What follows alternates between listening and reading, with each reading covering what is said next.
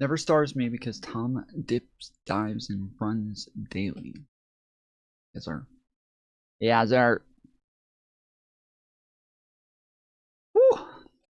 There is news, guys. There's news, and there's politics, and there's debates to be had about those newses and politicses. So that's what I'm here for. That is what I'm here for. I'm here to help y'all out with all that jazz.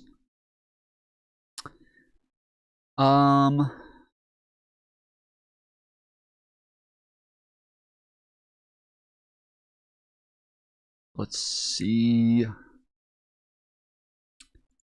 Hey, I was stripper last night. The floor is yours. You were a stripper last night?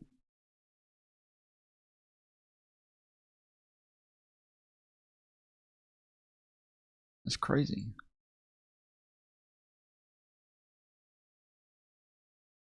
That's crazy, bro. That's crazy, chat.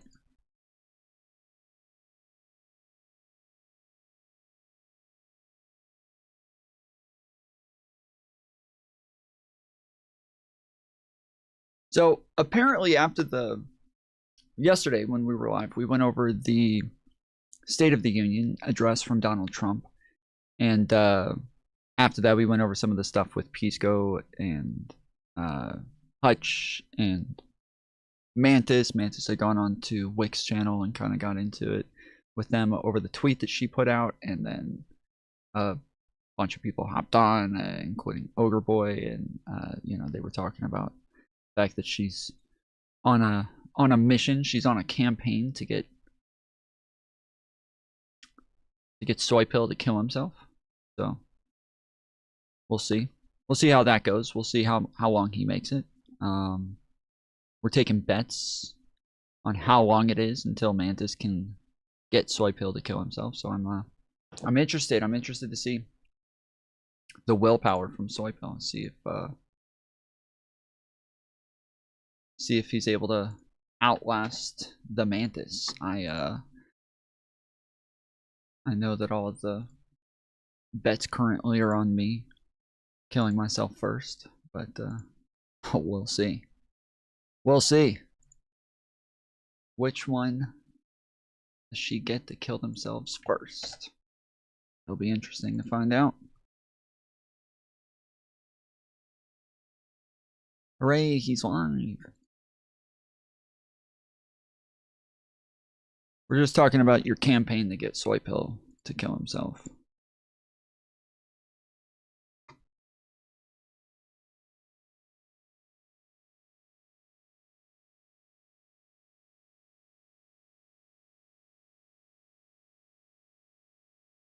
Did Piers Morgan interview Clavicular? This is our favorite impressionator, impressionist, doing a Piers Morgan Clavicular interview.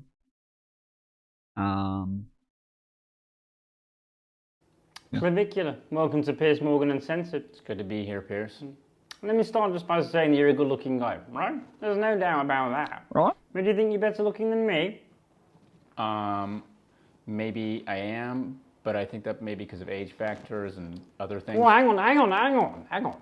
Not all women like younger guys, you know. I would argue that a lot of women like older dudes, like me. Hang on. Well, I would say maybe I just think that following specific regimes maximizes your chance with girls. Well, I'd even put moisturizer on. I've never had a problem getting women. Well, I guess if that works for you, then great. I don't know. He had a problem with what's her name, the princess, didn't he? Didn't he have a problem with getting her? Didn't that happen? You think you're better looking than me, don't you? Go on, admit it. Maybe, I really don't know. Tell me about mewing.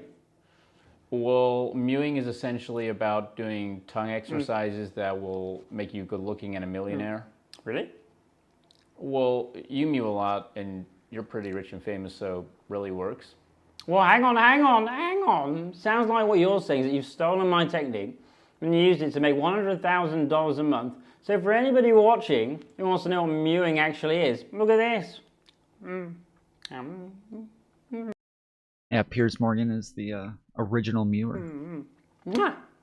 What do you think of that? I mean, I guess that's a form of mewing. Okay, so you can agree on that.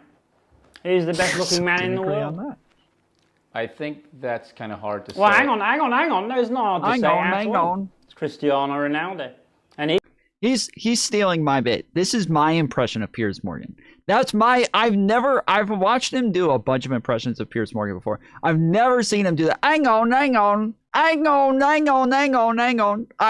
That's always been my impression of Piers Morgan. Okay, he's stealing my shit, dude. Everybody always steals my shit. This is the problem. This is why I'm not growing at the rate, is because everybody. I'm so fucking brilliant. I'm coming up with all the best shit. I am just a fucking genius over here, but I can't get any credit for it because everybody steals my stuff before I can even do it. And then everybody thinks I'm copying other people just because they did it first, but they're stealing it from me. he's never done any bone smashing either. The only thing he ever smashes is footballs right in the back of the net. Wah! Right? I don't know if he's... Oh, that's right, because yesterday she said... That's right, yesterday she said that she was making tips in cash, and that's what we were like, oh, okay, because she's a stripper. Okay. That's... Okay, I was wondering what the fucking stripper comment was about. I was like, you're a stripper. Ever done bone smashing or not, but I... No, of course he hasn't. He's perfect, and you know it. Now tell me this. As you know, I had an accident recently and broke... People steal my stuff before I even do it, yeah. And that's why I never get credit for being the one who's the original doer of things. That's why I never get credit for it. People always go and they'll do it first, but then when I do it and I'm the original one, then people think I'm copying that person just because they did it before me. It's fucked up. my femur. I'm going to say I haven't noticed that my hip looks any better at all. Well, it probably wasn't done in the right way, but... Well, I fell over a stair while FaceTiming Cristiano Ronaldo in a 5-star hotel. What do you think of that? Who put the song on? Was it Sneeko, Andrew, or Nick? I don't want to get into that. It's kind of political. It was Andrew, wasn't it? Admit it! Did Nick Fuentes manage to max slay any women? He tried, but he took the phrase a little bit too literally. Oh, what do you mean by that? I mean, he literally tried to slay women. I thought you might. Do you feel like I'm mogging you? Have I mogged you? Do you feel mogged? Hang on.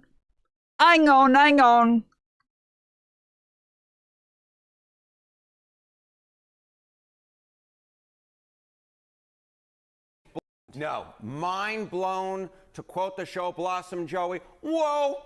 I mean, look at this. Okay, Sheriff... Most of y'all don't know what the fuck Blossom is, do you?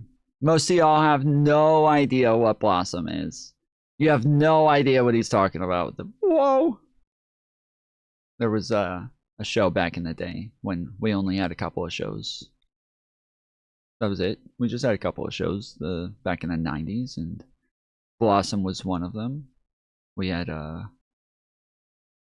that was around the time that we had like Sabrina the Teenage Witch and 90210. There was Party of Five, I think, and Blossom. There was one other that I'm trying to think of.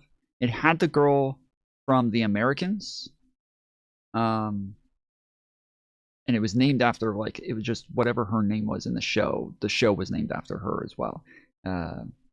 She had this like very long curly hair, but Dawson's Creek, yeah, okay, we had Dawson's Creek, that's right. But yeah, no, there was the Lizzie. What do you mean, like Lizzie McGuire? That was Nickelodeon, man. That's later. That's fucking later, bruh. No. Long curly hair. It was she had like a very distinct name. It was very like a it was very original. But she later, when she grew up, it was you know, she was like a, let's see. What up, Vince? How's it going, man? Yeah, okay. So the girl from The Americans, Carrie Russell, she played Felicity, I think is what it was called. Felicity? Yes, there it is. Felicity. That's the other show that we had. We had fucking Felicity. Yep. And Friends. Yeah. Felicity. Yep. And it was I remember I always thought it was so odd because, like, she always had this, like, long curly hair, and I never thought she was good looking at all. I as a kid, like, I just thought she was so out of place and, like, just looked odd. And she always wore shirts like this where, like, she wasn't wearing a bra and she just had, like, very small breasts, and it wasn't like Friends where they had, like, no bra and their fucking nipples sticking out a whole foot with some fucking C cups or some shit. But it was, you know, much smaller. And she had this, like, long, just fucking massive curly hair. It was like a whole bush on the back of her head. And I never understood it. But then I grew up, and, like, the older I get, and I'm sure this is everybody, but the older that I get, like, the more my, like, attractions broaden, the more things I find attractive, the more types of people I find attractive, the more types of women I find attractive, the more body types I find attractive. And yeah, dude, you look at her from back then, you're like, oh my goodness, dude, she is fucking gorgeous. But I remember when I was a kid and I saw Felicity, I always wondered, I'm like, why, like, this, it's just, she seems so out of place to have on a fucking TV show like this. This is so odd. I don't know how we got into the TV show thing. I don't know why we started talking about 90s TV shows. Why did we? Oh, because he said, whoa. That's right. From Blossom. No, mind blown, to quote the show Blossom, Joey. What up? I mean, look at this. Okay, Sheriff. Long time no see. Been busy, man. Nice. Yeah, I've seen that you've been doing a lot.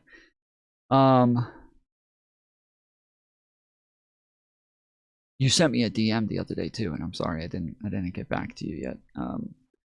But I do plan on, like, doing more panels, and I plan on doing more panels that are just going to be, like, a lot more general and quick. And currently I'm still kind of trying to think about a number of things in the way that I want to do different stuff, but also I've been doing one-on-one debates as well. So if you have anybody, Vance, that you want to debate, let me know, and I'll set those up as well. Texas midterm primary ballots at this point in the cycle cast in Democratic primaries or Republican primaries. In 2022, the last midterm, overwhelmingly. I forget when she cut her hair. It was a huge deal. It was a huge deal when Felicity cut her hair. Yeah, that was it was a fucking massive deal. All of a sudden, she went to this, you know, from this here, where her hair's down to, like, the middle of her back, then to the shorter hair, and it was a national controversy at the time. It was huge. It was like Monica and what's his name breaking up, or not Monica, Rachel and Ross breaking up. The votes were being cast in Republican primaries, 62%. But look at what's going on now in the 2026 cycle. More votes are being cast on the Can you debate with Rob Noor? I always enjoyed your collabs.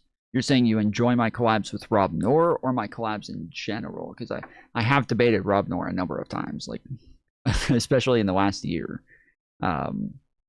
He might be in 2025. I think he was the person that I debated the most, probably.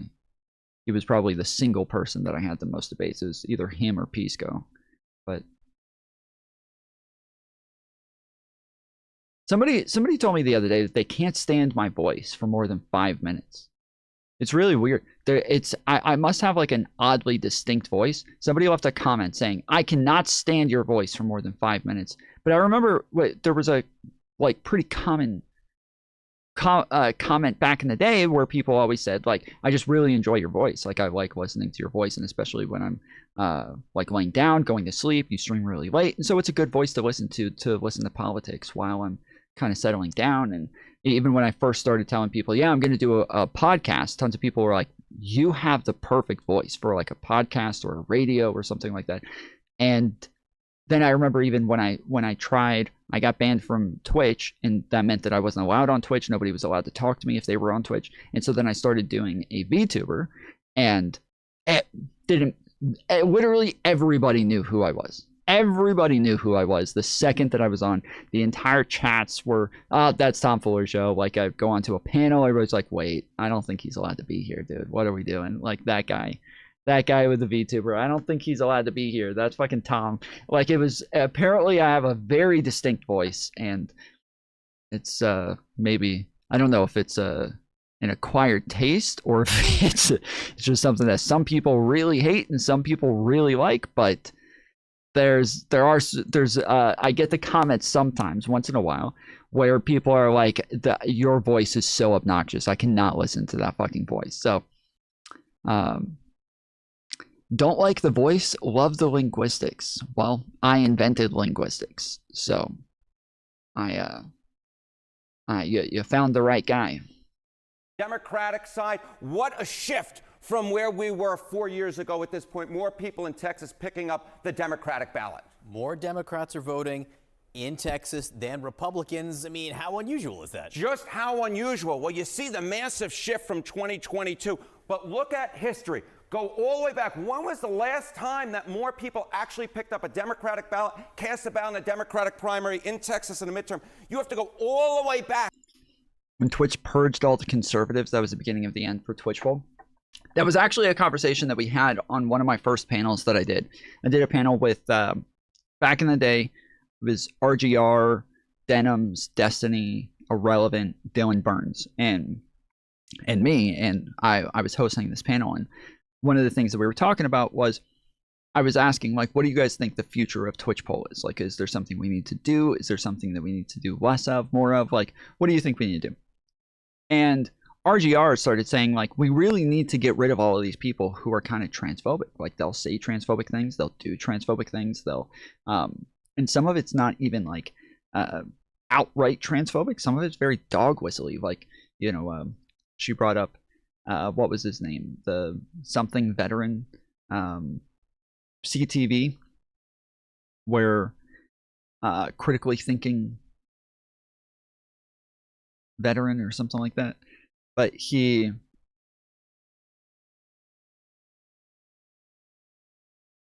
had, actually, we have it now, just to be clear, we have it now, but he had the dinosaur with the trans colors on it, and now we have a dinosaur with the trans colors on it because of critically thinking veteran. We copied his thing, but she was very upset that he had a dinosaur with trans colors on it because he talked about the fact that they were like, trans people were almost kind of like mutants, kind of like in Jurassic Park, where they go and they take like a frog egg, but they're able to use like a frog egg and then, you know, put dinosaur DNA into that frog, and then that will create a dinosaur now. And he's like, that's kind of what trans people are. They're kind of like mutants like this. And that's where then they came out with their dinosaur with trans colors because of that. And so, yeah, she's like, we need to get rid of CTV. And Destiny's like, you guys realize y'all are getting rid of all of the fucking conservatives. Like, your standard here makes it to where there's nothing we can do. Like, we're fucked. We're just fucked. Like, we can't do anything here because you've gotten rid of all of the conservatives. She's like, I don't want to get rid of all the conservatives, but just the transphobic ones. He's like, that's everybody.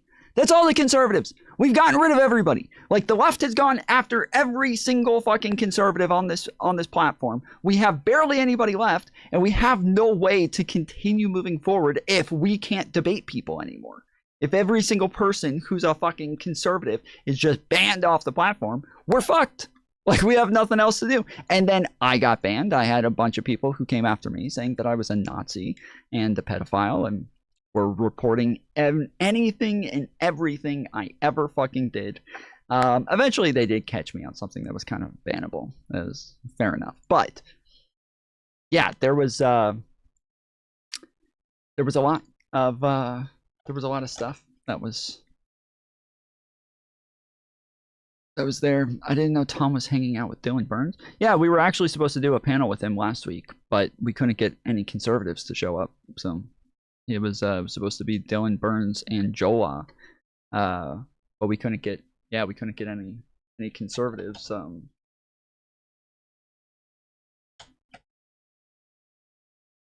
Yeah, this was actually so CTV apparently. I think she got mad. CTV got like really offended that she said this and came on afterwards. I feel like what you're doing right now is almost fishing for me to try to say something that's gonna, like, I'm gonna skip a beat. Just as a quick old Twitch poll, we're gonna go off on this rabbit hole just for a second, just real quick. We'll get back, but just a real quick rabbit hole on some Twitch poll lore. Right, like I'm going to say something fucked up. That's kind of what I think that you're doing right now. My chat is pointing out that they feel like you're being disingenuous right now. Yeah. Right?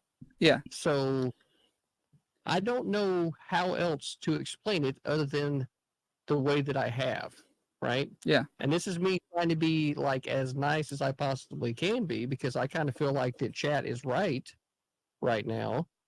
And that either A, you are acting like you're not as smart as we have seen you be in other situations when it comes to conversating, and you're being disingenuous with me right now in an attempt to try to garner some type of information out of me to try to paint me in a certain light that would only support your status on the left, right?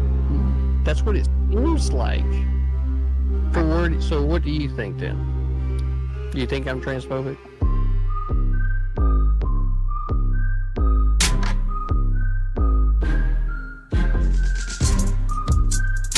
Okay, I think this gives like a small.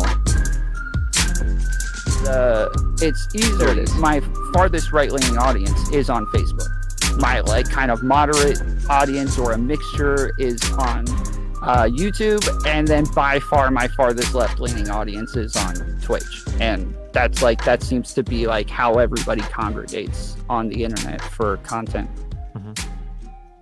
I mean, all right, like I understand a lot of this. I guess, I don't know, maybe this is too hot of a take. I'm just wondering why, like, a lot of people are trying to say that like are essentially implying that it's a virtue, it is an aspirable goal to try and create a space for like a lot of the people who have these types of political views online. But I mean, like, I don't know, we talked about CTV. CTV, for example, a lot of people, or people who ended up seeing, he had, for example, a debate with another trans YouTuber, Twitch streamer, about essentially trans people in a variety of ways, and literally made the argument that, or like analogized trans people to dinosaurs. And I think that something close to the exact quote was calling trans people like abominations or monstrosities or something, or some because it would be the same argument that they made at Jurassic Park. What do you mean?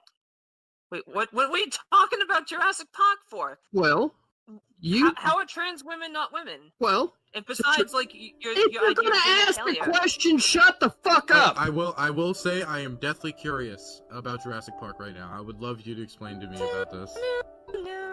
Now, it's the same argument that would be had at Jurassic Park, right? Now, were the dinosaurs in Jurassic Park dinosaurs, or were they genetically mutated monsters that were put on for entertainment purposes? They were not dinosaurs, right? And we know this if we watch the movies. And in this case, just because you change your body and you did not develop it naturally doesn't make you the same. It makes you similar, but not the same. Oh, no, No one's saying that trans women. You said there's a separation of the mind and body, which I said, yep, there is No, a I said separation the of the mind mind and part of body, the and in body. which case, right, which is And wait, what do you mean they weren't dinosaurs in Jurassic Park? they weren't. They were genetically mutated monsters that were mixed with frog DNA. Is that what they said? Does anyone remember the line "genetically mutated monsters from frogs"? Yeah. They used the frog DNA to fill in the code, not that they weren't dinosaurs. They even weren't said dinosaurs. welcome to, like it said, welcome to the world of dinosaurs. Did when you that not see stupid The Lost banner said, World? Not welcome to the world of You didn't see The monsters Lost World, did you? abominations. You didn't see The Lost World, did you? Because they went into that in detail, right? But I can't believe we're understand if you going have- over movies which are totally fiction. And instead of actually like recognizing how terrible that was, That's where our emote comes from. That's where our dinosaur emote comes from. That's what we call it the Transosaurus Rex.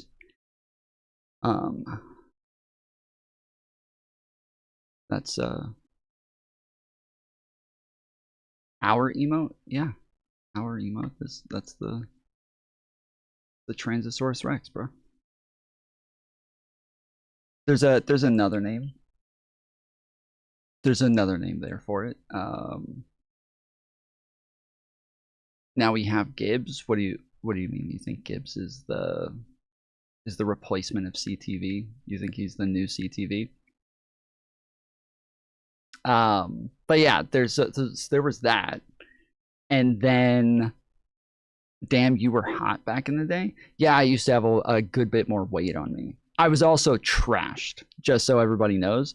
I was fucking trashed every single day. I was drunk. I was fucking toasted in all of these. Every single one of these videos, I was trashed, dude. Like, you're watching me at the beginning of this, where he's talking to me. I am fucking like what you're doing toasted here, dude. I am so fucking trashed here.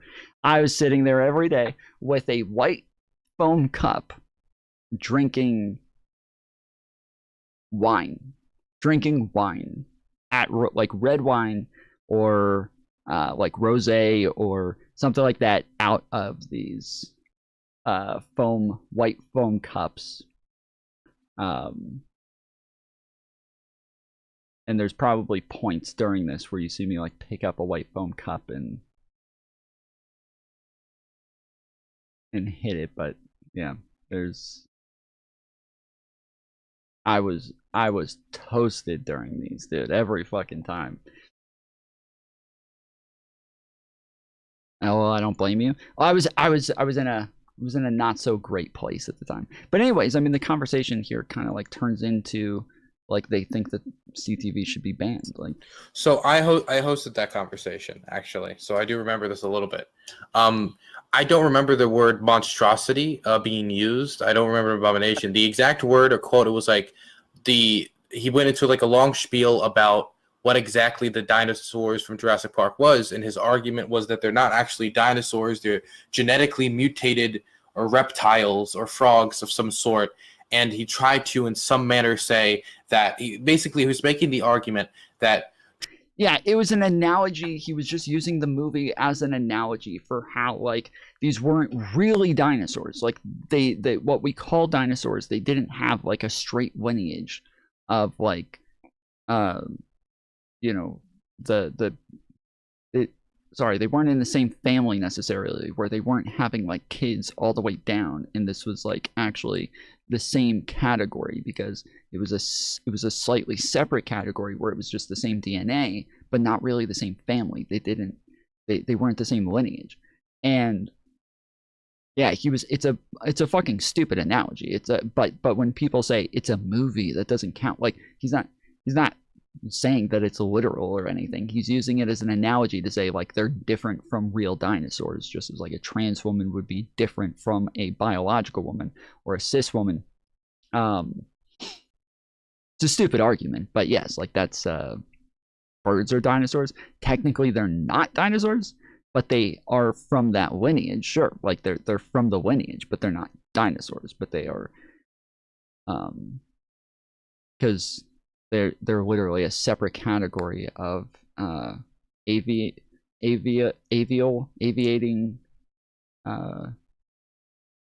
something or another. But yeah, there was a period where they had them at the same. But yeah, later events.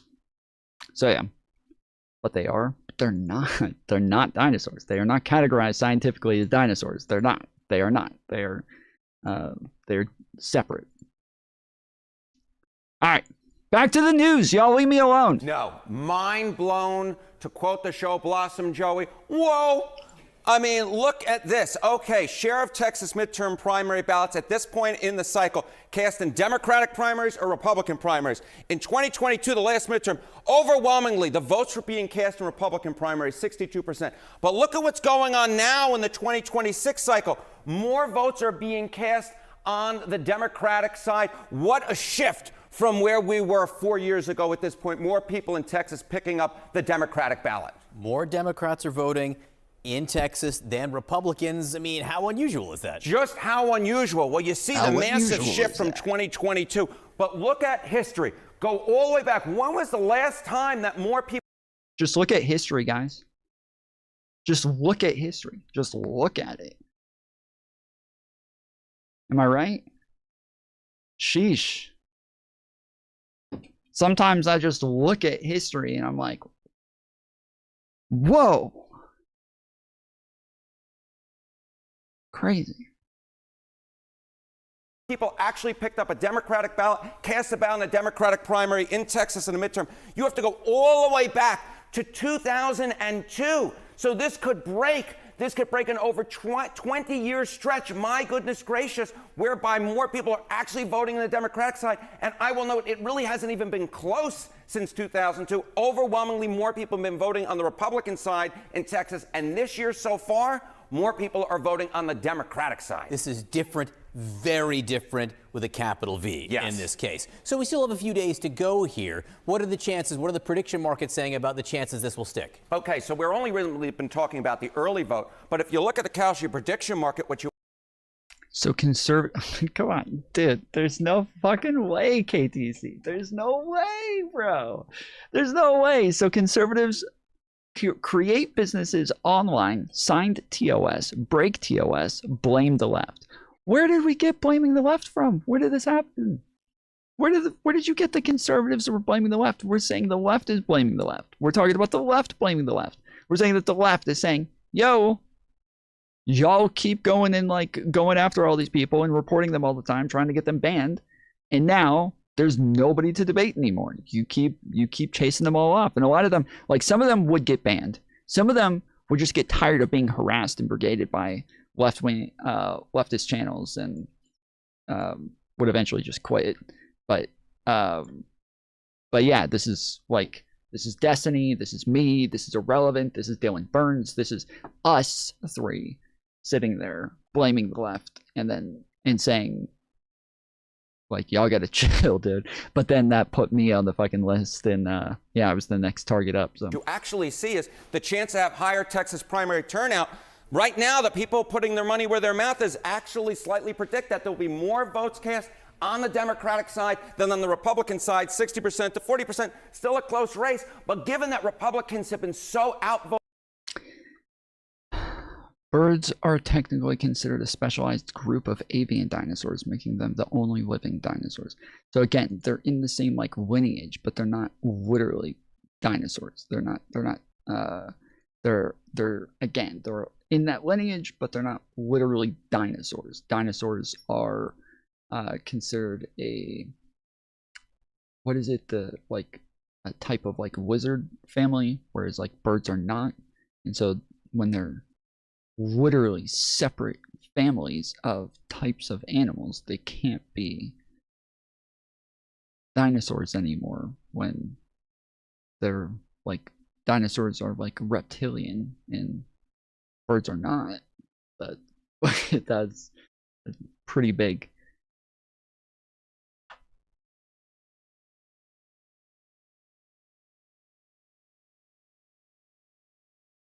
Yes, correct. Yes, they came from theropods, like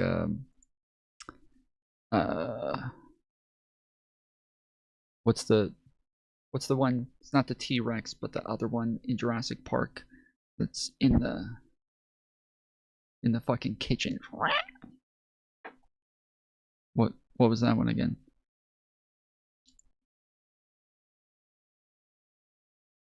Voting Democrats in Texas, the idea that more people could actually vote on the Democratic side in Texas, again, as I said at the top, whoa.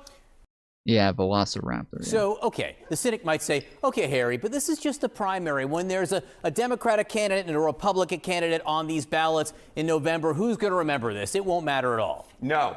Primary turnout matters. When we're talking nationally, primary turnout matters. Take a look here.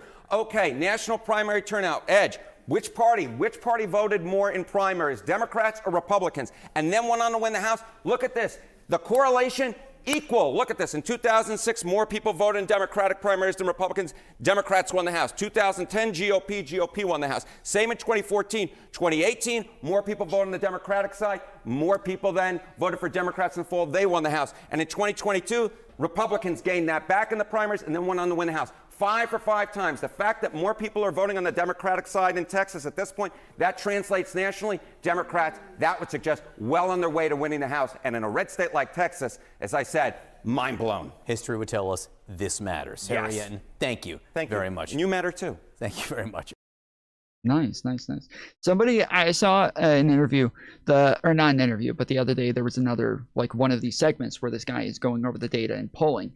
And one of the ladies who was doing it with him, she says, well, it turns out that more people within the Democrat Party are identifying as democratic socialists like yourself. So I believe that this guy is a democratic socialist, which this is like one of the things, this is one of the reasons that I think it's important for us to like separate the types of people that are like democratic socialists or socialists of any sort online versus normal democratic socialists, because democratic socialists online would not sit there and ever point out where like the Republicans are winning, right? That's not a thing that any of them would ever fucking do. They would never be like objective in the way that this guy is, where he is very like good at analysis and he's willing to point out where Donald Trump is winning in polls, or where people are where Donald Trump, people are like waning in his favor and happy with his policies or happy with immigration or things like that. Like there's that is something that socialists online, they would never fucking do, but he is very objective in the way that he's willing to look at polling and kind of go over what it is that Americans want and don't want. And so, yeah, this is, I think this is like an important reason for people to, an important example for people to use is why outside of the internet, like this is why we talk about leftists online versus leftists broadly, because they can be drastically different groups.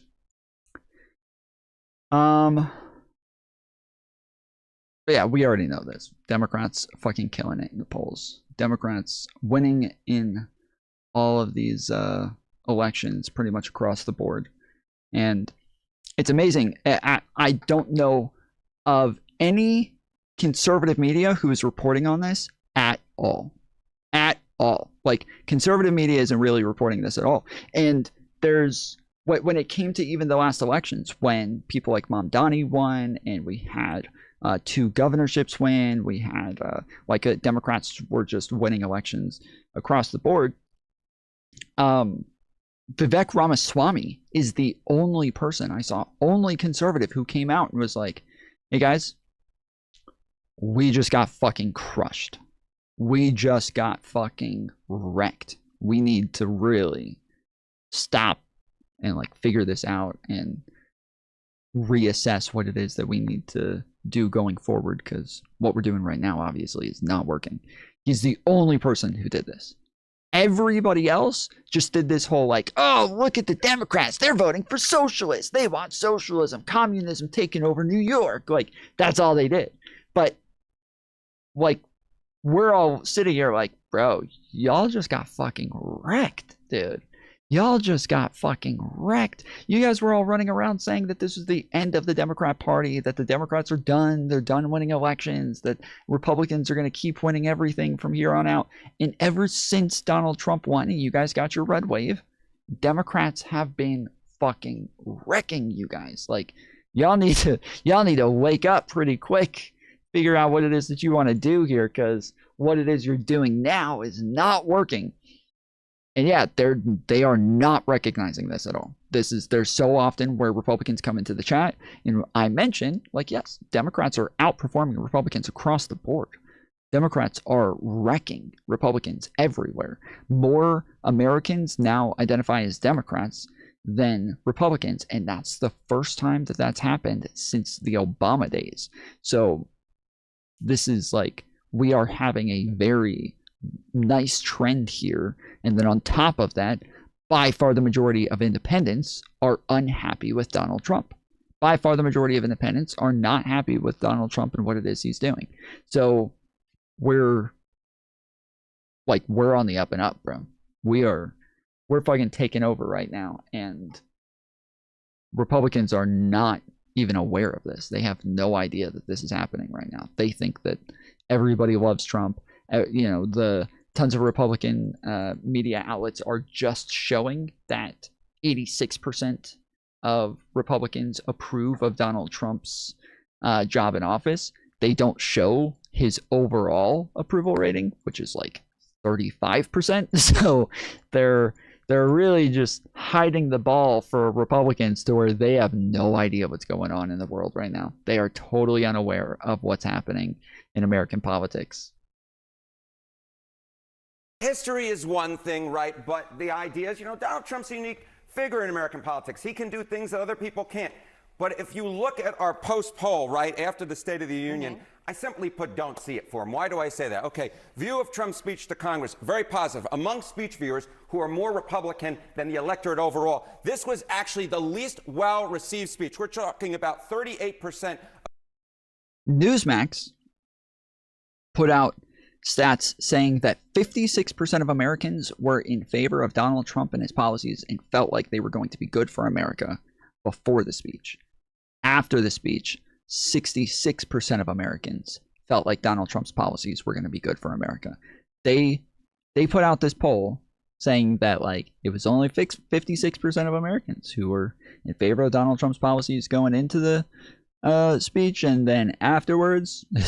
But I haven't seen anything that says the same. Everything that I've seen says that, like, people were very unhappy with the speech. People were not feeling good about it. And yeah, pretty much everything I've seen seems to say that Americans did not feel like Donald Trump effectively addressed the main things that mattered, which was, like, the economy's not doing great right now.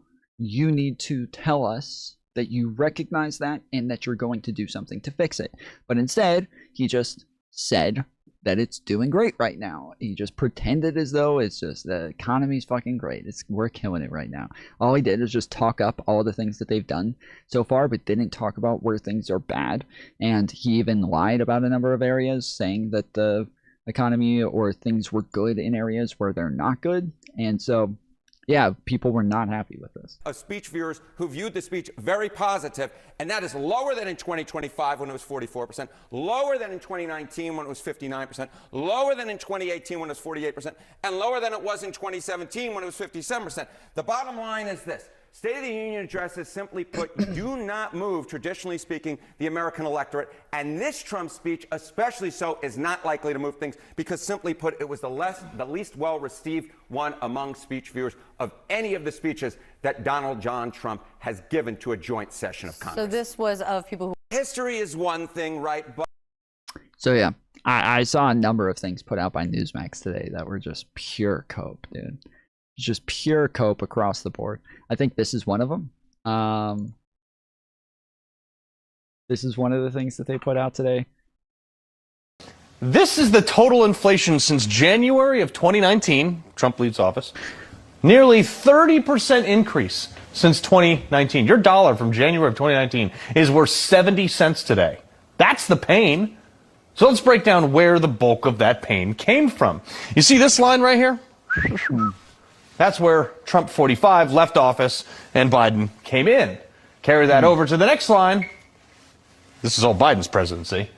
And this is where Trump came back in. So this is a 22% rise during Joe Biden for the cost to live. Now, this 2%, 2.7% number, that's what they're talking about. This represents the part of the graph for the number that came out today, which all things considered is pretty good, even though it outperformed the estimates of supposed to be 3.1%. And the left wants to make it seem that Trump's tariffs are to blame for this. So you see at the top, it says cumulative total inflation in the US since 2019, which they started at 0. they started at 0 for 2019, which is a little odd, but okay. But this is you mean the inflation and recovery from COVID? So this is cumulative, right? So this is the problem, is that they're showing like inflation stacks on top of itself, right? So if you have 2% this month and then 2% next month, overall you've had 4%, right?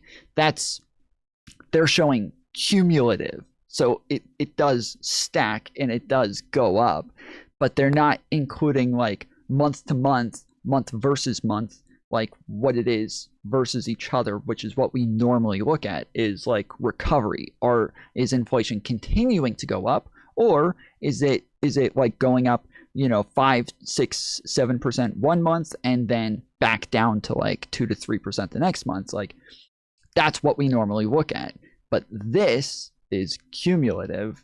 And so the person who posted this is like, liberal media and Democrats lie. President Trump has created deflation, which is practically unheard of. That's first off, that's not true. The prices have gone up. They has not created deflation. That is totally fucking untrue. But secondly, this is cumulative. So they're looking at very different numbers than what it is they think they're looking at. They're purposefully kind of looking at numbers that are going to give you a very different picture than what you think you're looking at. This 22% inflation that happened before the tariffs. See, Trump has actually brought some prices back down to almost where they were before Biden, and in some sectors like gas and things like that. For example, when Trump left office, gas was about $2.50 a gallon, which shot up to a national average of $3.50 during the time. Biden had both the House. So like I said, in the last graph, they have inflation at 0%, literally at 0, right? It's not just a little bit above 0. It's at 0%. There's as bottom as you can bottom out. Like there's no lower that you can get on that graph. Here it says U.S. inflation rate in 2019 was approximately 1.8 to 2.3%. So it was not 0. It's not 0. And the like, if they were up like a little bit above 0, then maybe we could be like, okay, they were saying like, close to 0, but it wasn't 0. Nah, dude. They literally have it right at 0. Like if it was like 2%, it would be like up here, right? It would be up here, but it's not. It's all the way down here at 0 for 2019. There's no shot, dude. No fucking shot, bro. Then they're saying that he created deflation, right? He created deflation. So we've actually gone negative.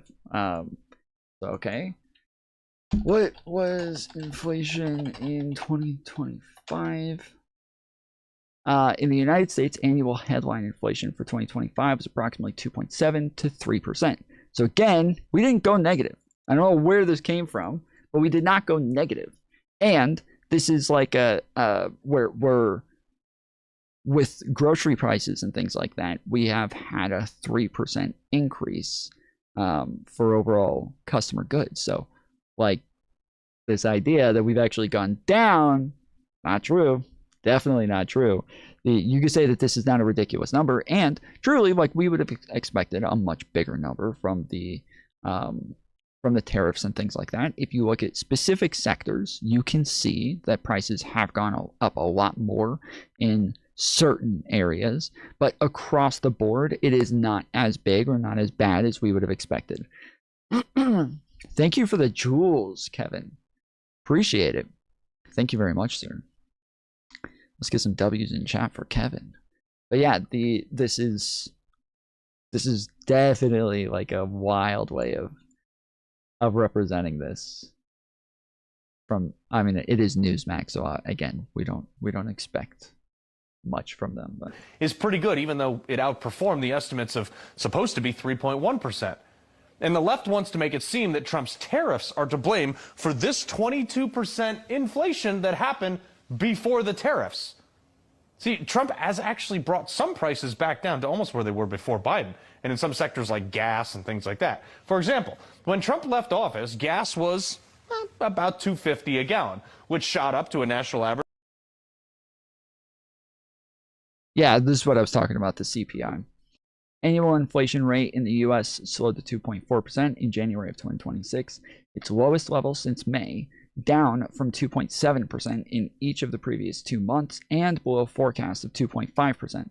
The deceleration largely reflects base effects as higher reading from a year ago drop out of the annual calculation. Price pressures eased notably in the energy sector, with prices falling 0.1% after a 2.3% rise in December, led by gasoline, negative 7.5% versus negative 3.4%, and fuel oil, negative 4.2% versus 7.4%. Prices of natural also rose at a slightly slower pace, 9.8% versus 10.8%. A decline was also seen in prices for cars, used for cars and trucks, negative 2% versus 1.6%. While inflation slowed for food, 3.1% versus 2.9%, and shelter, 3% versus 3.2% on a monthly basis. The CPI rose by 0.2%, below 0.3% in December, and forecasts of 0.3%. Annual core inflation eased to 2.5%, its lowest reading from March 2021, compared with 2.6% in the prior month, and in line with expectations. On a monthly basis, core CPI increased by 0.3%, slightly above 0.2% in December. So this is at the, well, this is saying, hold on. Wait. I'm actually a little lost on why you sent me this. Now that I've actually gone through this, wait. I'm totally lost on why you sent me this.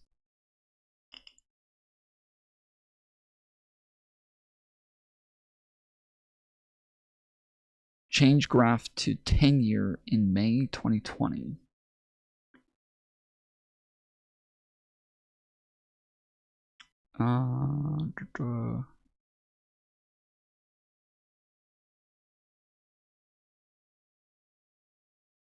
Okay, 8.6% in May and 9.1% in June.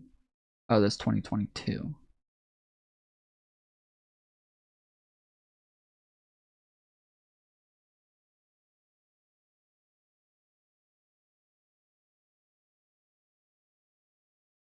Fuck, my mouse is skipping all over the place. I literally can't get it in like a single place. It literally won't. It literally won't go there, dude. Yeah, it won't go. It skips over that spot every fucking time. What is your point? Do you know how graphs work? Sure. Never mind. I'm not gonna keep asking the same fucking question. Thank you. Average of 350 during the time represents the part of the graph for the number that came out today, which all things considered is pretty good, even though it outperformed the. But yeah, again, like obviously this is COVID that we're dealing with here. Whole world dealt with inflation. So my only point is that the news graph wasn't wrong. It was just titled wrong.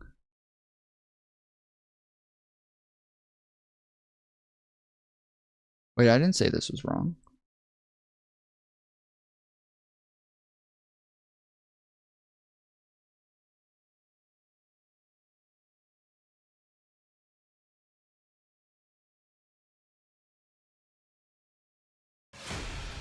%0.1% is essentially 0%.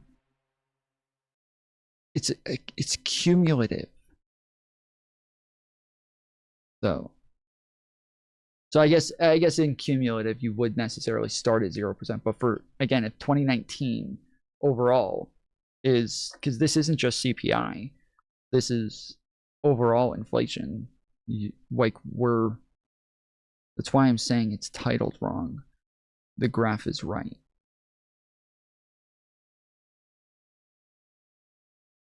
The estimates of supposed to be 3.1%. And the left wants to make it seem that Trump's tariffs are to blame for this 22% inflation that happened before the tariffs.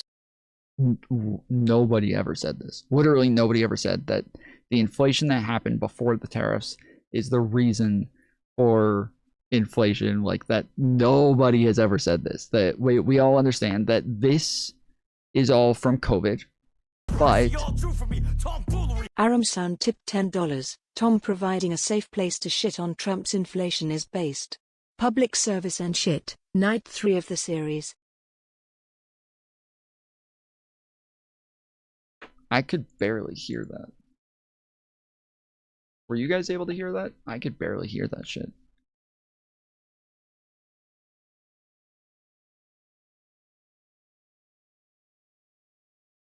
Why is my mouse skipping all over the place, dude? I can't click on shit right now. Abaddon 6666 tipped $5. Tom, stop getting one guide by people in vertical chat. We all know vertical chatters are subhuman.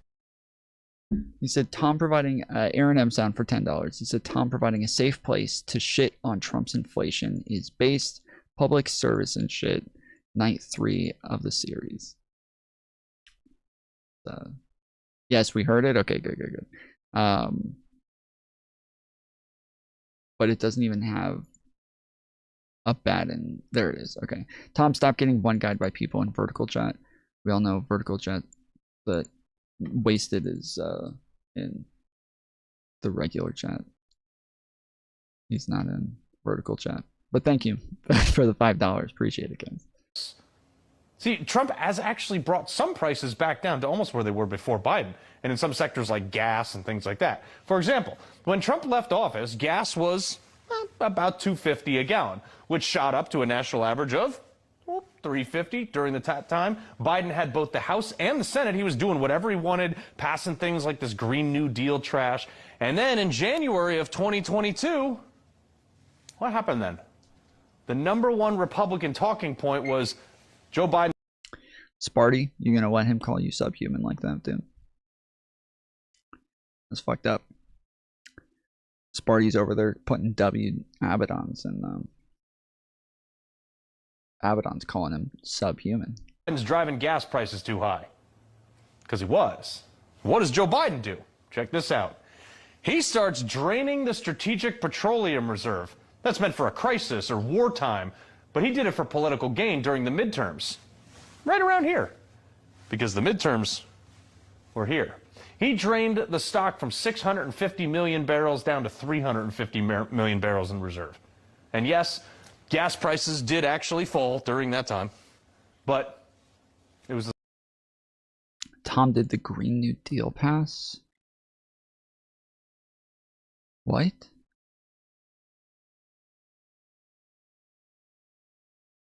What are you talking about? The supply surge, and they crept back up slightly until they started to go back down under Trump, because Trump policies came. This guy said Biden did that. Oh yeah. They always say the Biden's Green New Deal or his Green New Scam or whatever. There was no. Bro, I'd love to be your personal human toilet. Well, thank you. Appreciate the offer. I'll make sure to take that into consideration. I've been thinking about needing a personal human toilet, so thanks for letting me know. I will definitely consider that. But yes, they call it the Green New Scam. Obviously, there was no Green New Deal. Like, that wasn't a thing that actually happened. And but the reason that they say this is because obviously AOC had her Green New Deal, right?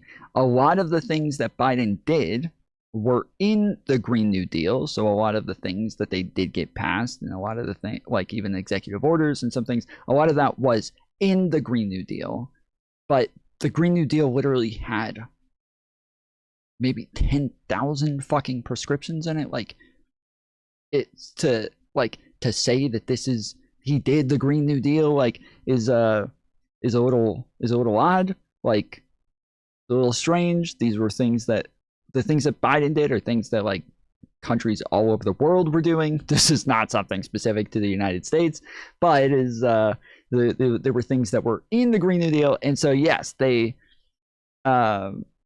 keep saying that like Biden did the Green New Deal, Biden's Green New Deal. Like, there was no fucking Green New Deal. I don't know what the fuck you're talking about, dude. And had actual deflation from that, which is almost unheard of. See, Trump showed these during his speech last night for a lot of things.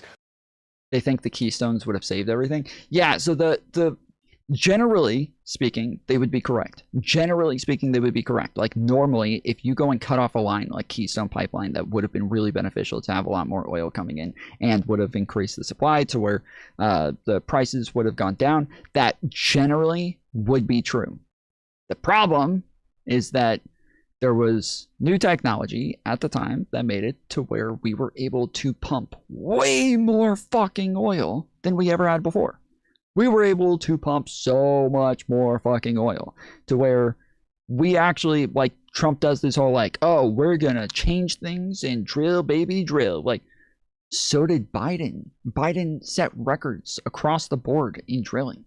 Biden had more drilling than any other administration before him. He fucking outdrilled everybody. Like, I don't know what you guys thought was happening, but he was outdrilling everybody. So this idea that like, oh, Trump's the one who's really gonna fucking get rid of all of this tiny amounts of drilling, like, no, he drilled like fucking crazy, but because he was able to drill so much more, the Keystone Pipeline didn't make that big of a difference. It was not this like huge problem that we didn't have the Keystone Pipeline when we were able to drill so much more that actually did provide a lot more oil and made it to where it kind of offset any issue that Keystone would have caused. But on top of that, there were legal problems with the Keystone Pipeline. There were real legal problems with the Keystone Pipeline that made it to where he was right to cut that off. But tell him, why did President Biden and Vice President Harris not run a campaign in 2024 on economy and border security and mass deportations? Because that's what President Trump ran. I'm sorry. Are you answering your own question at the end? Or are you asking me? I'm sorry. I'm really fucking confused by your question. Like, are you just telling me you think that's the reason that they didn't run on that is because that's what Trump ran on, or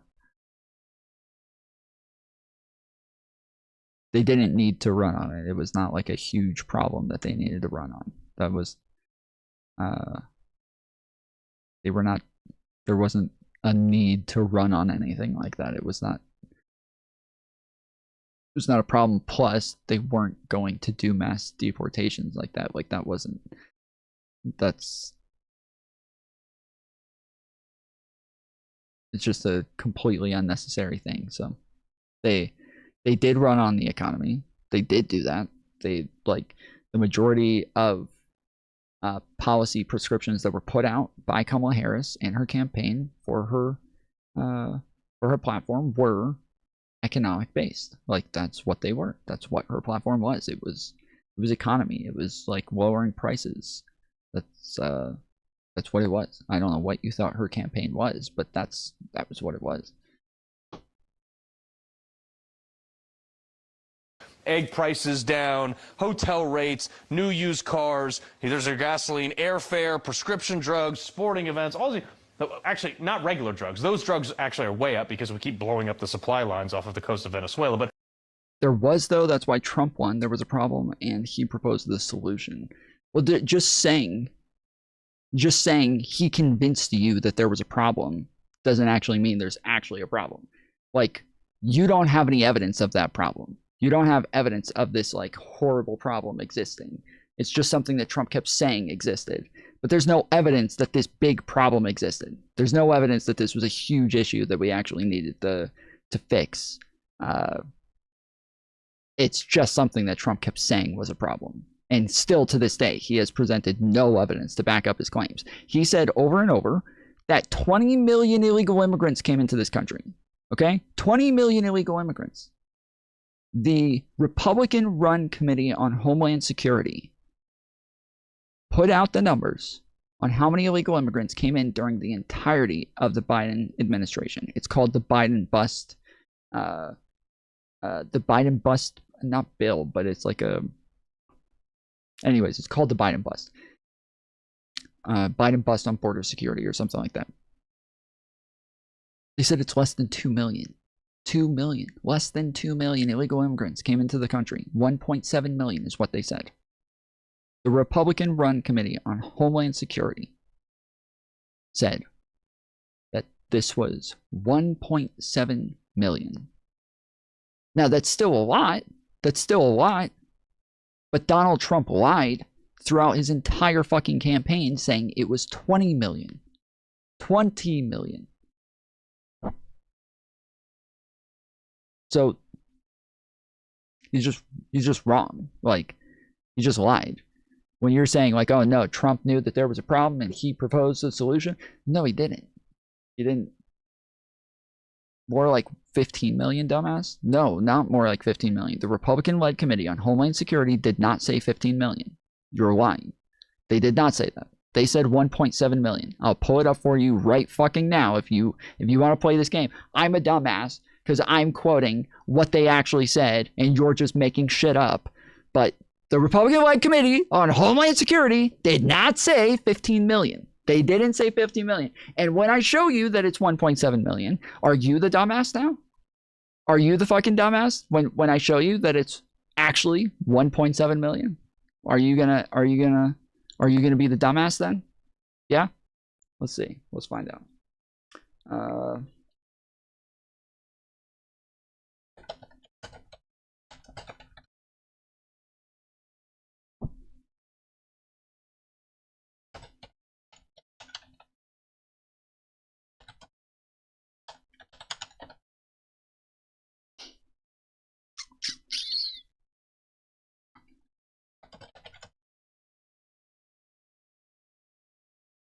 I can't tell if this is it or not.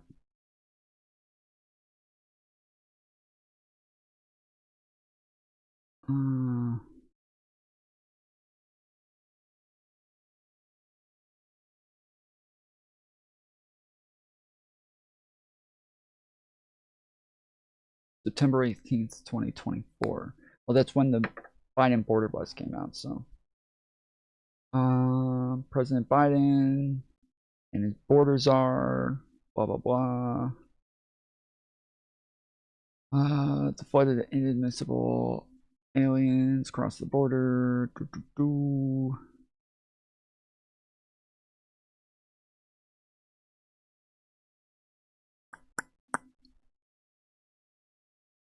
Actually doesn't have a number here. Hold on.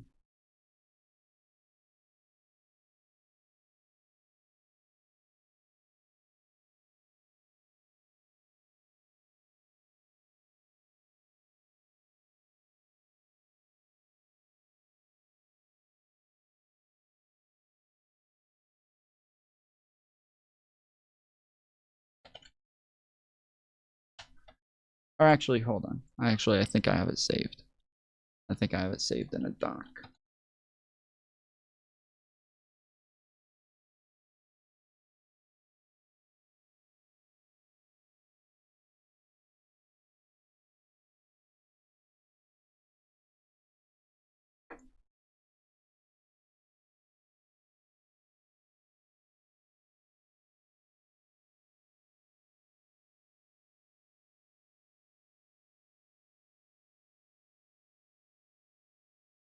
Yeah, here it is. Okay. So this is the Biden's border bust. House Committee on Oversight and Accountability and House Committee on Homeland Security released report on insights from Border Patrol sector chiefs at the southwest border. Under President Biden's watch, there have been over 8 million migrant encounters nationwide, 6.7 million of which have been at the southwest border. Worse yet, over 1.7 million known gotaways, illegal immigrants who have evaded Border Patrol, are now living in the interior of the United States without documentation and without having undergone any vetting by immigration officials.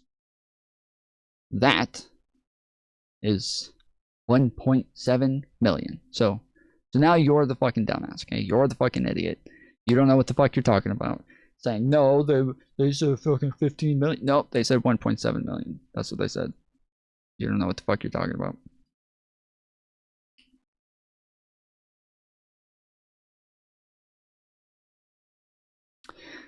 I'm learning so much watching a guy film himself vaping and talking to his computer. Well, you realize that I'm pulling up actual sources, so you're not learning from me. You're learning from the actual source. I know that that's confusing for conservatives. They don't know how to tell the difference, but that is why you are learning something today.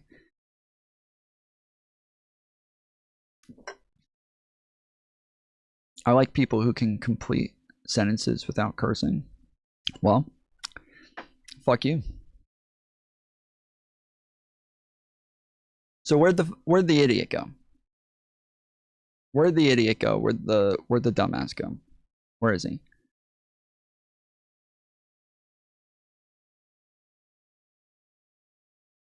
Donnie Newman. More like 15 million, dumbass. That's what he said, right? That's what he said. More like 15 million, dumbass. Where'd you go? Why'd you run?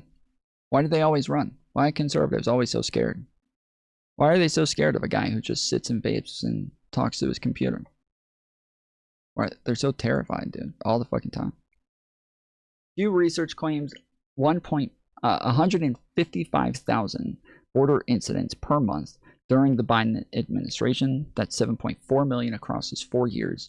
Of course, Trump was exaggerating when he said 20 million. I'm fine with his exaggeration. It's not an exaggeration. He's a liar, okay? He's a source for this information. He is supposed to tell you what the problem is and how he's going to fix it. It's not an exaggeration. Secondly, border incidents is not the same thing as how many illegal immigrants came into the fucking country. That's not the same thing. That's not how many illegal immigrants made it into the interior of the country. That's not the same thing. Biden set a record with deportations because he was turning the majority of those people around at the border. The majority of the people who were caught at the border were caught and turned around and sent back. That's not the same as what Trump said, which is this is how many are in the country, right? It's not an exaggeration. He's just lying, saying that's how many are in the country versus there's a lot who were caught at the border who were turned around and sent back home. Those are different numbers. So when this says 1.7 million known gotaways, that's illegal immigrants who have evaded Border Patrol and are now living in the interior of the United States. That's what it is. That's that number right there. That's the one. Now, even with that number, we assume that a large portion of those did not stay in the country. Some of them might have been drug smugglers. Some of them might have been human traffickers. Some of them might have been all sorts of, somebody who was just coming over here just for a day or two and going back. So we know that out of 1.7 million, a lot of them didn't stay. A lot of them went back. But we also know that we didn't get all, 100% of them, right? We know that, this is an estimate based on the numbers that we've gathered, but we know that we didn't get each and every single person that ever crossed the border illegally. So we have 1.7 million where we know it's likely lower than that, but then we also know we didn't catch all of them. So those two numbers kind of offset each other, which means it's 1.7 million. That's the number that we would go with.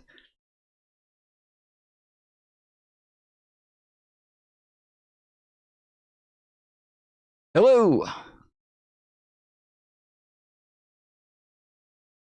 Oh, you can't hear me. I gotta pull up my mic boost. Hello. Oh wait, still can't hear me. Hello. What's up?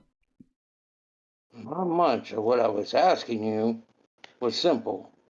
From what I understood from the media was the I'm talking about the election, not necessarily Trump.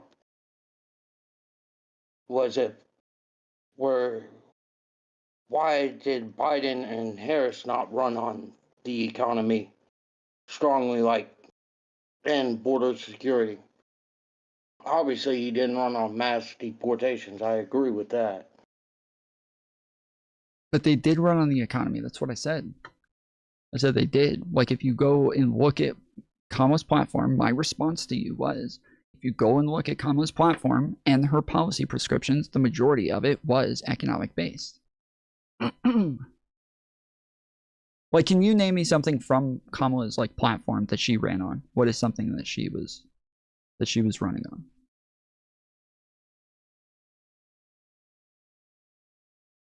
I didn't really study the election that part. But you do. That's kind of my point, though, is that like you don't know what she on. ran on, but you're claiming that she Women's didn't run on rights. this. Women's Yeah, sure, rights is one of abortion. them. Sure. Yeah, she wanted to uphold Save the abortion democracy laws. was another issue. I remember But her always talking about. That wasn't a policy prescription. Like, neither one of those were like policy prescriptions that she was making. She was saying that she wanted to uphold those things that already exist, but she wasn't saying that she wanted to like there weren't real policy prescriptions there. Whereas with what she did run on, when you say why didn't she run on the economy, you are saying she did not run on the economy. That is like an essential part of what you're saying, is in order for her to not run on the economy, she would have to have not run on the economy. So you are making the claim that she didn't run on the economy when she did. That was like the majority of her platform. Can I clarify? Sorry? Can I clarify? Yeah, sure. What I'm talking about, when you saw the ads, when you saw the pundits talking on the media, because obviously I didn't see your show before then, it was always two distinct issues for either the Democrats to win or the Republicans to win. But my problem with the whole Biden and was more on the lockdown stuff and the mandate.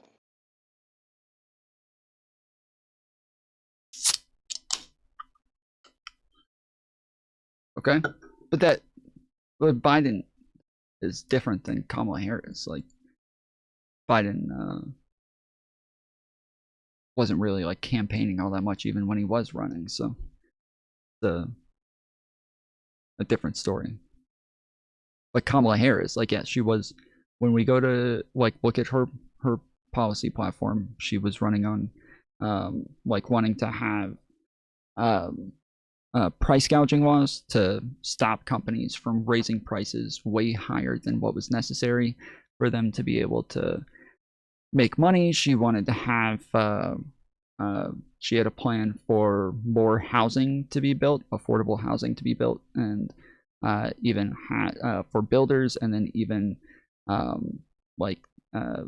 ways for first-time home buyers to be more capable of buying homes and make it easier for them to get their first home, so that they have that like first investment to be able to buy homes later on as well. She had yeah, like most of her stuff was economic based. All right. But there were a number of issues that you had going against her. Especially some of her interviews, especially when she was asked on The View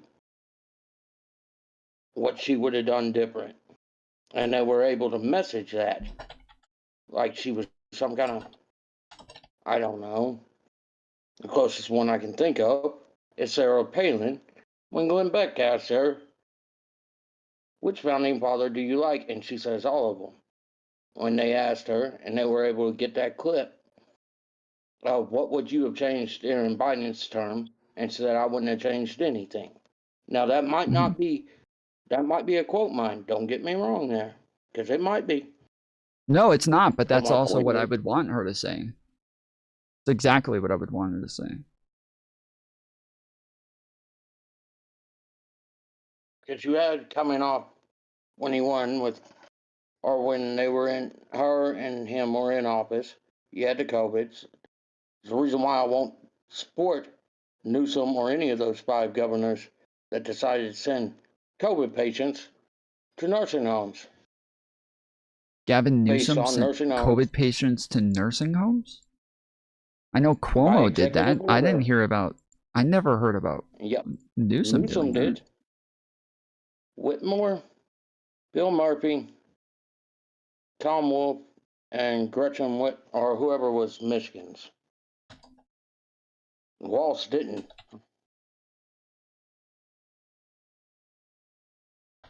But Como was probably the worst of it. You could tell right away by Como's being the worst of it. Because just look at the death tolls by May 31st of 2020. And they had about 30,000.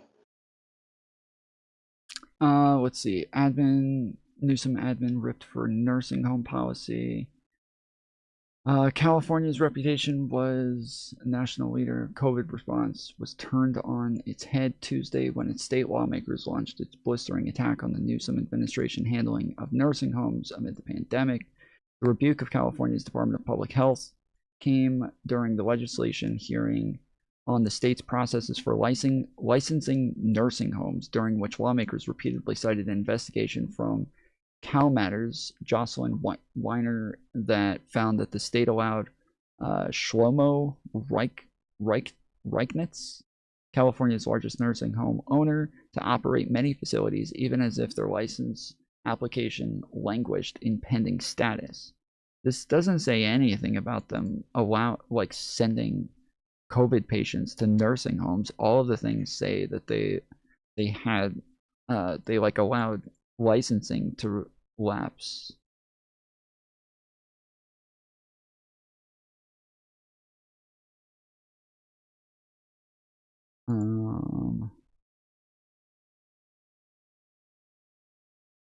AARP nursing home balk at COVID patients.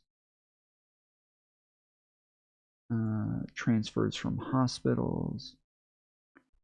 Some of the states hardest hit by coronavirus are hardest hit by coronavirus are mandating that hospital patients recovering from COVID-19 be transferred to nursing homes, in some cases forcing uninfected residents to move elsewhere. The result from the country's frailest patients in need of long-term care are being moved around like dominoes. Okay, so they're saying this is saying that they moved nursing home patients out, though. Saying that they move people out of the nursing home and move COVID patients in, that's not a problem. The problem is moving COVID patients in with nursing home patients. Like, that's the issue, because nursing home patients are like one of the most at high risk of dying from COVID. And so, yes, if you're moving people in with COVID with the highest risk people, that's where you have a real problem. But here, they're literally saying that they're moving people out of nursing homes to move people in with COVID. Maybe I completed maybe I completed Como as the same as Newsom, because it looks like, yeah, like it sounds according like to there were y'all, a bunch of complaints with nursing homes that included these other governors, but I think Cuomo was the only one who moved people with COVID into like nursing homes with elderly patients. because what I'm reading here is saying basically to accept, but also it says to discharge as many patients as possible, including nursing home residents. So I must have got that one wrong. But I wonder, like, sometimes even with Cuomo, I think about it and I wonder, I mean, with Donald Trump as the president at the time when Cuomo made that decision, Donald Trump was saying that, like, the coronavirus was going to go away real quick, that it wasn't a big deal, that it was just going to kind of fade out, that, like, it wasn't all that, it wasn't like this big problem. And so I wonder, like, if these people are listening to the leader of the country at the time and taking his advice and like believing the things that he's saying, I wonder, like, maybe that wasn't as horrible of an idea with the information that they had at the time, from Donald Trump. I obviously, in hindsight, it was a ridiculous decision for Cuomo to make that choice. But yeah, if at the time even Donald Trump is telling everybody that it's going to be around for a couple weeks and then it'll go away, I don't know that that they were all that crazy for making the choices that they did. I would agree with you on Trump not knowing what he was doing, except for when what was the guy's name that came Well, out just to be and clear, tried to play. Trump said he knew that he was wrong about that. Trump said when he told everybody that it was going to be around for a couple weeks, that it wasn't a big deal, that it was just going to come and go real quick. Trump said he knew he was wrong at the time, and that he said it anyways. Well, Trump also said you should do something with bleach, but that don't mean Trump says a lot of stupid shit. I'm not gonna sit here and say he doesn't. He's the leader of the country. But I don't think he's the leader of the country. Hold Like we don't find examples of this with other presidents. We don't have these examples with people like Biden and Harris and people like that. Like we don't have the same sort of scenarios with them. Okay, that was the mandate on. Well, no, I don't want to change that just yet. Do you believe Trump knew that the sorry about the language, that COVID-19 was an airborne virus in February of 2020? Because I sure don't think he knew that. Sorry, say that again. When that tell-all piece that came out that said Trump knew in February that COVID was a airborne virus pandemic. Do you believe Trump knew that then? I knew that. I put out a video about it at the time. I put out a video at the time saying our leaders are failing us and talking about how, I think it's titled, Our Leaders Are Failing Us. You guys can find it on my YouTube channel, on my Facebook channel.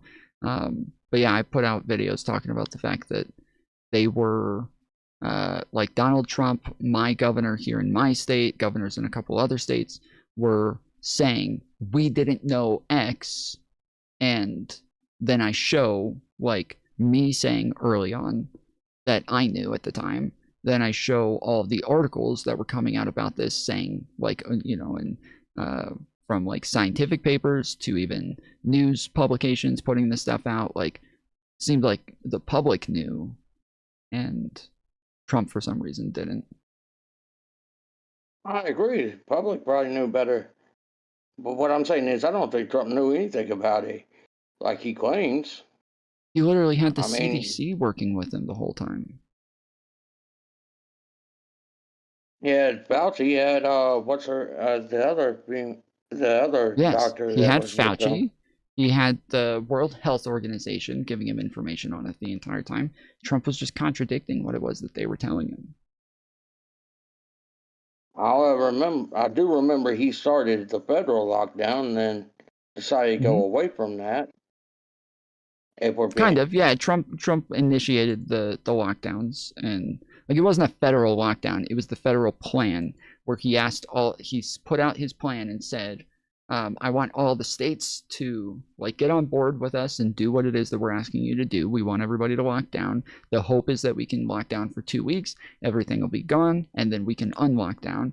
But then after 2 weeks, he then extended it. Then he extended it again. Then he extended it again. And more states started to refuse to go along with the plan and started opening back up. And Trump got mad at them and told them to lock back down. Some did, some didn't, and then eventually Trump was like upset that so many states were refusing to listen to him, to where he just lifted the whole thing and said, states just do whatever you want. Oh yes, I'm not sitting here trying to defend Trump on COVID. But I do see some of the measures that I don't want to see put back in place.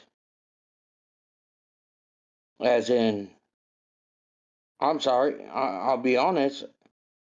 I look at the First Amendment and it says freedom. I'm not sitting here saying I'm going to a church or something or protest, but they did protest during COVID. And depending on which side of the protest, one was bad and the other one was good somehow, according to the media. You But then understand the again, difference, though. Like, so in my state, you were allowed to have church services. You were not allowed to have them inside. You could not have a church service inside. You could do it outside if you wanted, because there's a big difference when you're talking about airborne illnesses. If you do it inside, it's compacted. You have air circulating within the building that isn't like really doing much to filter out viruses or anything like that. And when air isn't blowing, it's just kind of sitting there in a cloud around you, to where if somebody is sick there, you would assume with something like 50 plus people in a single place, you're at least going to have one, maybe two sick people there, to where they're getting everybody sick there. But when you're outside, that is way less likely. Like it's still possible, but it is way less likely. And then if you add masks on top of that, it makes it even more or less likely. If you add social distancing on top of that, it makes it even more or less likely. Is like none of these things were ever foolproof, but they were trying to give people as much freedom as they possibly could, while keeping them like adding in little things here that would minimize it as much as they could. And that's one of the things they did. It's like, yeah, if you're outside, that's a much better plan. And people who were protesting were not all protesting inside of a little building. They were all protesting outside in the streets. I wearing agree, masks. but you can't help some people. You can't. Oh, well, let's be honest. There are some people that didn't pay attention to any of the guidelines or anything that was recommended. I'm not sitting here saying they were smart, but there you had that section, that percentage of a population too, that just ignored everything. Sure. I didn't want to What catch is that? it, so I wore the mask. Well, why are you bringing up that there were people who didn't listen to any of the recommendations? What was the point? I'm just saying.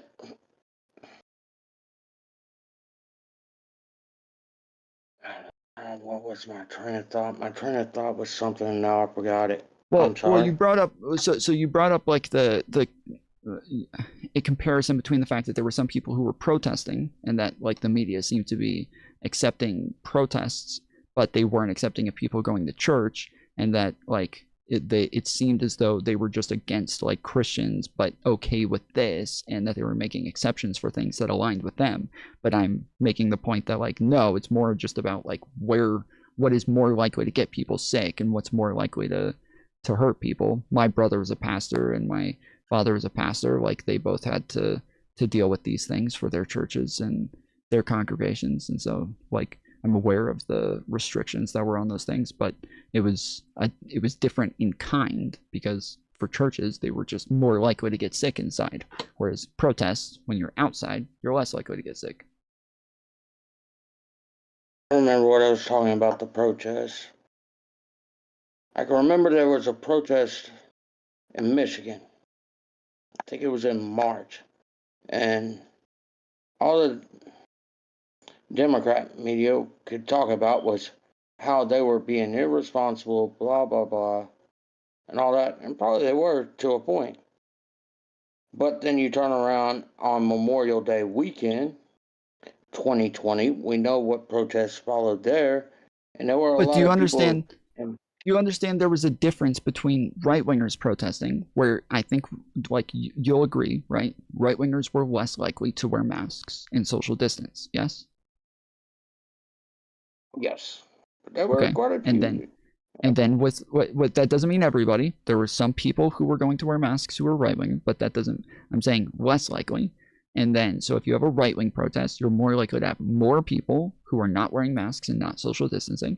And then if you have a left-wing protest, the left-wing protest is more likely to have more people wearing masks and more likely to social distance. And so, yes, one is more likely to be more irresponsible than the other. And I'm sure we can just look at videos and see that that's the case, that when the media is criticizing these, that there is a disparity between the two. Yeah, I would agree to the point to that. What I'm saying is, but there were some on the left wing that didn't wear a mask or anything like that either. Sure, But they were. that's what I'm saying. I'm saying more likely or less likely that like there's gonna be just a disparity between the two where one is worse than the other, one is better than the other. That's the only point I'm making. I agree to that because it was less likely for the MAGA crowd in particular to actually wear masks or do social distancing or anything like that. You have always considering been they fair were to me, weirdo. completely against it. It seemed like. Thank you, Nico Pluto, for the dono. 1999. Let's go. Let's get some W's in chat for Nico. Appreciate it, man. Yeah, again, I agree. I'm just my point is that like there's it sounds like you're pointing out like a hypocrisy where they're being inconsistent with the way that they're criticizing people, and I'm pointing out that there is a difference between the two and that it's not really inconsistent, that there's just a difference that they're pointing out that maybe everybody doesn't notice at the time. Yeah, I see that point.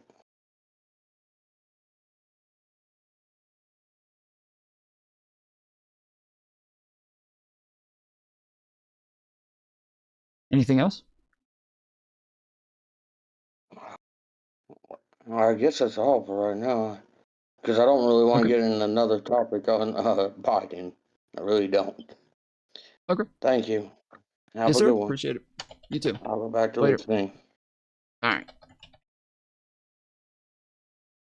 But yeah, if there's anybody else who wants to call in, I know there was a couple of people who were arguing about the border still in the chat. I saw a couple of people saying like, well, the problem is that they couldn't even know what the numbers were. The issue is that if you want to make that argument, okay, I said earlier, these are estimates, and I explained why the estimates are still trustworthy. But even if you want to ignore that, okay, if you want to tell me that we can't actually know what the numbers were, you can't make a statement as to how many people did or did not come into the country either. Okay, it could be 100,000. It could be 100 million. You can't make a statement whatsoever. And so therefore, if Donald Trump is making a statement as to how many people are coming in, and he says something like 20 million, you know that he's just making it up then, because you don't think it's possible to know those numbers. I do think it's possible to know those numbers. I do think that we can have an estimate that is at least close to the actual number. So it's not going to be like when we say 1.7 million is what Homeland Security Committee says, a Republican-led committee says, while they're criticizing the Biden administration for allowing too many illegal immigrants in. Their criticism is that he let in 1.7 million illegal immigrants. But the estimate is not going to be, well, 1.7 is an estimate. It could have been 20 million. No.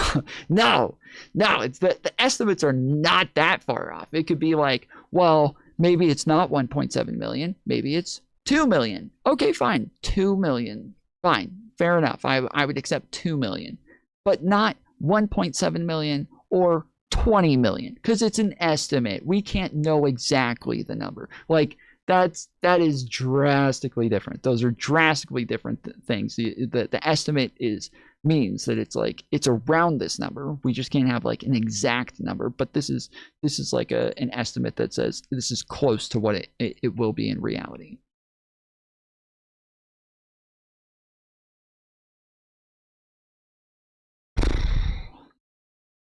And I saw somebody saying that one of the problems with the Republican protest is that they actually were inside at points as well. Maybe I don't remember exactly, but what I remember is like people protesting masks and social distancing, businesses closing down. I remember that, but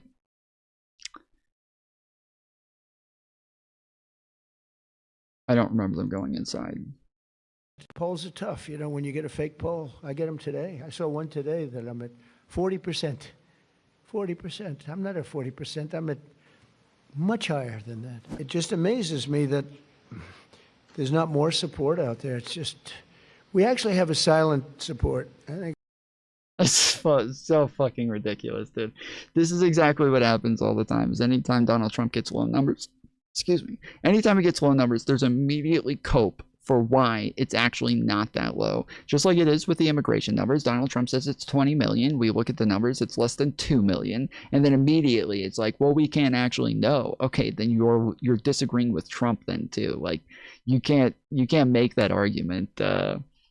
You can't make that argument without also hurting Donald Trump's numbers. So it's got to be either like we know the numbers and these are the numbers and it's 1.7 million, or we don't know the numbers and Trump is just making it up.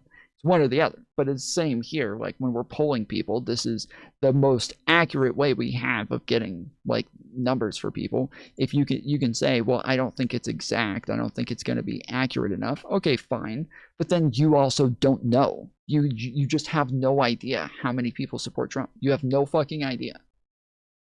You can't make a claim of how much support there is if you want to say that we don't know.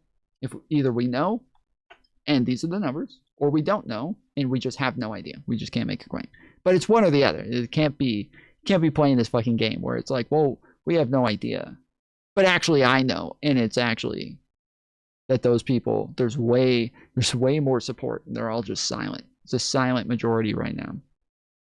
Affordability is a hoax, people. Yeah. So affordability is a hoax, guys. It's fake. I think it's silent. I suffer for the country. The president heads into his State of the Union address on the verge of a war with Iran that very few Americans want, an equally unpopular tariff regime that has been struck down by the Supreme Court, and an approval rating that just hit January 6th lows in new polls from the Washington Post and CNN. So naturally, he's in a great headspace as he prepares for the biggest audience he'll get before the midterms. Washington Post had him at 60% disapproval. CNN has his approval at 36%, 26% with independents. Marist University, 57% of respondents said the State of the Union is not very strong or not strong at all. I guess those are all fake. 32% says he has the right priorities in the CNN poll. 68% says he hasn't paid enough attention to the country's most important problems. He is crushing it. Yes, this is the majority of Americans feel as though Trump is not paying attention to the things that matter to them. The majority of Americans feel as though Trump is not paying attention to the economy. Even Republicans, Trump voters don't feel as though Trump is paying attention to the things that he was voted in to do. They don't feel like he is paying attention to the things that he was elected for. So the majority of Americans feel like Trump is not paying attention to what it is that he is supposed to be paying attention to, that he's not putting enough effort into the areas that he is supposed to be putting effort into. And that is not, again, that's not Democrats, that's not Republicans, that is like the majority of Americans and the majority of Democrats and the majority of Republicans. They all feel as though Trump is just not putting enough effort into the economy right now, and that is because Trump is telling you that he's not supporting it. Trump is telling you, he's saying affordability is a hoax. This is fake news. If you're having trouble, if you feel like you're having trouble paying your bills, if you feel like you're having trouble spending your money, if you feel like you're not making enough money, if you feel like the economy is not in a great place right now, Trump says that's fake. Your feelings are fake right now. It's fake news, and that's something that the American people are not going to accept, apparently. So we'll see.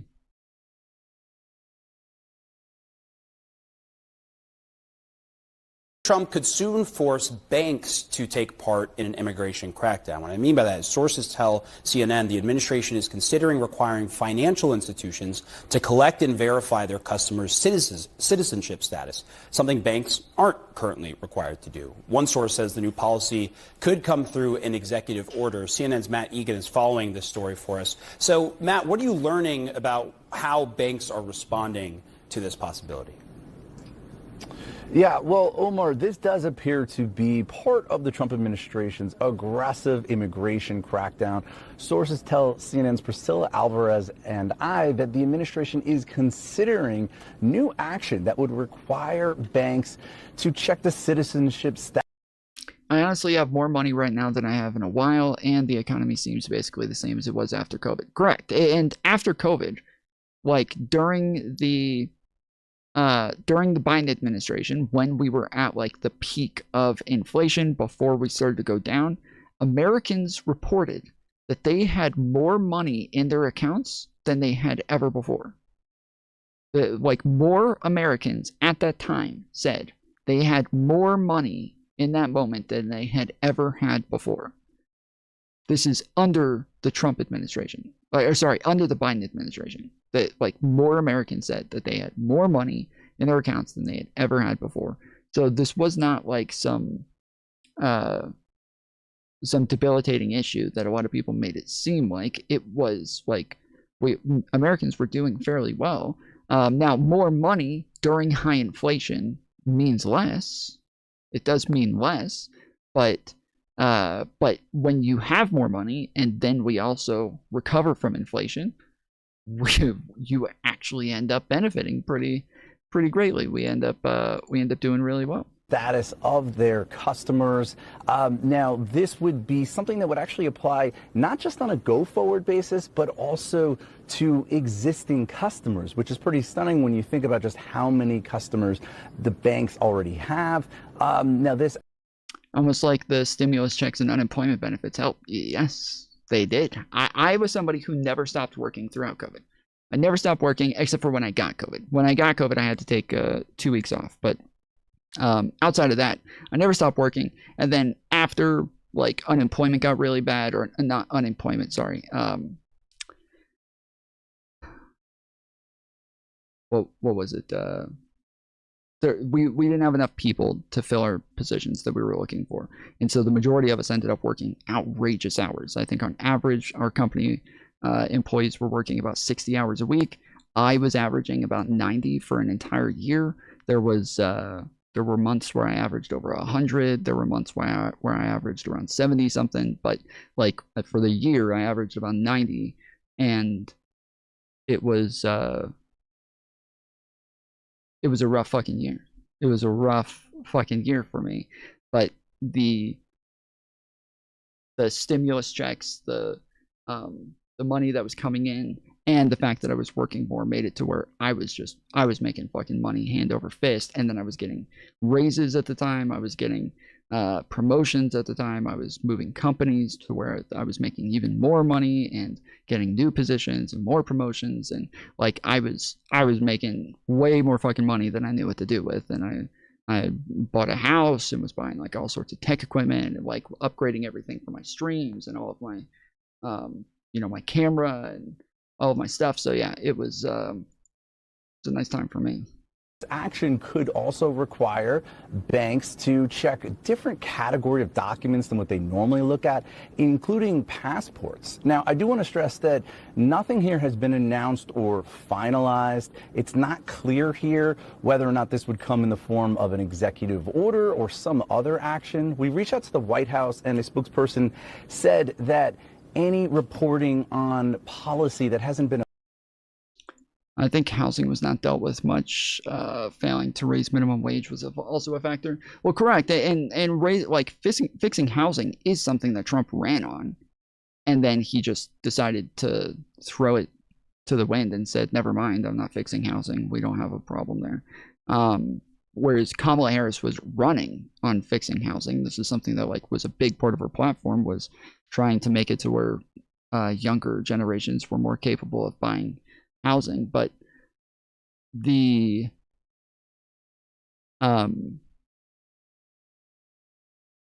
companies throughout that time, because there was a labor shortage, companies did naturally raise their prices. While minimum wage didn't go up, the amount of money that people who were working in minimum wage sectors, their average wages did go up during that period. They did go up. Like Walmart went from paying people $7.25 an hour to like $15 an hour during that period. The company that I worked for, we went from paying people $7.25 when we first hired them to I want to say it was $10.50, something like that. For like the lowest level employees, the the managers went to making like $15 an hour. The like wages during that period outpaced inflation, and that was huge. And it was because there was a labor shortage at the same time that made it to where everybody had to raise their prices to try to compete over the small amount of people who were actually within the labor market. And so the more they raised their wages, the more that they had to continue competing with each other to get the few people who were out there looking for jobs. And so they kept raising their wages, kept raising their wages, kept raising their wages to keep competing with one another. Yeah, it was I actually kept advising the company that I was working for to stop. I was like, guys, don't stop raising your wages. Like, there's nobody out there. Like, I understand the thought process, and you guys are like doing what makes sense in this moment. Normally, if there's a labor shortage, you want to raise your wages, but there's nobody there. There's nobody there for us to get, and there wasn't. We kept raising wages. We weren't fucking hiring people at a higher rate. It never happened. We never started hiring people at a higher rate. It just everything stayed stagnant. And officially announced is just speculation. But some Republicans do support this. Republican Senator Tom Cotton, he put out a post on X yesterday where he said, I strongly support President Trump taking action to prevent illegal migrants from accessing our banking system. And he said he sent a letter to Treasury last fall asking. No, Tom, he's going to do both. He's going to make housing more affordable and keep housing prices up. That's not what he said, to be clear. He ran on making housing more affordable, but is now saying he's not going to do that. He straight up says, I'm not going to do it. He literally, like, straight up says, I am not going to make housing more affordable. If I bring housing prices down, the people who already own houses feel like they have actual wealth for the first time in their lives. And if I bring housing prices down, I'm going to take away the investment that these people put into their homes. I'm not going to take away that money from these people who just bought their fucking homes. I'm not going to do that. That's cool. That's a great idea.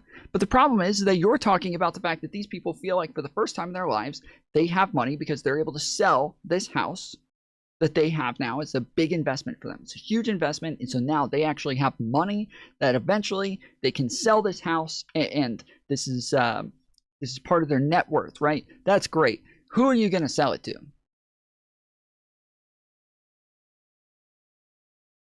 Who are you selling the house to? If nobody in the younger generations are able to afford houses, you just got Gen X, who are the last people who were capable of affording houses, and now millennials can't afford the housing. The Gen Z can't afford the housing. Nobody else can afford the housing. You just got boomers and Gen X who have houses, and now nobody else below them can afford housing. Who the fuck are they going to sell it to? What does it mean to have a house that is worth something if you can't sell it to anybody? What does that mean? BlackRock, they always sell out. Well, I mean, BlackRock is making money at an all-time fucking high. They came up with the Trump administration. The literal like CEO of BlackRock is like part of the Trump administration, and the government literally for the first time is having like direct dealings with BlackRock to where they're practically picking their own policies for themselves. And yeah, this is like as much as people ever complained about BlackRock, which was mostly conservatives always whining and crying about BlackRock, the Trump administration has been the most corrupt administration of all time and is working directly with BlackRock. So it seems weird that so many people pretended to have an issue with BlackRock for so long. For an investigation in. Is that completely fact checked? Yeah, here.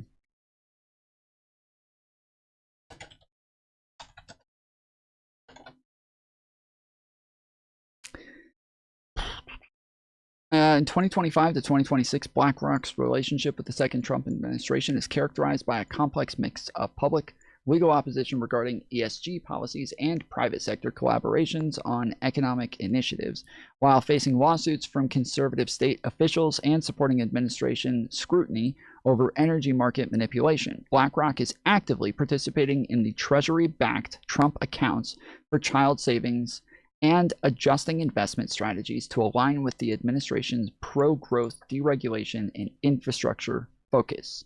Legal regulatory pressure, the Trump administration's Department of Justice and FTC supported a law against BlackRock, Vanguard, and State Street, alleging they manipulated energy markets to advance green energy goals. I believe they also dropped charges against BlackRock, if I remember correctly. Infrastructure investment. Despite the political friction, BlackRock has been involved in discussions regarding infrastructure and the rebuilding of Ukraine.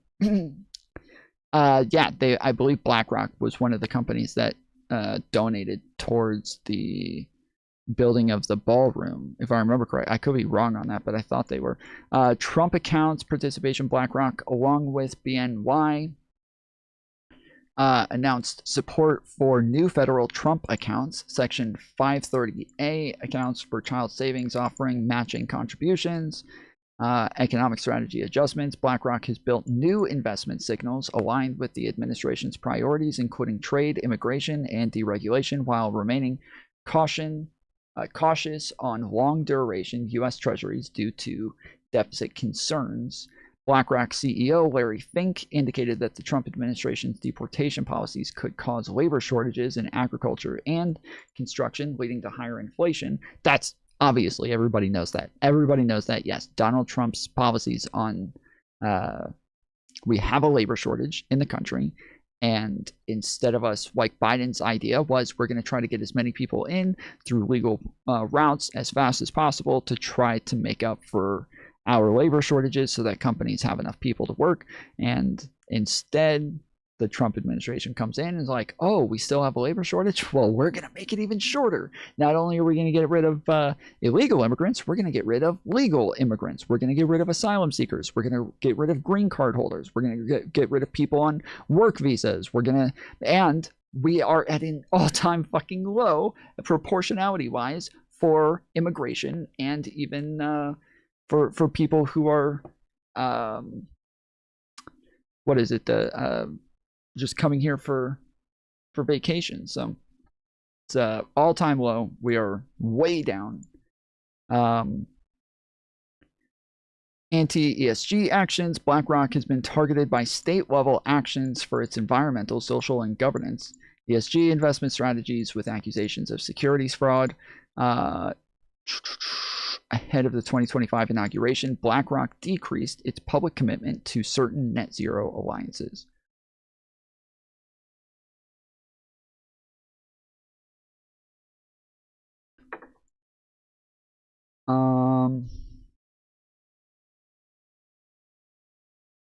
So yeah.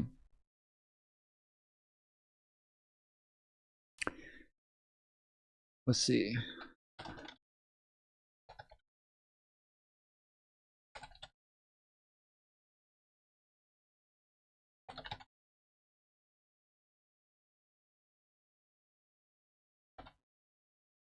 I want to make sure I wasn't wrong on that. No, the Trump administration did not drop charges against BlackRock. Rather, the Trump administration has actively supported legal action against the company. Okay, yeah, I was wrong on that. My bad. Based on reports, 2025 and early 2026, the following key details outline the situation.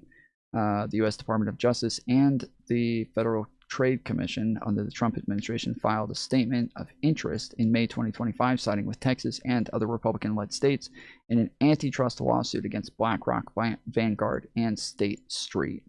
The lawsuit alleges that these asset managers violated antitrust laws by forming an investment cartel through climate initiatives, specifically Climate Action 100+, to restrict U.S. coal production and boost energy prices. In August 2025, a U.S. district judge in Texas largely rejected a request by BlackRock and other firms to dismiss the lawsuit, allowing the case to move forward. While the lawsuit continues, BlackRock has taken steps to mitigate pressure, such as withdrawing from the Climate Action 100+ group and, as of late 2025, navigating a conservative interpretation of rules against ESG investing issues by the administration.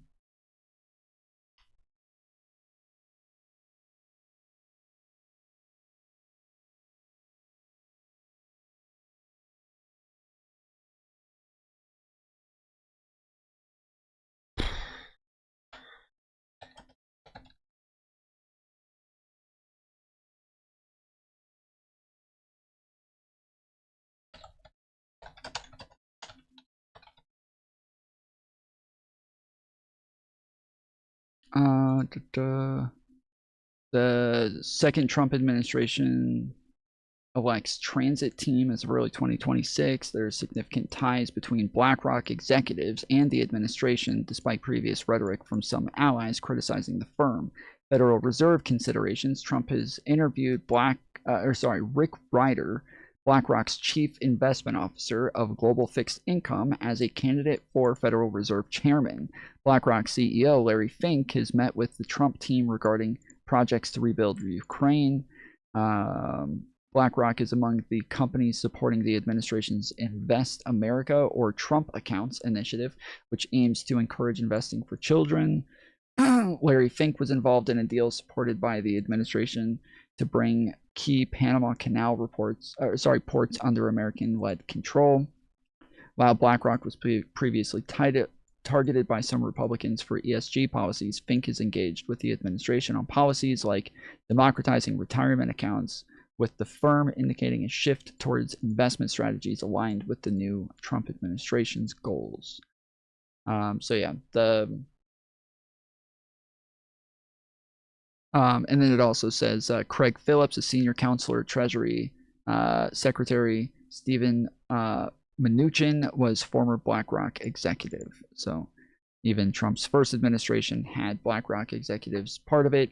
Donald Trump has for his second administration, he set the record for having the most billionaires part of his administration and part of his cabinet, and set the record for having the most lobbyists as part of his administration. Now, the interesting thing is that he didn't just set the record for this, but he doubled the record. And interestingly enough, the person before him, that person that he beat, doubled the record before them. But the person that he beat, that he doubled the record of, who doubled the record before him, was himself in his first administration, where in his first administration he had the most billionaires and had the most lobbyists in his administration. They doubled the record before that, and now he is just doubling his own record that he doubled before that. So he is endlessly getting more and more billionaires. And this is by far, the richest administration that has ever existed in U.S. history. Like, by far. He is just filling his entire administration with billionaires and millionaires, people with hundreds of millions of dollars. That is a big part of what he's done for his current I keep saying administration, but that's not what I'm looking for. It's what's this current term. So yeah, he's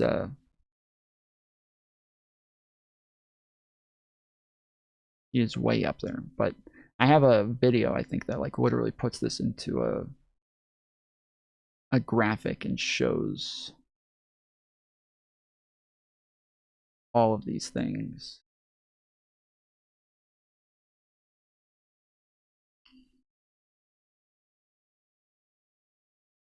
This entire time saying that they're all brainwashing the left, and so I thought maybe that's what he's talking about. So I tried to throw him a bone and just say, yeah, sure, like obviously people on the left are more likely to go to college and more likely to get degrees, and so I thought, like, yeah, like maybe they're more likely to be elites if they're going to colleges and universities. But then he immediately started saying, no, that's not true, no, that's not true, no, and then he hung up on me. So I tried to make sense of what it is he meant by there are no elitists on the right, and there is literally no way to make sense of that claim, none whatsoever. Because when we break it down, an elitist means that you are someone who thinks elites should run society. And elites are people who are normally super rich, they have more access to more things, they have more capabilities because of how much money they have. And so currently, elites are only on the right. He says there are no elitists on the right. Actually, all elitists are on the right. They just voted in Donald Trump, another elite, and they voted in elites before. They are the only ones who have ever voted in elites.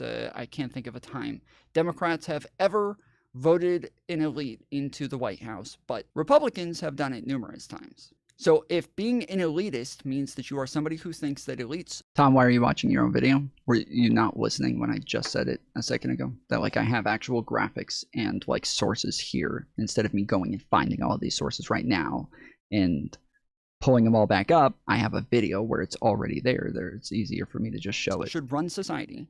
And Donald Trump is now running the country. Then he also has Elon Musk as part of his administration, who's working for them as well, who's also a billionaire. And the Republicans are all excited about that. So they're excited again about another elite being part of running society. Then Donald Trump's daughter, Ivanka, is married to Jared Kushner, somebody who runs private equity firms. And he worked for Donald Trump in the White House as well during his first term. Then Jared Kushner's father is Charles Kushner. Charles Kushner was an attorney until he was disbarred, and he's a massive real estate tycoon. He's worth billions of dollars, and also was hired during this election to serve under Trump as an ambassador. And he also went to federal prison for breaking campaign finance laws and even witness tampering, and Donald Trump gave him a pardon in his first administration as well, helping out elites and bringing more elites into his administration. Then Trump also hired the billionaire hedge fund. I don't know if I go into this, but I don't know if you guys know what his father, what Jared Kushner's dad went to jail for. But I don't think I go into it here. It's actually fucking insane, dude. The thing that Donald Trump pardoned him for was he actually had done, I forget exactly what it was he was doing, but he had done something illegal. He had done some like really like illegal fucked up shit. And his brother-in-law, his sister's husband, was snitching on him and going to like the FBI and telling on him. And so he started blackmailing his brother-in-law by having him followed. He found him cheating on his sister and recorded him having sex with other women, put like hidden cameras and shit, and like set him up to try to get him to like record him having sex with other women, and then had the videos and sent him the videos and said, if you go to the FBI and you snitch on us, this is already while they're in court. This guy's already like set to be a witness within court, and he starts threatening the witness with blackmail of him, with videos of him having sex with another woman. And this is while the dude's married to his fucking sister. So not only does he have no principles to where he's not as concerned with his court case, he's gonna go tell his sister like, hey, this guy's fucking cheating on you. No, he doesn't give a fuck about that. He's going to use this to get his fucking case thrown out, or get this guy not to testify against him in court. And this is blatant witness tampering, which is obviously a federal crime. And so, yeah, this is who Donald Trump pardoned and what he pardoned him for. Fund manager Scott Bessent as the Treasury Secretary. Donald Trump cannot get out of this deal. I don't want to get out, Vince. He also hired billionaire Vince McMahon's wife, Linda McMahon, to run the Department of Education, the department that they're supposedly getting rid of. Then there's venture capitalist Peter Thiel, who's supposed to have some part in working with the Trump administration. And this makes this current Trump administration above $450 billion, which is making it the richest administration of all time for any president. And since Trump has gotten into office, he has already upped his personal value by more than $5 billion. He has doubled his current he has more than doubled his net value, and so he is, and that's just with one thing. I think that the $5 billion is literally just with the Trump coin, like just the Trump coin. There's tons of other things that he's made a lot of money off of. In Trump's first administration, he made hundreds of millions of dollars just out of getting like sending federal things like that they needed to use. He used his own businesses each time to funnel more federal government money into his own businesses, when again, like, you're supposed to give up holdings of businesses while you're the president. Everybody else gives up their own businesses, gives up their holdings. Donald Trump does not give them up, and then just funnels more money from taxpayers into his own businesses. It is he is one of a kind when it comes to how fucking brazenly corrupt he's willing to be. And just to be clear, even though Elon Musk is on there with 439 billion, which is by far the majority of the over 450 billion, we could get rid of Elon Musk, and this would still be by far the richest presidency of all time. This presidency is only in first place, just ahead of Trump's last presidency from 2016, which was in first place before this. And that presidency not only had the record for the most billionaires, but also had the record for the most lobbyists as well. The guy who's supposed to drain the swamp, get rid of the deep staters and all of that. That's the guy who hires the most lobbyists of all time and the most billionaires of all time, over and over. And this is by far, no one else comes even close. Because we haven't even gotten into all of the Doge people yet. I mean, if you look at this list here, this is from AmericansForTaxFairness.org. And they're naming all the other people who are part of Trump's administration or people who are being nominated that have billions, hundreds of millions, tens of millions. So all of the elites who are running the country and helping run the country are all under another elite, Donald Trump. So they are all voting for elites to run the country. They are the only elitists. This radio show host says there are no elitists on the right. Actually, all elitists are on the right. So yeah, that's that's what I was talking about. That is quite extraordinary. And again, it is like the right who makes a big deal about like BlackRock and elites and corruption, and they'll whine and cry about like how much money Nancy Pelosi's husband makes when he's a stock trader. Like they'll make a huge deal about that. They'll continue to make a huge deal about the people that they don't like, but then the people that they do like are literally doing that times a fucking 1,000. They're doing that, whatever it is they're complaining about, they're doing that where they don't really have evidence. We can look at what it is that happens with Nancy Pelosi, her husband making a lot of money. We can look at this and be like, this looks like suspicious. It looks like there could be something there where she's like giving him inside information and letting him know about things to where he can make the trade before it happens. We don't have like hard evidence of this, but we do have hard evidence of Donald Trump and his corruption and all of the other cronies around him and the ones who were part of his administration that just blatantly trying to turn our country into an oligarchy. So this is wild when anytime I hear them complain about something like BlackRock or Nancy Pelosi or not Bezos, who's the big like boogeyman billionaire that they all say is paying all of the people who are going to protest and everything. They call him a communist and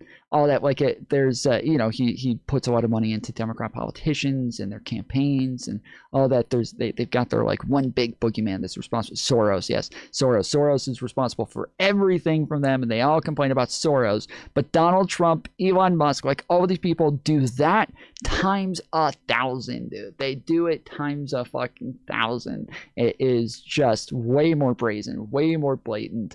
And all that happens with Soros is that, again, he just does things that look odd, that look suspicious, to where it seems like there could be something there. Whereas with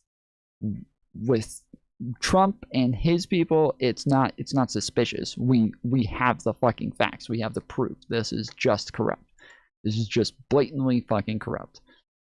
What's up, Bear Nurse? How's it going, homie? How y'all doing? All right, so we got some more news to get through. Just a little bit off the politics. We'll get right back to politics in just a second. But the other day we went over some of the stuff with Valkyrie, a big Twitch streamer who talked about her brother passing away, and she talked about it in a very cold manner. She talked about it in a very cold way where she was like, yeah, I took a day off the other day, and my brother died.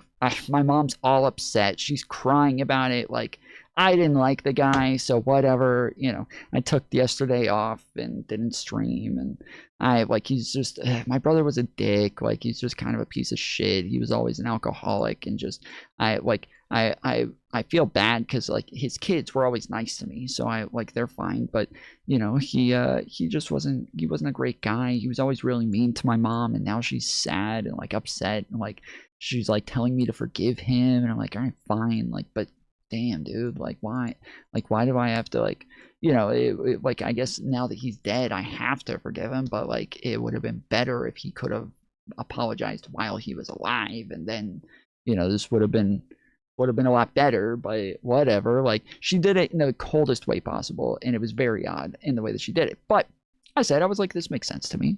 Like, as somebody who was a past heroin addict, I know that I did this to other people. I know that there's other addicts and alcoholics and people who have dealt with addiction in my community, and people who are in my community who have had family members who dealt with addiction. And I think we all know addicts really fuck up their loved ones. Like, they really fuck up their families. They really cause a lot of problems for everybody. And it's not news to recovered addicts for us to look back in the way that like our families had to deal with everything and deal with our bullshit the whole time. It's not news to us that like, yeah, they were all kind of annoyed with us. And I think I look back and think, yeah, if I had died at the time, I think that everybody was just kind of waiting for me to die. I think they were all just like, dude, when will this motherfucker just die, dude? Holy shit. Like, will he just fucking get it over with already? Like, what the fuck? Like, why do we always have to deal with his shit, man?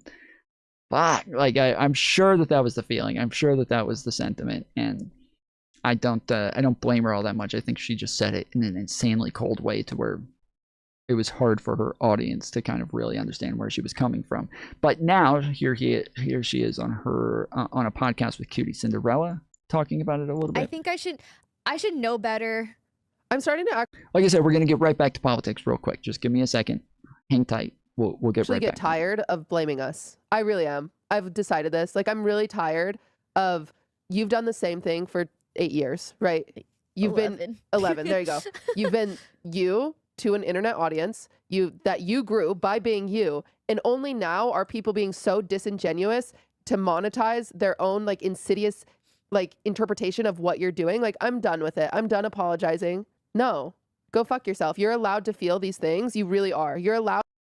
This is actually a much better look for Cutie Cinderella. The way that she's looked for the last couple of years has been, she's just looked ragged for years. I'm not gonna lie. Like, I used to think she was gorgeous, dude. I remember the first time I saw her, I was like, holy shit, dude. Like, she is fire. But yeah, I guess got with Ludwig and went full on pajamas and sweatpants all day, every day. And yeah, this is a much better look for her, and I think she looks more grown up as well. You're allowed to go onto autopilot mode and be like, fuck my brother. Like, fuck. Like, these are normal feelings to have, and it just sucks that now everybody is so angry that then they decide to pick you apart for having a very normal part of grief. Like, it's so normal. Yeah, Specifically when it seems they're never going to quit, people kind of grieve your loss long before you go. Exactly. That's what I said. That's exactly what I said. I said, I think that like my family and everybody were already prepared for me to die long before I never died, but you know, they were probably prepared for me to die at some point. They had all probably had those conversations with each other. They probably all cried and said, you know, he's probably going to die soon. Like, he's not going to make it long like this. He's not going to be able to continue this for very long. And this just statistically, he's got, you know, maybe a couple months left before he's gone. So all of his friends have already died. Like, he's the last man standing. We're all just kind of waiting for it to happen at this point. And so yeah, I think that they all grieved my loss and grieved, you know, me, the younger me, being gone, and this, you know, crazy fucking just nonstop hurricane version of me being who's there now, and not the person that they all grew up with, and not the person that they all watched grew up. That was not the same person. And so yes, they had already grieved the loss of me long ago, and that if at some point I did die, yeah, they all would have been like, yeah, figured, all right, about time. But I didn't do it. I wouldn't give it to them. Fuck them. Fuck them. I wouldn't give it to them. I didn't die. I'm still here, so suck it. I'm still making your fucking lives miserable, and I'm not even an addict anymore. So get wrecked. Just want to say thank you to those that were being empathetic towards me and understanding that I was just in shock. I was being irrational. I really was. Yeah. If he would have just called or like just even an apology for something minor, like, hey, Yeah. sorry I haven't talked to you. I would have threw everything out the window. I Right. would have oh, let's go get coffee. Let's go. I'll fly out to Washington right now. Let's hang out. Yeah. Like just even a crumb of effort. Right. You know? Right. Yeah. It's hard when you care and the other person doesn't. Yeah. Yeah. And I'm sure there's a lot of people that experience the same thing. Like, I think this is such a common thing. No, this is very common. This is such a common thing, and it's normal. That's what I'm saying. That's why I feel like probably everybody in my audience has some like understanding of this. But the way that like when she first came out with it, she first talked about it, she got hardcore attacked for just being a cold bitch. That like they were disgusted by her. And I think that the way that she presented it was just horrific. She talked about this in a horrible way. She really she came off really fucking bad in that. It was, what the hell being watched? Women sound like permanent victims. What? I'm so confused by that. What? I'm so confused by what you just said. I have no idea what that has to do with anything, or what that even meant.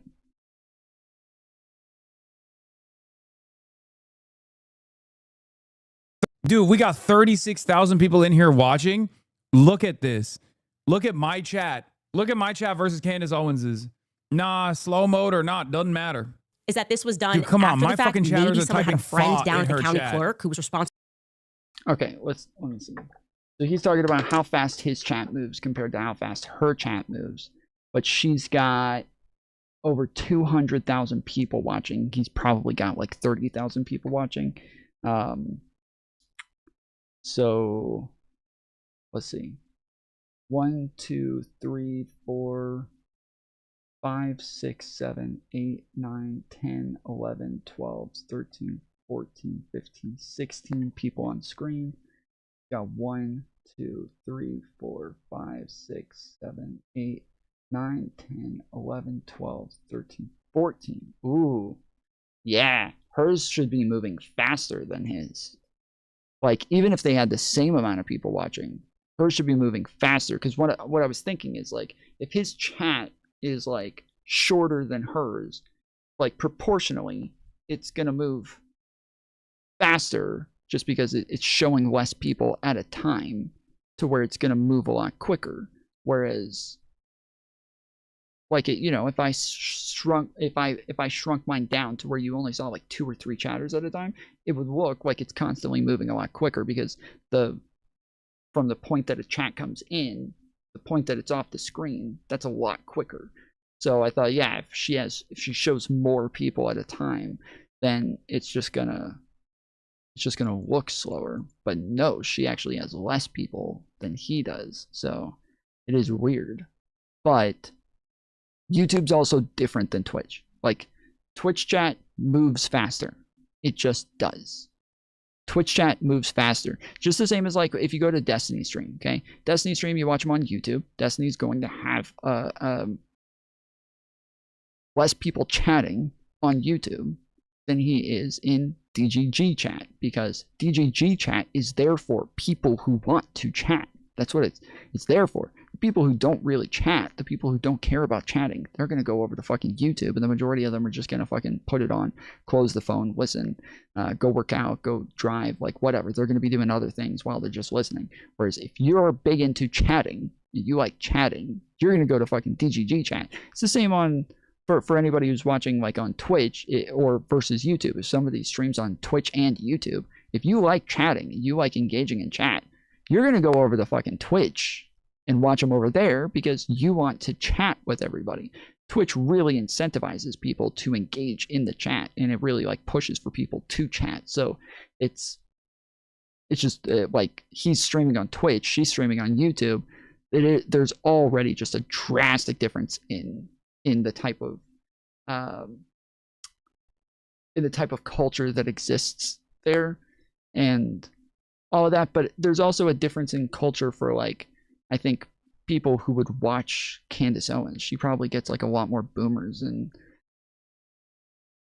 tech illiterate people who are watching her, whereas if you're on Twitch, you're probably already not tech illiterate. Like, honestly, if you watch Twitch at all, you're already a bit more like knowledgeable on tech than probably the general population. For scanning those docs into the system to document. Look, I should also her add entire that chat I is could not find my a single fucking trace of their chatters. alleged marriage in Marble Her Hill entire chat is my that chatters. doesn't exist, Do but I you can think find some a authority. 36,000 person Marblehead, I would like to live focus solely viewership on channel town to pick, Yeah, so he's 36,000 that. Yep.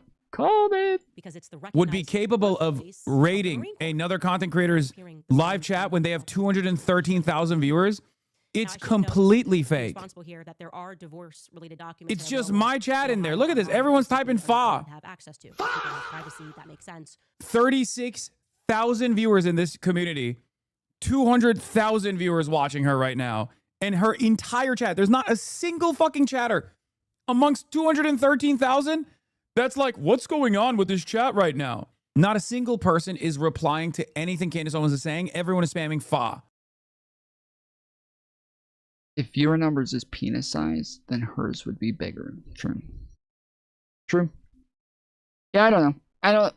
I think that a lot of times people compare like viewership to chat speed, and I think that it normally has somewhat of a correlation. It normally has somewhat of a correlation where you think, okay, about like 25% of people watching a stream are normally chatting during that stream. And so it's about 25%. The majority of people normally probably don't chat very much, or at least aren't chatting regularly. And so it's normally about 25% of a viewer base, people who are watching, are going to chat. So you would assume that it's going to be 25% pretty much across the board. But yeah, it's probably not. And I don't think that it's always that simple.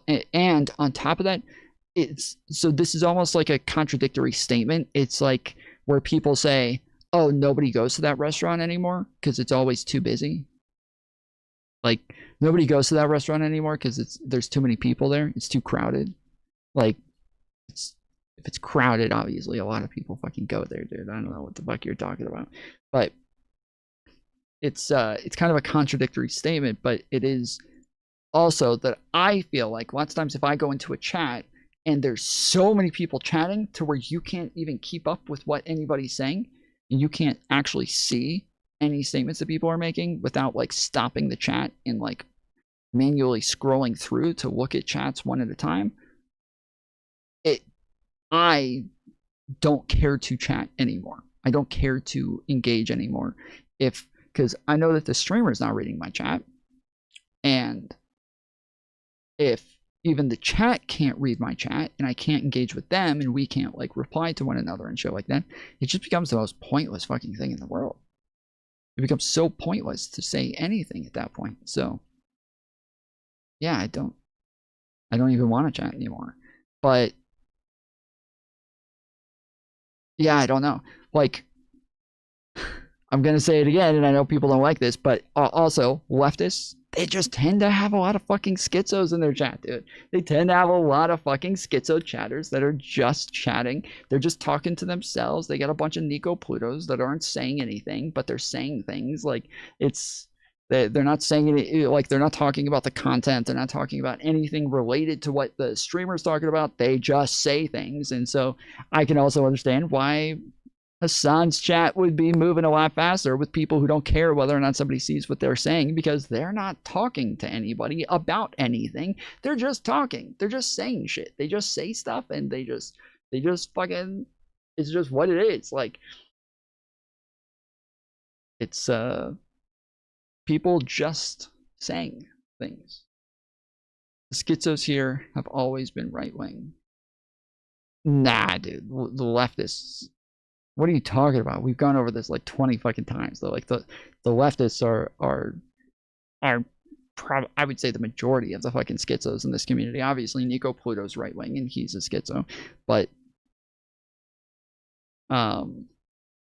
the people who are just chatting and they're not engaging with anybody.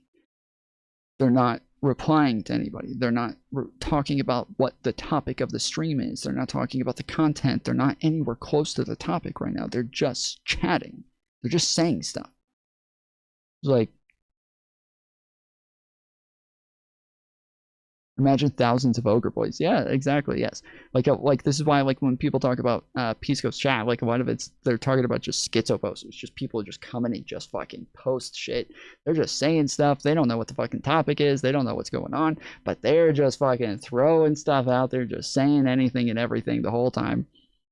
Nah, bro, the far right are schizos and illiterate. I'm not denying that the right are also schizos. I never said they're not. I never said they're not. I'm just saying the leftists are also fucking schizos. Like, there's both. It's not just one or the other. It's not the and I said, like, the other day, somebody's like, well, what makes you think that, like, there's more schizos on the right or in leftist spaces? Like, why don't you think there's more liberals schizos? I was like, I literally don't think I've ever seen one. I don't, like, I'm just saying. I'm not saying that I'm right, that there are. I'm not saying that there aren't any. I'm saying I don't think I have ever seen a fucking liberal schizo. I don't think I know of one. I don't think I've ever seen it. It's a thing that just doesn't exist. Like, when we're talking about, like, Kamala Harris, there's nobody who comes in and just, like, starts being Kamala 2024, Kamala, fuck you, fuck you, fascist 2024, Kamala. Like, nobody does that. Nobody does that. But we do get the people who come in and fuck Kamala, fucking fascist, fucking, genocide loving fucking motherfucking Kamala fucking Harris, fuck you.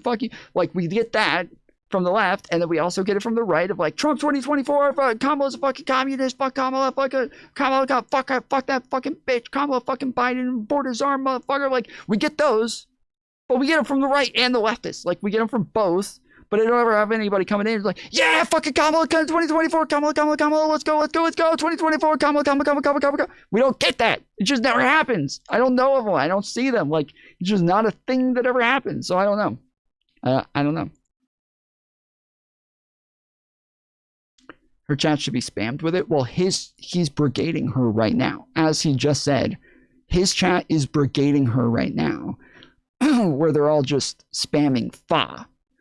But, it's crazy for me to feel like there's a bunch of fucking schizos in leftist spaces. It's crazy for me to think that his chat would be filled with fucking schizos over there. But apparently they're all going into her chat now and spamming fa. Well, why would I think that his chat's filled with schizos? Why would I think leftist spaces just have a ton of schizos? Who would say such a thing? What? It's literally what he just said. He just said it too.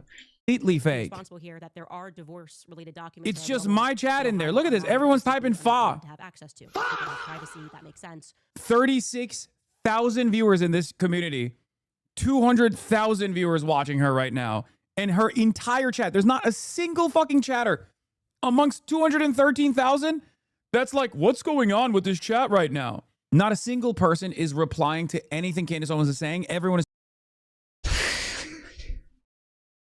spamming fa. Dude, we got...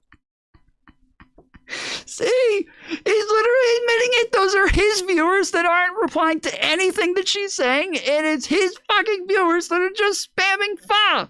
That's what I'm saying. You just fucking proved my point. Thank you, Hassan, for proving my fucking point. Thank you. Moving on. Next topic.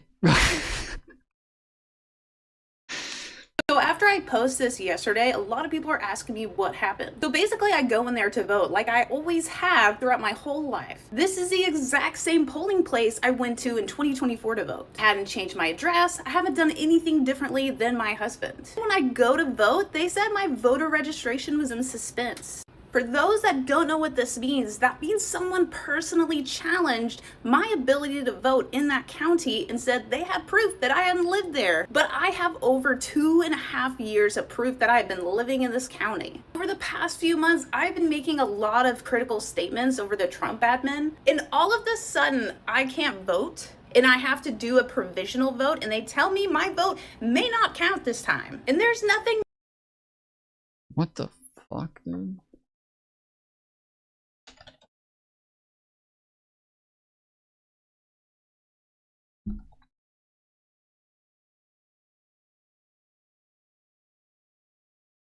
Where are people voting right now? Republicans counter Democrats' claim on SAVE Act voter. Democrat Party faces voter registration crisis. Of the 30 states that track voter registration by political party, Democrats lost ground to Republicans in every single one between 2020 and 2020. Okay, this is about the 2024 election.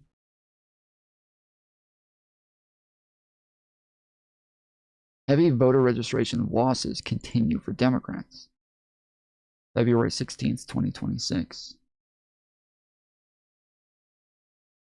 The center square, amid decrease overall and by both major parties, the block of independents voter registration in North Carolina grew by more than 200,000 in the past 7 days.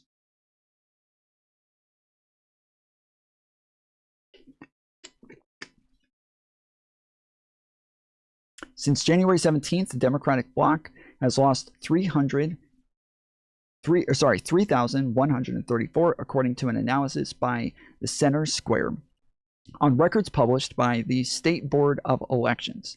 It's a steady erosion for the party that claimed 47.6% of more than 5 million registrations on January 1st, 2004, while Republicans were at 34.4% of and independents 17.7%. Total voter registration more than 7.8 million on election day. 2024 remain more than 7.7 million. Routine maintenance throughout the year is a key contributing factor to the volume changes. The total number dropped 470. Republicans went back 1,260 and Democrats were reduced 1,320. The unaffiliated registration went up 2,140. Oh, okay. So they're saying registered voters for Republican and registered voters for Democrats are both going down because they're switching to independent.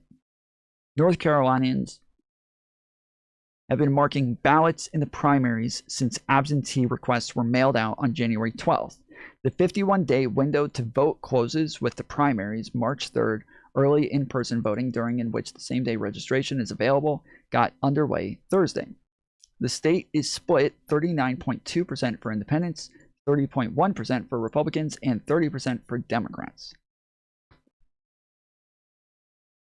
So yeah, so independents now have about 40% of registrations. And then yeah, 30% for Republicans and 30% for Democrats. So that's the other 60%. Inside the numbers and lead up to the primary is request by a candidate near Kerr Lake on the border of Virginia to get voters to renounce their Democratic registration in favor of going unaffiliated.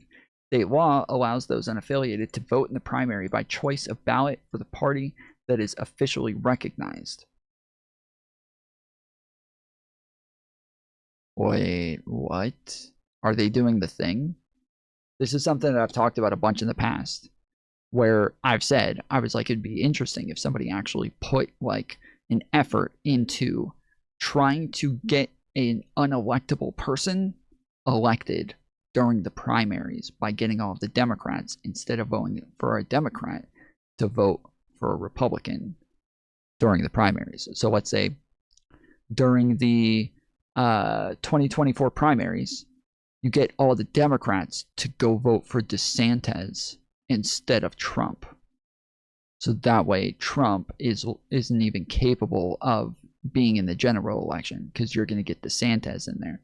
And then when it comes time, Biden, Kamala, whoever, they're going to fucking cream DeSantis. And so you're just trying to get somebody who is way less popular in there, or even somebody who's just not going to destroy the country. Even if DeSantis wins, he's not going to be nearly as bad as Trump. And so you can just get somebody in there who's going to be, way less corrupt and way less fascistic.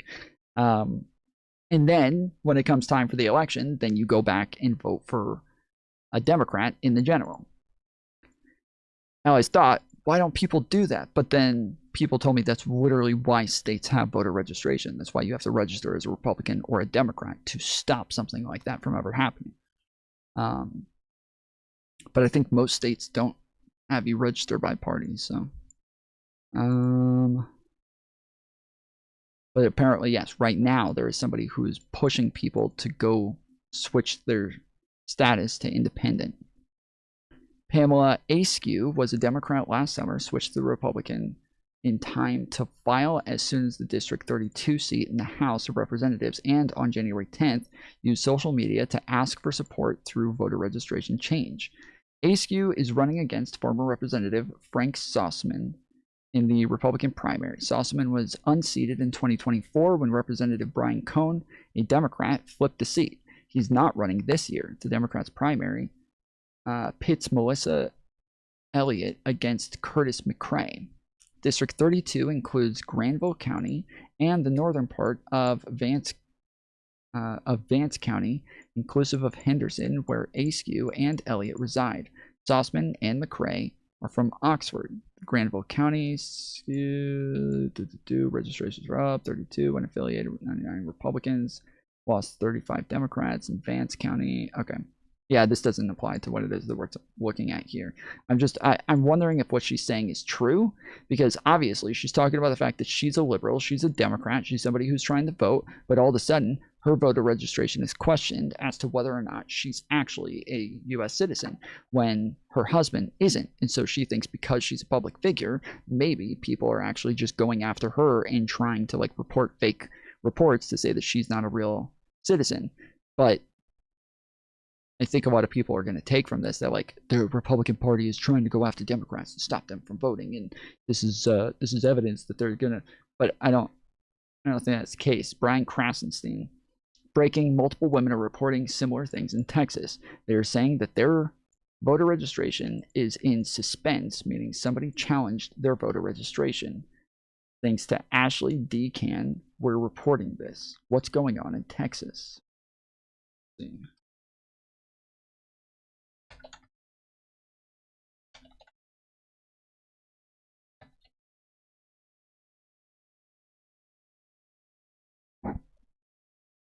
Suspense list, mass cancellations. There are two ways voters can end up on the suspense list within the county.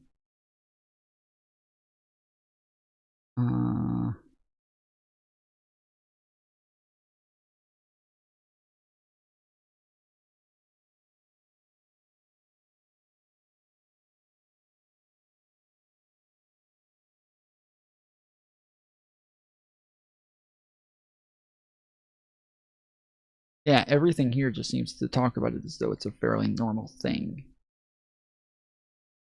Not as though there's a real problem. Much they can do unless a rep actually helps me get my voter status out of suspense.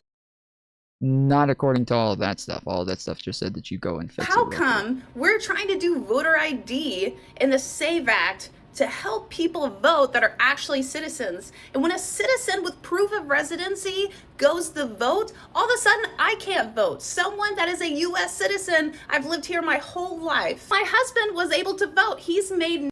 Yeah, just vote on one of your other accounts. I have 7 different names that I vote under every single election. Why does she care that one of them was in suspense? Like, just go vote under the other fucking one. No statements on social media whatsoever. And we have the same address. We do voter registration together, but I can't vote. Tell me why. Is it because I'm a Democrat? Is it because I made statements on social media and they banned me? Because this had to be done personally. It's not just random. Someone had to manually say that I was not allowed to vote in that county. If anyone has some answers, I would love to hear them on what to do next and if my vote is actually gonna count. Because this shit is fucked up.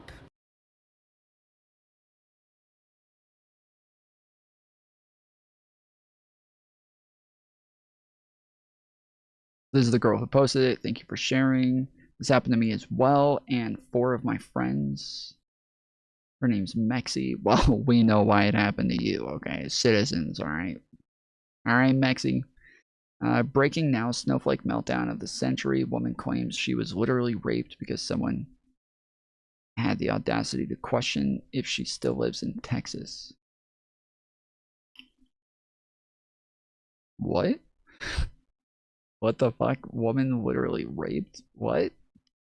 Yes, folks, someone dared to file a routine voter challenge from, you know, that thing we all agree keeps elections honest, and this fragile flower completely lost it, screaming, crying, demanding justice and retribution. She just survived a horror movie instead of paperwork. One tiny challenge to her voting status, and she's ready to burn the whole system down. Lightweight much. Stay tuned. This level of triggering fragility is setting a brand new world record.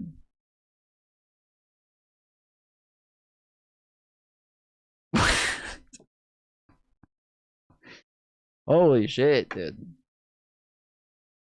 All right. If your voter registration is wrongfully challenged based on false information, there are immediate steps and formal resources available to protect your right to vote. Below is a clear, practical guide. 1. Request a specific reason for why the challenge was made. You have a right to know who challenged your registration, what evidence or claim they used, what law challenged the filed under every state requires a documentation reason. Someone cannot legally challenge a voter without stating the basis. Respond to the challenge promptly. Most states require you to respond within a short timeline, often 7 to 30 days. You may be asked to provide proof of residence, proof of identity. Yeah, it's like everything we read just said that it's kind of a simple routine. She's like, I may not be able to vote if I don't have an actual representative come in and speak on my behalf. So, where did you get that from? What are you talking about? I don't think that's true. I don't think that's true at all. I don't know what the fuck that is. Started 960 SAT. I asked you about your SAT. You said, I took the ACT. You took the ACT, which proves two things: how young you are and how different things were. So this is, yeah, I was telling you the other day, there's a big controversy over Gavin Newsom saying that he had a 960 on the ACT or SAT. And everybody saying that he was being racist because he said to a bunch of black people, I'm like you. I had a low score on the SAT.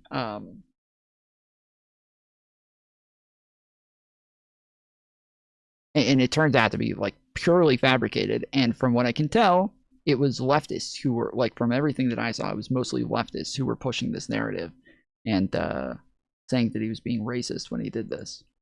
I'm like you. I'm no better than you. I'm a 9. So right here, Gavin Newsom thinks a 960 SAT scores makes him like black Americans. I'm like you. I'm no better than you. I'm a 960 SAT guy. You've never seen me read a speech because I cannot read a speech. It's actually crazy even how from liberals it leaks out their internal racism. Gavin Newsom was talking and he goes, I'm just like you guys. Like, I got a low SAT score and I can barely read. Like, what are you saying? Like, how insulting is that to the... It wasn't, the entire room was mostly white people. The room was mostly white people. They had a black guy who was interviewing him, but he was talking to the room when he said it. It's by far majority white people. And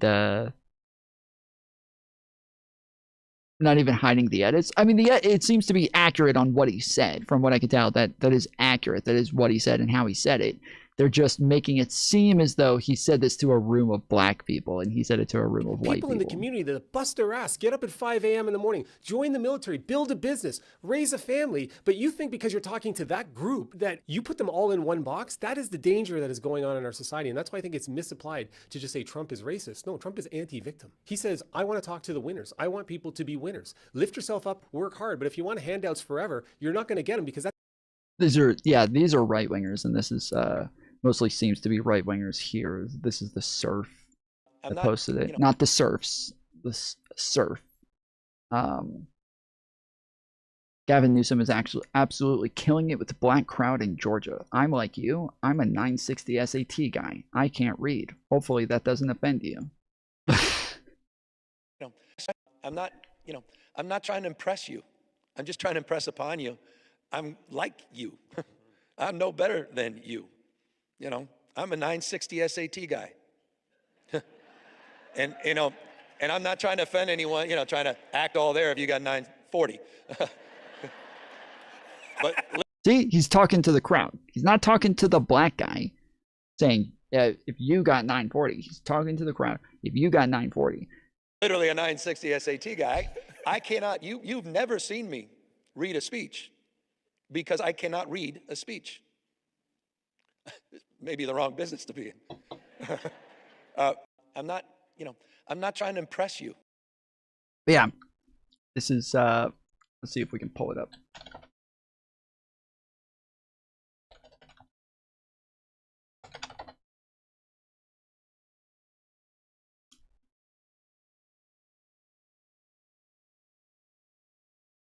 He's here with all of us tonight to tell it, because we know just how important stories are.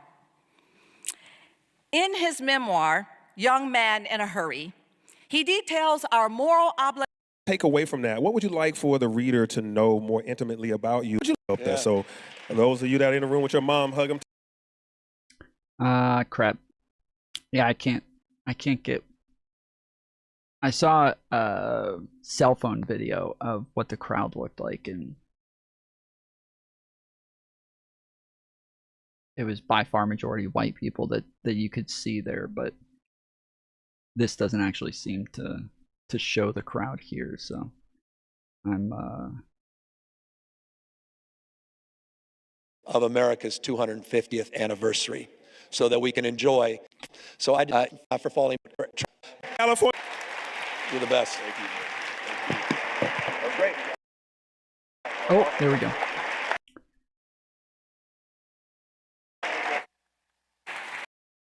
It is a lot of gray hair. I'll tell you that. Gray hair, gray hair, gray hair, gray hair, gray hair. But none of these look like,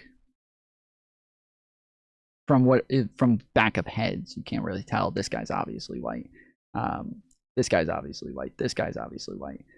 But yeah, you can't tell for sure.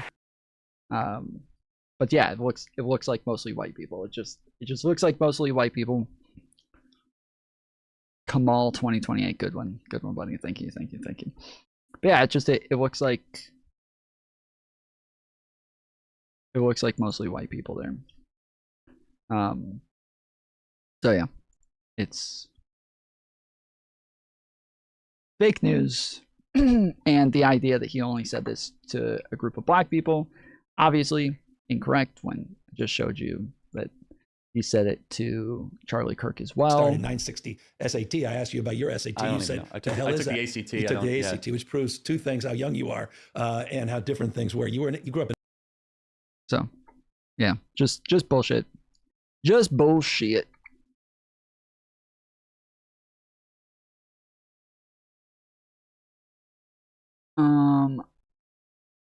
This is a big controversy as well, although I don't know. It's not going to let me. Okay, this one actually did fix it. Okay, cool. I can click on Instagram links. Jeffrey Epstein just had a completely different life that he just did not tell you about. And it may also have included being a spy. I mean, clearly. Telling me. So he's asking him if it's possible that Jeffrey Epstein had a totally different life where he was working for Mossad. He's asking Jeffrey Epstein's lawyer, Dershowitz. He's saying, like, you're saying that he wasn't a spy, but how do you know that he wasn't a spy and he just didn't tell you? That he worked for the Mossad would have given him a get out of jail free card. I could have gotten him no jail time if he had. He says, bro, if you just told me if he was Mossad, I could have, like, that would have been it. The whole case would have been over. If he was a spy, like, we would have ended the whole fucking case right there. That would have been it. Like, if he had just told me he was a spy, we never would have been in that situation to begin with. We would have just said, hey, bro, he's a fucking spy. Like, you gotta let him go. And that would have been it. Case dropped. Told me he worked for the Mossad, for the CIA. It would have been a slam dunk for me to go to whoever I had to go to, even up to the President of the United States, and I would have gotten him a deal with no time at all. Hang on a second. You mean if he'd said he was working with the Mossad or CIA, then he would get off being a paedophile? That's right. Could it be? When you put it like that, like at first you're like thinking like, well, yeah, I mean, yeah, I guess it kind of makes sense. Like if he's a spy, you'd probably be able to get away with a lot. Like it'd probably be hard to like convict a spy, and would maybe even, especially if they're of another country, like it could become like an international issue and start like a big problem. So yeah, it's likely that they're they're gonna let spies off. But then Piers Morgan does like a good job at encapsulating that. Like, wait, so you're saying he can just rape a ton of little children, and as long as he's a spy, he can get away with that? Yeah. Yep, yeah, that's what I'm saying. Wow. Okay. Well, all right. Sheesh. That's crazy.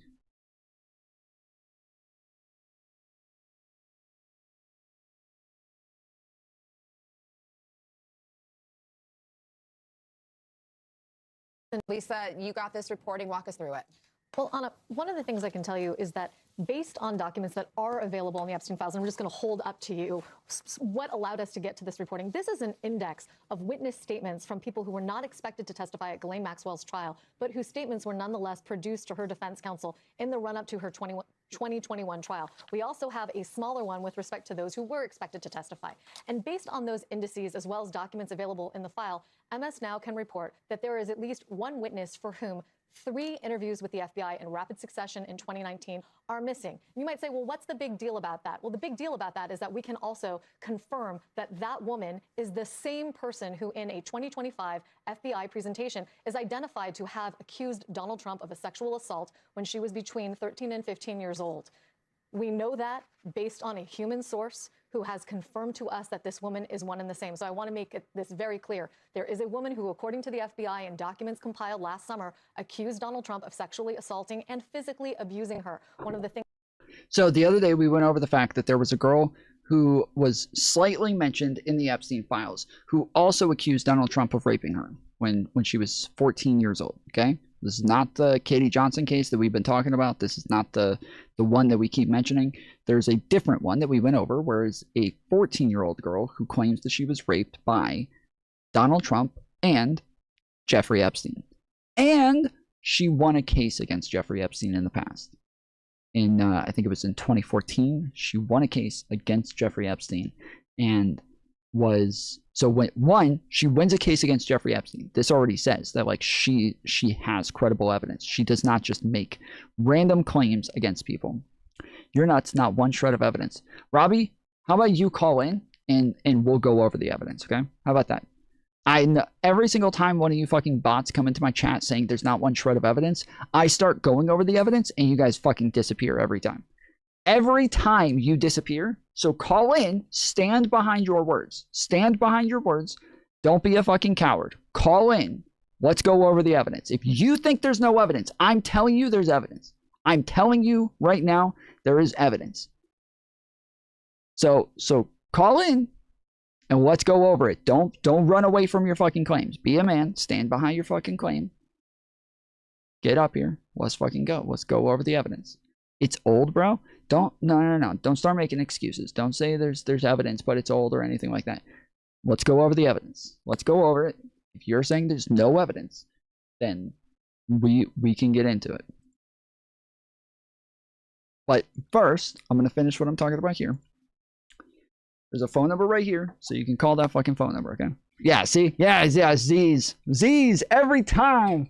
Every time we can't find a fucking conservative to stand behind their words, bro. We can't find one. I don't know where they are.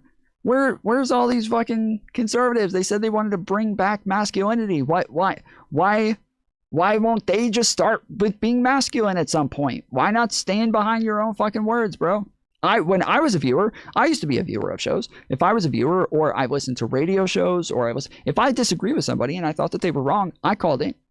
I didn't give a fuck. I wasn't a fucking streamer. I wasn't somebody who was prepared. I wasn't somebody who knew what I was talking about. I wasn't somebody who did a whole lot of studying. But I would still, if I disagree with somebody and I thought that they were wrong, I called in that show and I talked to them. But damn, dude, we're just fucking flooded with a bunch of these Russian bots who just, bots can't call into shows. Only humans can call into shows. I was a human. I'm a man. My dad raised me to make sure that if I want to make a claim, that I'm going to be man enough to stand behind that claim. I'm not going to run away from it. I'm not going to refuse to defend my own claim. My parents made sure of that, but we just keep getting probably Russian bots, probably not even real people, because real people would call in, you know?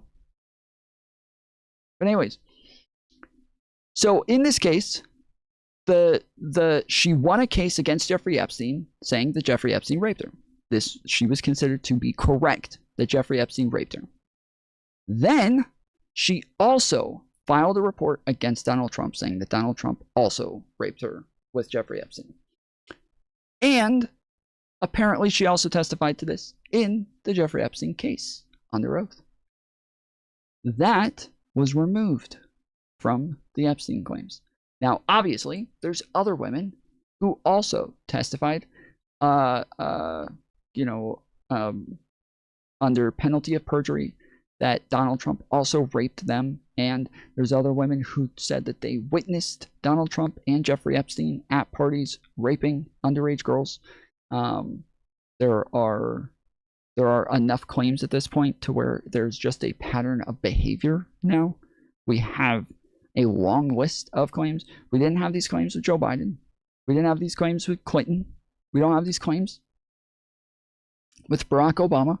It's not like one of the things they like to, he's a president, like everybody knows who he is. Everybody wants to try to take a jab at him. Well, then why don't we have these claims with everybody else? Why is it Trump? Why is it Trump that gets all of these fucking claims all the time? Why is it that Trump, who has already lost cases for sexually assaulting women and has had numerous of the Epstein victims come out and say that Donald Trump was there when they were with Epstein, making inappropriate comments towards them? Why is it that we already have a bunch of women from the 90s? Why is it that before Trump was ever the president, we already had lawsuits filed against him and Jeffrey Epstein as co-defendants for raping underage girls? Why was this already happening before he was president? Why was it already happening before anybody knew who Jeffrey Epstein was? Why was it already happening? Why did we already have this over and over and over, where people were putting Donald Trump and Jeffrey Epstein together with underage girls all the fucking time? Why is this happening before any of the shit was happening? Robbie, why are you so scared? Why are you so scared of me, Robbie? Come on, baby girl. Let's grow some balls. Make your dad proud for once, okay? Don't be a coward. Don't always be a coward. If you guys think that I'm wrong, you should just be able to come on and prove that I'm wrong. I'm willing to engage with you, right? I'm not scared of you. Why? Because I know what I'm talking about.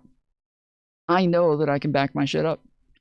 You are insignificant. Well, there's always some excuse for you guys to run away. I don't think I could make the same fucking claim, right? I could make the same claim and run the fucking same bullshit. Just, oh, well, you guys are insignificant. Oh, you little chatters, you little plebs, I'm not going to talk to you. If a big streamer wants to talk to me, then I'll go talk to them, but I'm not going to talk to you. But no, I'm willing to accept anybody and everybody, right? I'm not scared of anybody, but you're fucking scared, dude. You're fucking scared.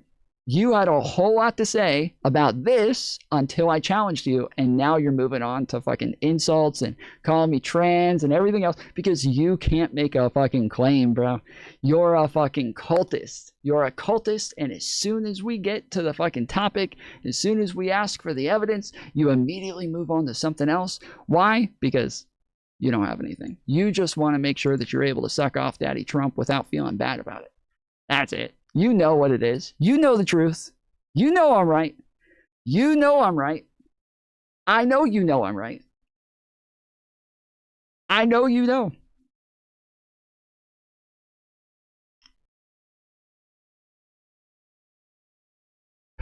Do people call you trans a lot though? That's it's a thing that apparently makes it to where you don't have to back up your claims anymore if you call somebody trans. It's a get out of jail free card now. So it's just whatever, anytime you feel like you're backed into a corner, just call the person trans, and you don't have to deal with your own claims anymore. You don't have to have any sort of honesty. You don't have to have any sort of accountability. You're not human. It's not like you're a human person who's supposed to be a moral being. It's not like you're a human who's supposed to have any scruples about yourself. You can just call somebody trans, and that's that. That's all. Am I a cultist, Tom? I mean, if you're gonna refuse to back up your claims, you seem to call in anytime you have a disagreement, so I would say no. But back in my day, you were a skinhead. I was a skinhead back in your day? Back in your day, I was a skinhead at the time, is what you're saying. Who says I'm not a skinhead in my day?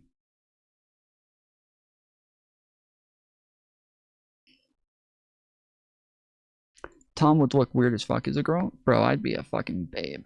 Don't lie.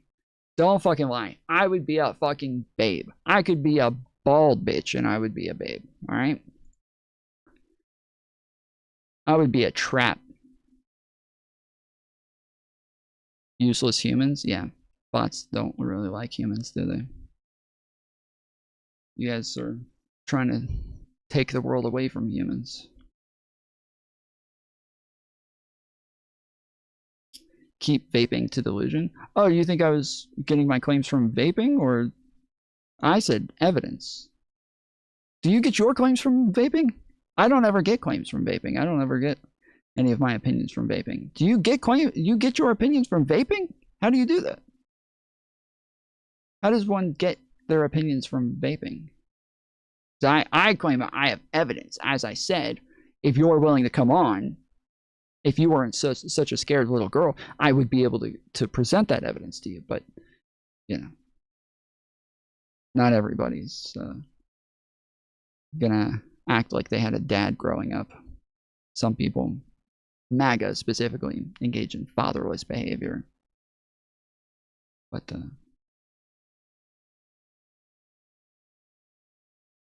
does that mean that everybody who's bald is a skinhead? Well, I mean, my head has skin on it. People with hair, their heads don't have skin. People with hair on their head, their heads don't have skin. It's got hair instead. Yes, Tom is a trans skinhead, yeah. It's a trans skinhead, dude. Those far left, far right skinhead trans people.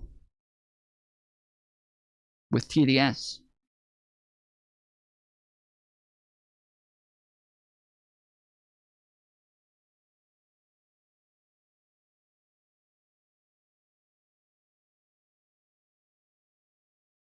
No one cares about Trump haters anymore.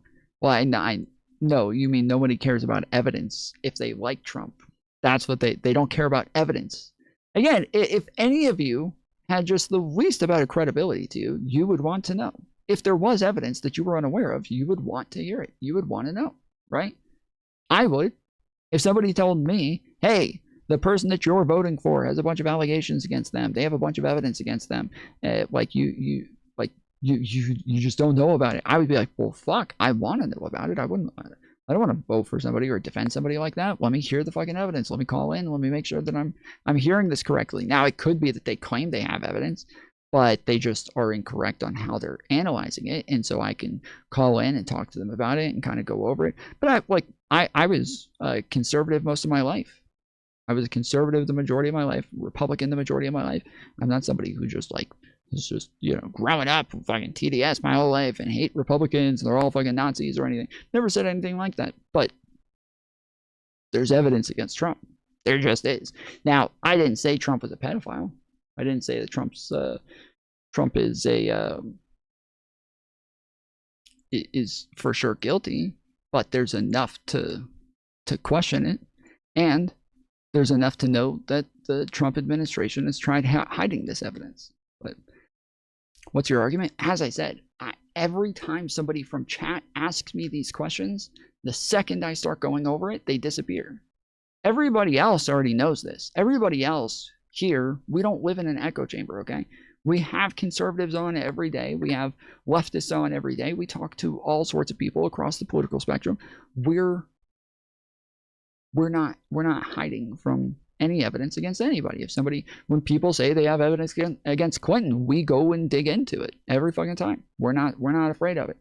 But if you guys want to know, yeah, I don't want to start going over it just for the people who are asking to run away. So if you call in, then I'll go over it with you. But if you don't call in, you're just going to run away the second I start going over it. Everybody else here knows. Everybody else here is well aware. Lisa, you got this reporting. Walk us through it.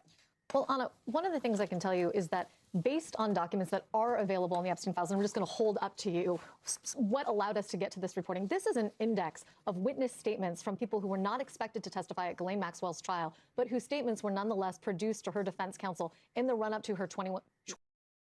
Go get stock pick from Pelosi. You mean Nancy Pelosi's husband? The stock trader? 2021 trial. We also have a smaller one with respect to those who were expected to testify. And based on those indices, as well as documents available in the file, MS Now can report... OMG, this is your evidence? No, it's not. As I said, I'm not going over my evidence until you call in. I might have said it in English to where that might be confusing for you. If you're an illegal immigrant, you don't understand English very well, you're not good at listening. But no, I said I'm not going over the evidence until you call in. So no, this is not my evidence. That there is at least one witness for whom 3 interviews with the FBI in rapid succession in 2019 are missing. And you might say, well, what's the big deal about that? Well, the big deal about that is that we can also confirm that that woman is the same person who in a 2025 FBI presentation is identified to have accused Donald Trump of a sexual assault when she was between 13 and 15 years old. We know that based on a human source who has confirmed to us that this woman is one and the same. So I want to make this very clear. There is a woman who, according to the FBI and documents compiled last summer, accused Donald Trump of sexually assault. Nazi. So what if I'm a Nazi? So what? Who cares? What does that have to do with anything? Who cares if I'm a fucking Nazi? Get over it. Quit being a fucking pussy. So credible? She didn't say they're credible. She said the FBI said that they were credible and that they won lawsuits. That's not her saying they're credible. It's not me saying they're credible. We're not making the claim that they're credible. This is what libtards say. So you're a libtard? Just calling everybody Nazis all the time? That's fucking crazy. Yeah, I'm not. I don't call people Nazis. As I said earlier, I don't call everybody Nazis like that. But if you're a libtard and you call everybody Nazis, that's weird. But I would expect if you were a libtard, you would actually care about evidence a little bit more than you're pretending to right now. And physically abusing her. One of the things in her accusation is that in addition to forcing her to perform... Your party does?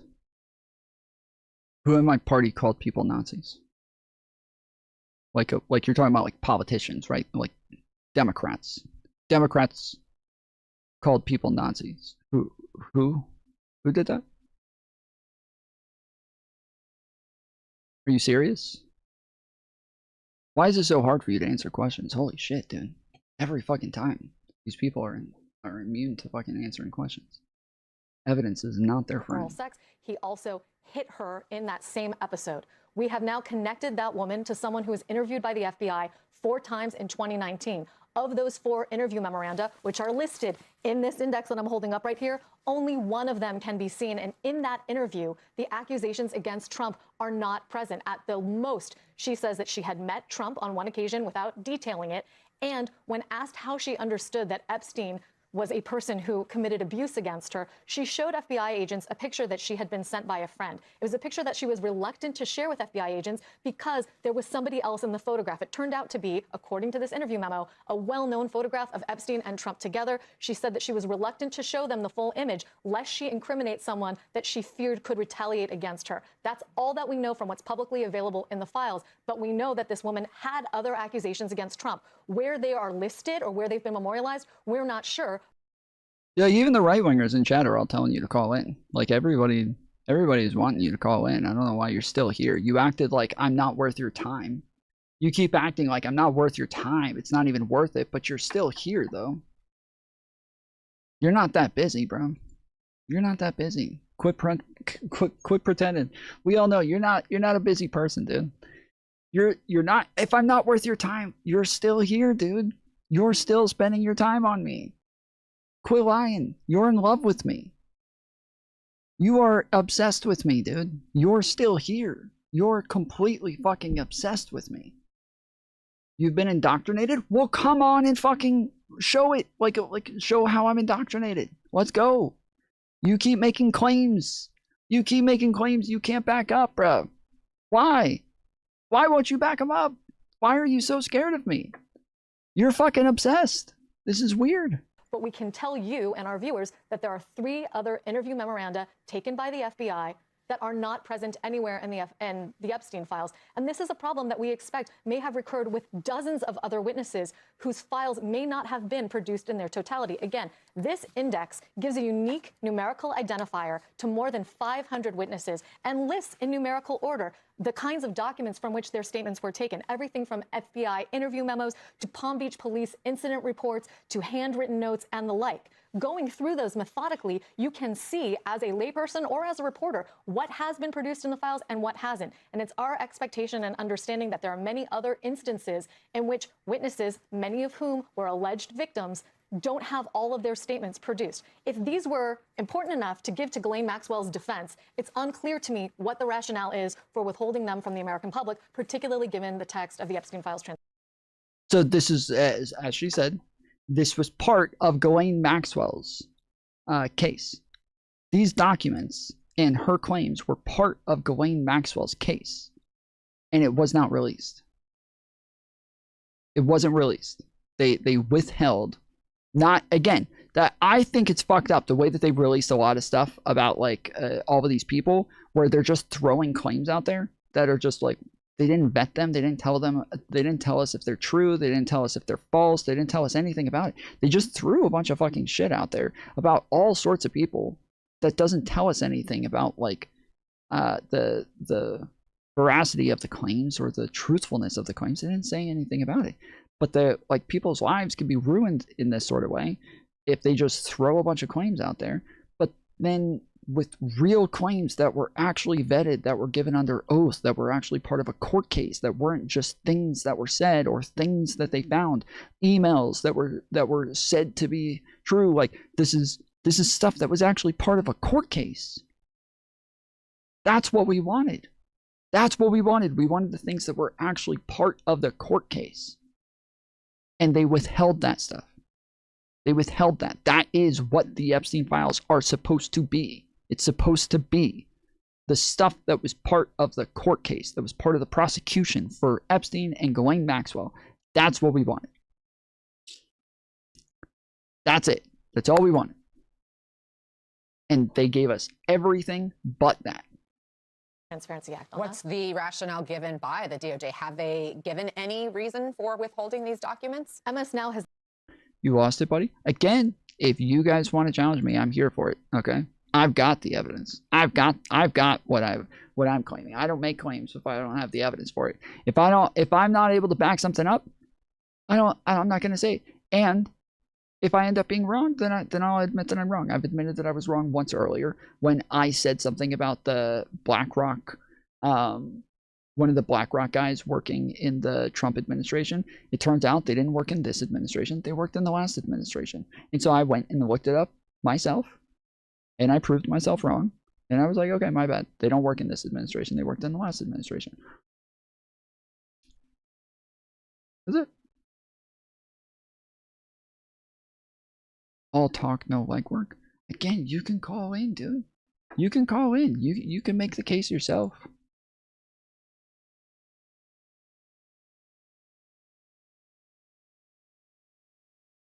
We are still yet to see Epstein and international flow of elite pedo money over the decades.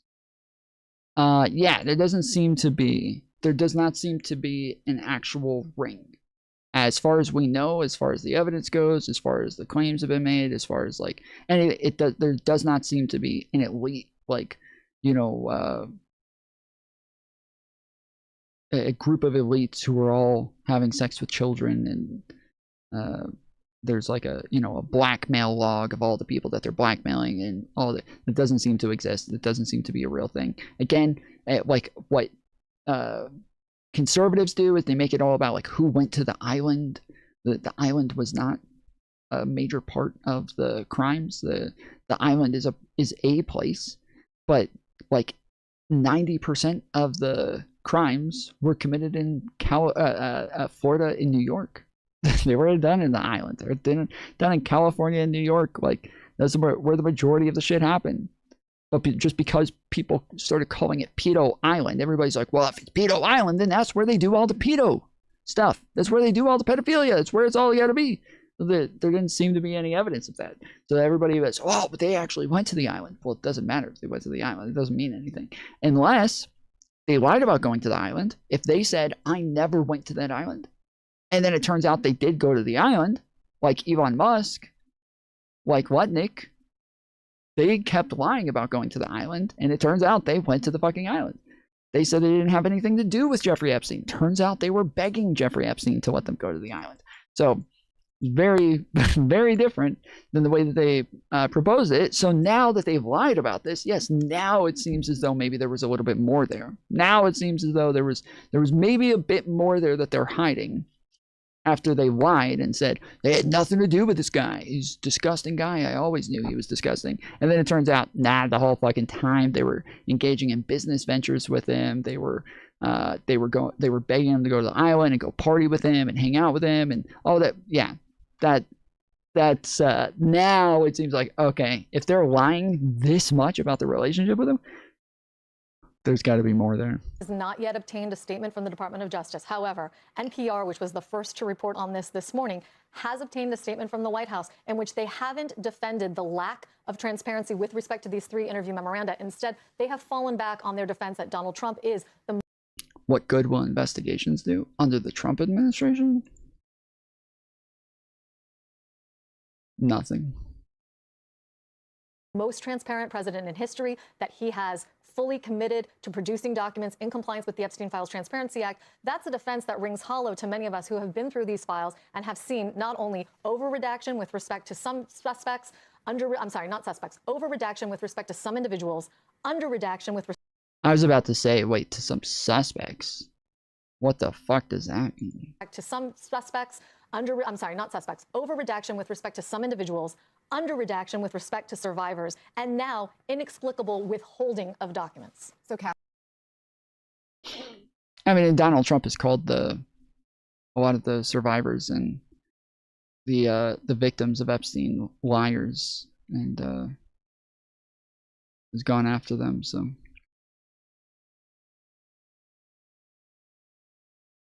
makes sense that maybe if he's got something against them, he can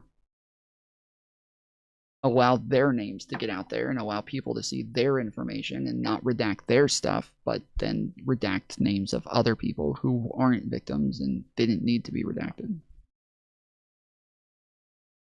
I can give you specifics. Specifics. So we need to, first off, abolish and prosecute ICE and DHS. And we return DHS's responsibilities to the Departments of Justice, State, of Treasury, of Transportation, all of these responsibilities that were taken from those departments. We return them there, and we build an immigration system similar to what we had before ICE, but even better with more federal workers. We need to fully abolish and prosecute ICE. We need to repeal the Patriot Act. We need to lift refugee caps, and we need to offer complete amnesty and citizenship to any immigrant here who has not committed a violent crime.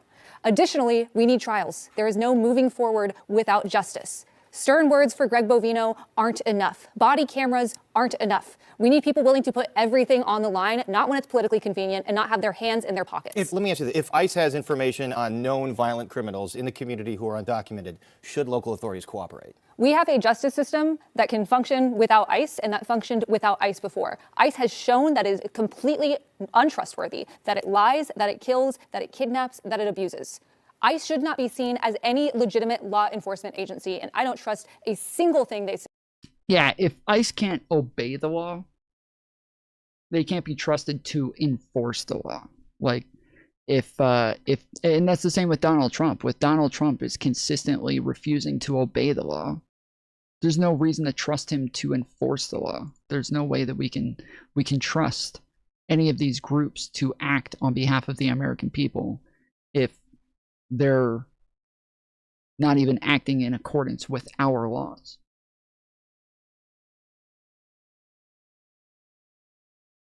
Here we go. The king of fucking petty, dude. The king of fucking petty. Here he is. Let's see what he's got. Chat, I ain't gonna lie. I watched this clip. I cannot believe she said this. Like, just watch what she said. Can I tell you guys something crazy? And I know if there are guys watching, you're not gonna believe what I'm about to say. Adult people are almost never blonde. Like, adult natural blondes basically don't really exist. Very small percentage. If you see an adult person with blonde hair, 90% of the time it's dyed. Bro, she deserves the top retard spot. Like, absolutely. That's true. What? That's just true. That is just true. What?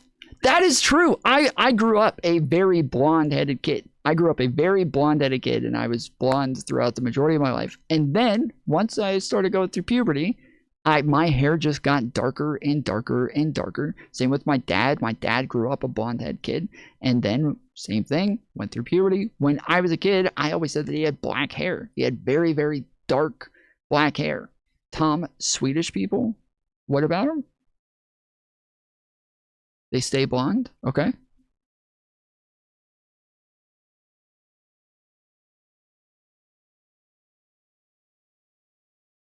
The claim wasn't there's no such thing as an adult who has ever been an adult with natural blonde hair. That wasn't the, it wasn't a claim. The claim isn't like that is an impossible thing that has never happened before. Like that wasn't the claim. The claim is that the majority of adult women who have blonde hair, they dyed it that color. It is not natural. That's just true. And for him to act like that's insane. I don't know if it's most. Oh, it's definitely most. Hold on.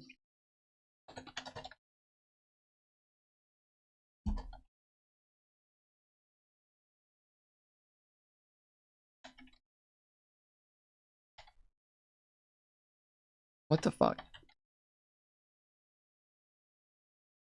I misspelled everything. Fuck. Only about 2% of the global population are natural blondes, with the percentage of natural blonde adults, particularly in the US, being roughly 2 to 5%. While up to 30 to 50% of adult women may have blonde hair, a significant portion is achieved through coloring, as natural blonde hair often darkens with age.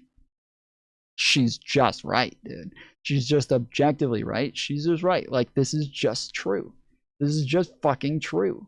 And I saw like 10 fucking people making a big deal about this and talking about how dumb she is for saying something like this. She's right. She's just right.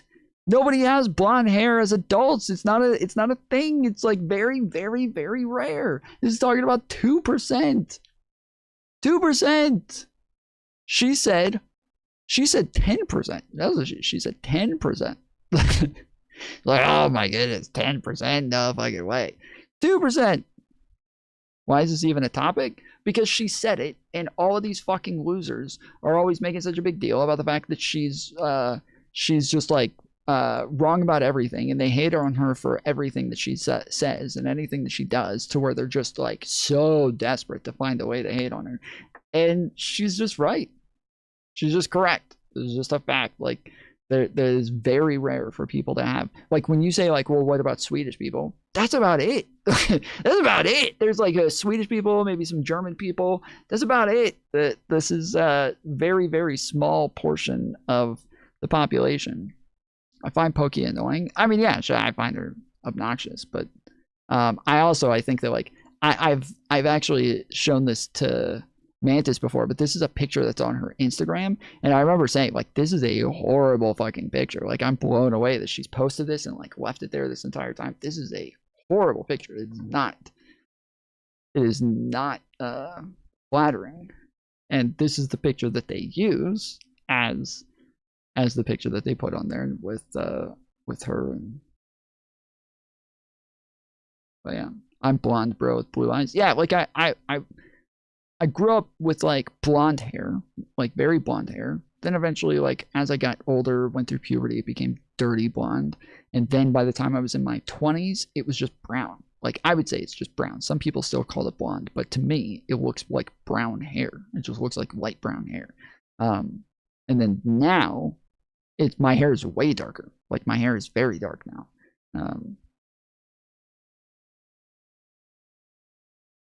But yeah, like my natural color as a kid is just blonde.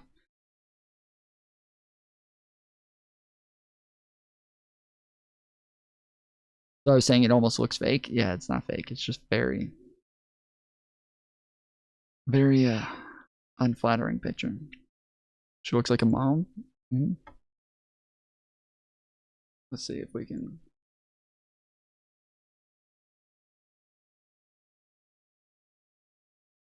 Just so people know it's not fake. You know, her name is Iman. That's her name, Iman. And her name on Twitch was supposed to be her name, so it was Poke Iman. And then eventually she was afraid that she was gonna get sued for having the same name as like the big company. As she got bigger, like it became more of an issue, and so then she changed it to a bunch of people called her Pokimane, even though her name is spelled Iman, Imane. It's Iman, so it was Pokemon. But yeah, the older that she got, the longer that she was streaming, the more people looked at the spelling and thought, oh, it's Imane, so it's Pokimane. And so everybody called her Pokimane. And she used to correct people and was like, no, it's not Pokimane, it's Pokemon. But then after a while, she's like, oh crap, I might actually get in trouble for calling myself Pokemon. So then she just bought into Pokimane. She's like, yeah, I'm Pokimane. Nope, you're right. I'm Pokimane.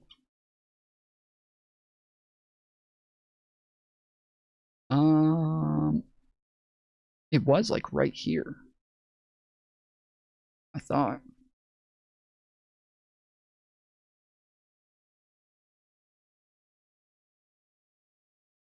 Yeah, it looks like maybe she did take it down. Okay, yeah, it looks like she did take it down. I think it was like a year ago that I was looking at it with Mantis, and yeah, we were looking at it like, what was she thinking here, bro? So there's like a thing for women where like if you like lean up against like the edge of a couch or like a chair or something like that, it'll like push your butt and push it out to where you have a bit more of like a curve there, but it just, yeah, it doesn't really work for her body style. And so I think that was the direction she was trying to go in, but just didn't really work.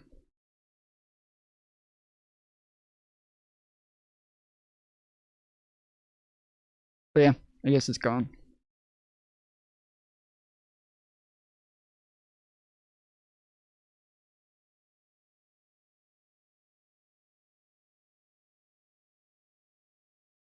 I believe when Trump, everything he campaigned on, I believe he wanted to do.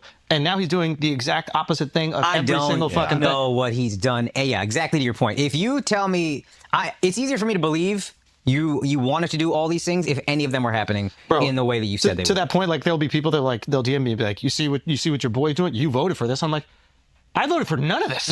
He's doing the exact opposite of everything I voted for. Yeah, but this is the problem. This is literally the problem, is that like, this is what everybody said.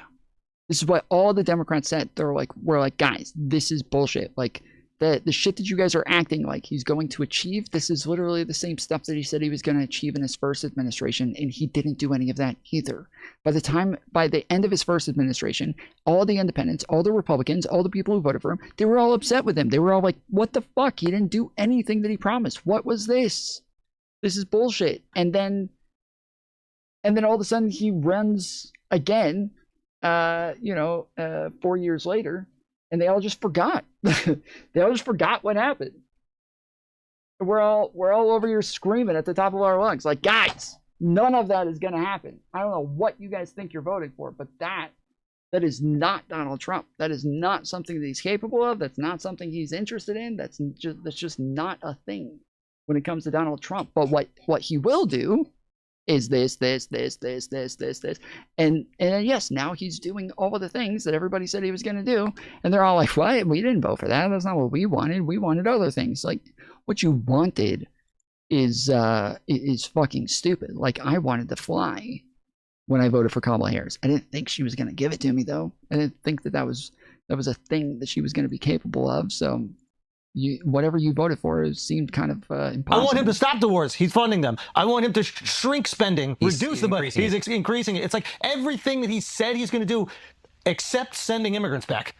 And now he's even flip-flopped on that. I believe when Trump, everything he campaigned on, I believe he wanted to do. Nah, bro. Nah, bro. I'm gonna need someone to explain to me how we went from this in March of last year. The IC continues to assess that Iran is not building a nuclear weapon, and Supreme Leader Khamenei has not authorized the nuclear weapons program that he suspended in 2003. To this in June of last year. Iran's key nuclear enrichment facilities have been completely and totally obliterated. Do you think that the Iranian nuclear program has been put back by these strikes? Years? Or totally? I think basically decades, because I don't think they'll ever do it again.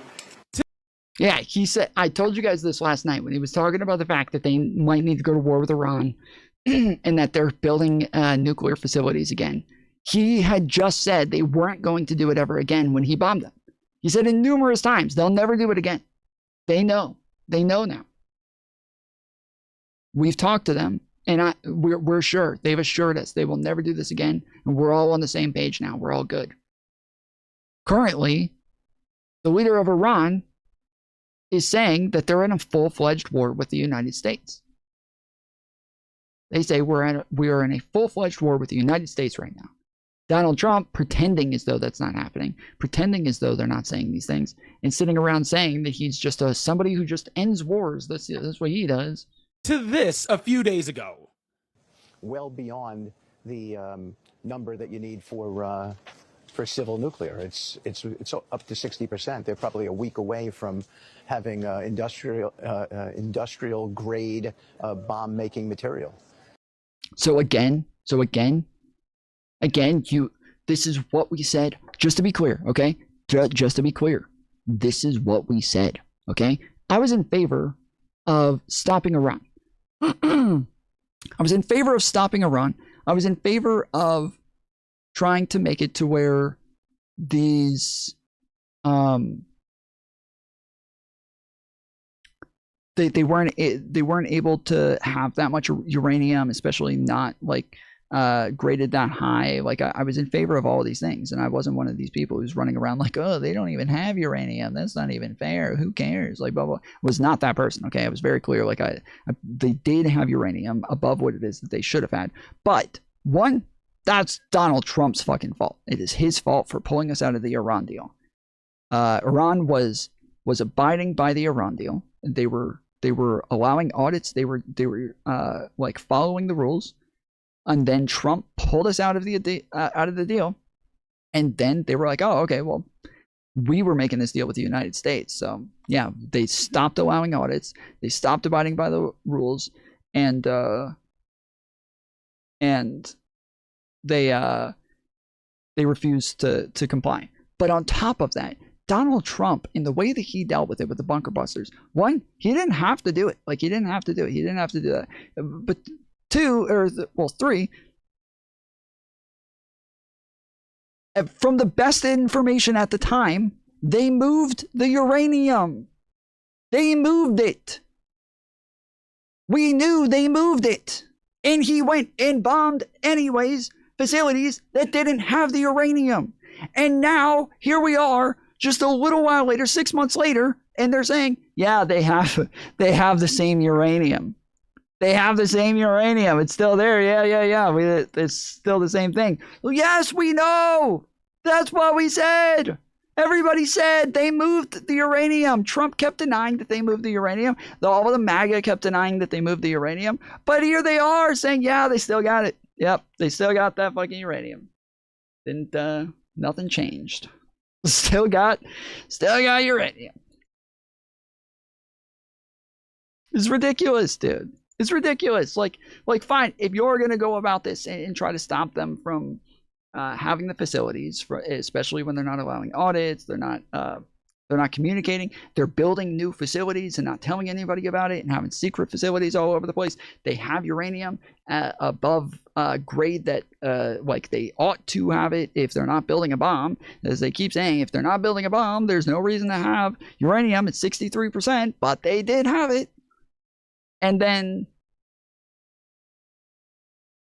but yeah, so if you want to go get rid of the uranium, okay, fine. Like if you were actually doing this, but they didn't though, and they spent a lot of fucking money on bombing Iran for no reason. For no reason, they did nothing. They did nothing. were you in favor of the strikes? I didn't have such a problem with Iran or with Israel doing it. Like, Israel had a much more legitimate reason in fighting with Iran, as like the two of them have always had legitimate reasons for disliking the other, and the two of them have always had like their own battles that they're fighting, and so that's fine. Okay, fine. You're fighting your own battles, whatever. But I didn't think it was necessary for the United States to get involved. I understand that Israel doesn't have bunker busters, and so they're not able to just do it themselves. The effing centrifuge was still worth it. Also, this is a bad word game from Witkoff, in my opinion. He said industrial grade, not weapons grade. That's because I think that around 60%, if you're not up in 80%, I don't think it's like when you say it's a word game, it's because it's technically considered industrial grade until it gets to 80%, but at 60%, you can still build like dirty bombs and things of that nature to where it is weapons grade of a sort, but there's no, I understand. That's why I'm saying I understand. Like above 20%, I don't even think 20% there's any industrial use for it. I don't even think that's true. I think like above 6%, there's no industrial use for it. I don't even think that's true.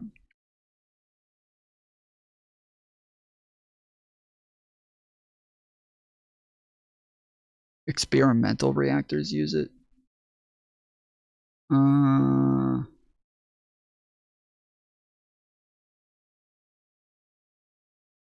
Okay. I don't know if that's actual industrial use if we're talking about experimental reactors, but even still, yeah, like from my understanding, anything above like 6%, like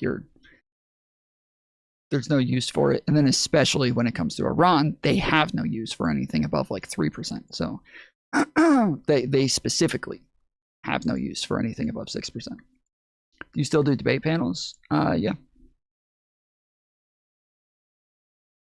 Generally, yes.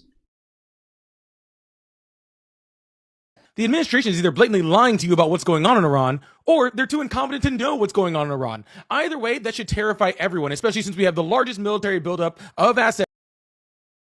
Host them? Yeah, I still host them. Yeah, well, that is the problem, though, is that like our own intelligence said that we missed the bombs. Our own intelligence said they moved the uranium.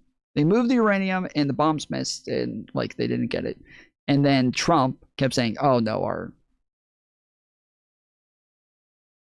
our bombs got it. We got it. We took out the uranium." Dude, Iran had a democratic election in '54, and the U.S. brought back the dictator. I don't know what that has to do with anything. I don't know what that has to do with anything, but yeah. The point is that, yes, our intelligence said that we missed, that we did not get the uranium, and now, and Trump kept denying it, saying, no, they got it, and now it's people within the Trump administration again saying that they have uranium, and I don't know what to tell you, dude. Like, just saying we should quit messing with them. Well, again, so the problem is, okay, this is the problem. Truly, they just can't have a fucking nuke. Like, they just can't have a nuke. Okay, it is just a thing that they cannot have. It would be very much against U.S. interests to allow Iran to have a fucking nuke. This would be a bad idea to allow that to take place. So to say like quit messing with Iran, like I don't know about all that. Like in some ways, maybe like they should quit messing with Iran, but like the main issue is again we had a nuclear deal with Iran. We had one. They were abiding by the terms. They were doing what they were told to do. They were doing the right thing. They were fine. There was no issue there. We could have left them alone at that point. We could have left them alone. We could have been fine. But then Trump decided to pull us out of the Iran deal. That is it. Like anything from here forward, having to do with uranium, having to do with bombs, that is his fault. It is just on him. It's his fucking fault. What the fuck, Tom? Why is it against our interests? For a lot of reasons. What do you like? One, we bombed Soleimani, somebody who has been like an expert at killing like U.S. troops and U.S. Intelligence officers and people like that. Like Soleimani was considered like the fucking hotshot when it came to killing Americans, and when we killed him, which was fine, okay, you killed him. The way that you did it, a little wild. Like I think it was at like an Iraqi airport, which a little insane, but okay, you killed him and a bunch of other people there. But Iran did not respond by killing a bunch of Americans, right? They didn't respond and like blow up a U.S. base or anything in the Middle East, right? They didn't turn around and blow us up and fucking, just do tit for tat. They didn't do that. Why? Because they can't. They can't do shit. Why? Because they're not a fucking nuclear power. There's not much that they can do in response to the United States in the same manner. They're not able to have a real response to us in the same way. So if they were a nuclear power, we never would have killed Soleimani. We never would have killed Soleimani in the first place. We never would have been able to do that. We wouldn't have, well, fuck, okay, we'll leave Soleimani alone, whatever. But if they're not a nuclear power, then things are a little bit different. And we can, take bunker busters and blow up facilities and shit like that. And like, it's a big deal, right? But once they're a nuclear power, this changes things. And this is a country that has alliances with other countries that are also against U.S. interests when it comes to China and Russia. And like, they are obviously a negative for the United States and our plans in the Middle East. So they can't have a fucking bomb. I don't know why. It's like, that seems pretty obvious that them having a fucking bomb would be against U.S. interests.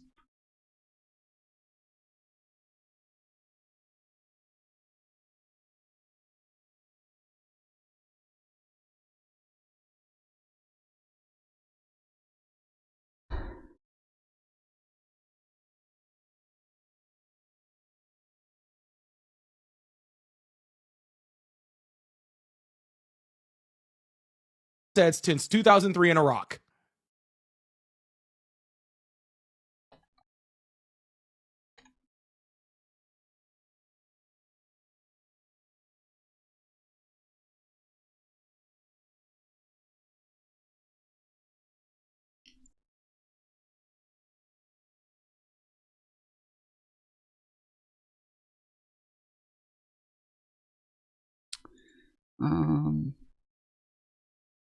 Tom, they are lying about the bomb. About what bomb?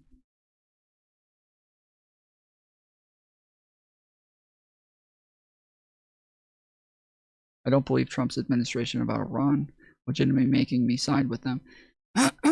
Well, that's, again, this is the problem, is that at the time when Trump bombed Iran, our own intelligence, Trump's own intelligence, said they moved the uranium. Trump's own intelligence said they moved the uranium, right? They said it was above 60%, and they moved the uranium. Trump kept lying over and over, saying, no, nobody said that. That's not true. We got the uranium. That's not real.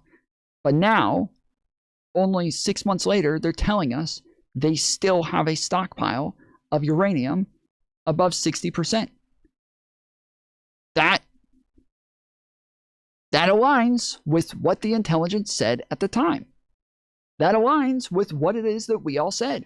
We all said, you didn't get the fucking uranium. They moved it. You didn't get anything. You didn't achieve anything. You did absolutely nothing. You just wasted time and money and resources. That's it. That's all you did. And now, if Wyckoff is saying this, I'm not saying he's right. I don't know. But that aligns with what it is that we believed at the time, is that they missed.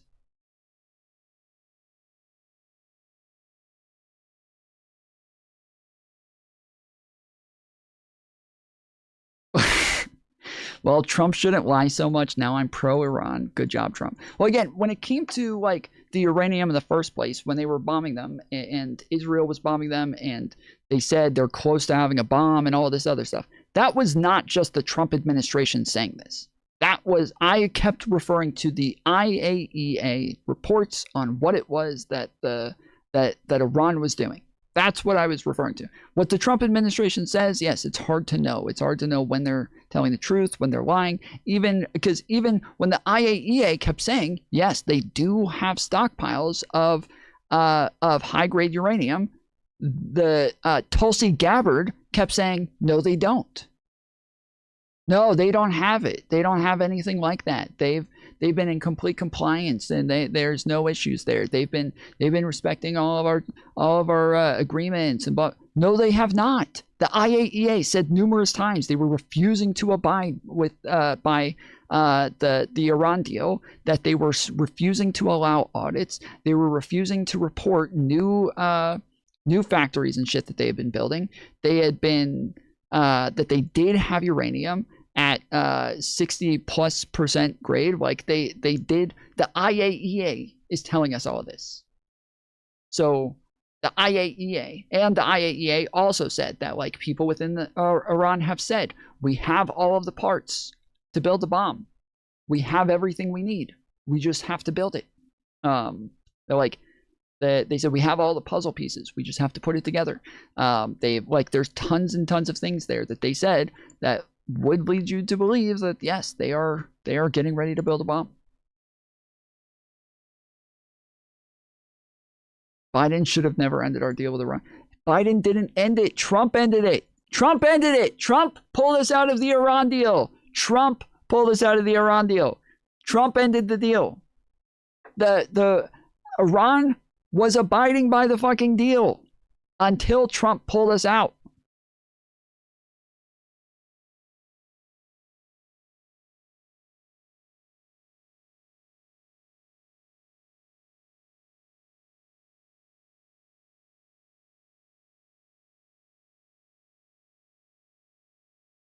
L. Biden, yeah. Biden unfroze the funds. Yeah, sure. Biden unfroze funds. Sure.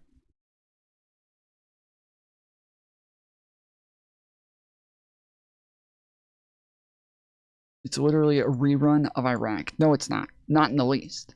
Not in the least. Again, with Iraq, there was way less information there. There was way less details. We had way less information at the time. This is not that. This is not that. This isn't that. Like, I'm sorry, it's not the same thing. They're not even remotely close to one another. They're just not the same. They are drastically different scenarios.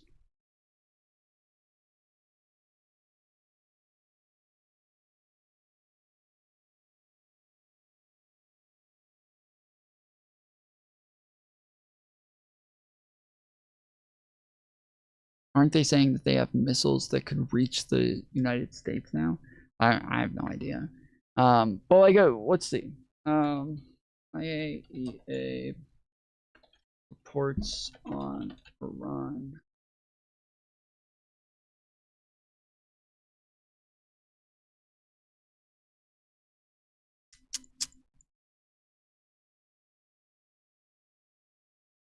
As of early 2026, IAEA reports indicate that Iran continues to expand its nuclear program, significantly exceeding Joint Comprehensive Plan of Action (JCPOA) limitations. Key findings include increased stock of 60% enriched uranium, expanded advanced centrifuge installation, and restricted IAEA inspection access, leading to a loss of continuity of knowledge on some production activities.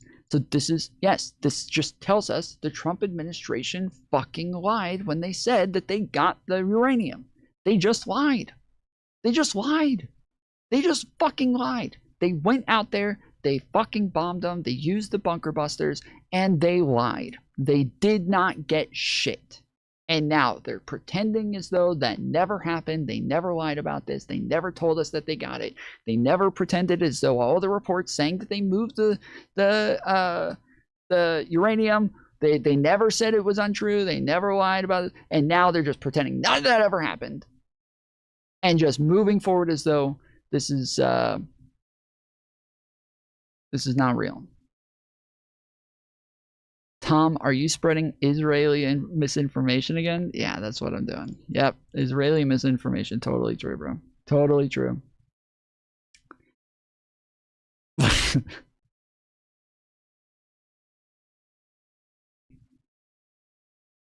Well, with how much we are fucking with them, it's no surprise why they are trying to get something to defend themselves. I'm sorry.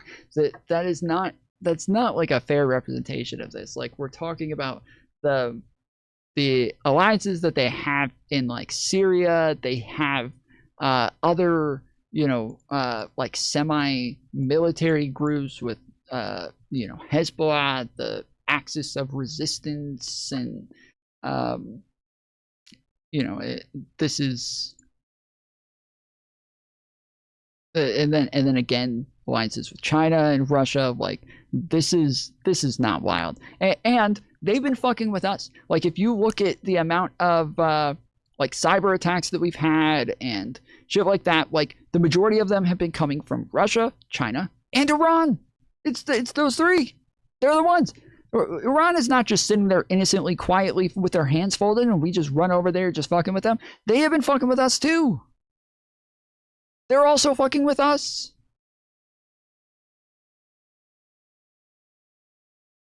You do not even know what is that? What does that have to do with anything? Can you tell me? You're stupid, Baldy. Okay, so tell me why. What does that have to do with anything? Let's say you're right. Let's say you're right. I don't know what I'm talking about with whatever it is that you're talking about. How is that relevant to what I said here? How is that relevant to whether or not I'm correct here? No. I'm asking you to answer my question real quick. The Iran deal is not a real deal.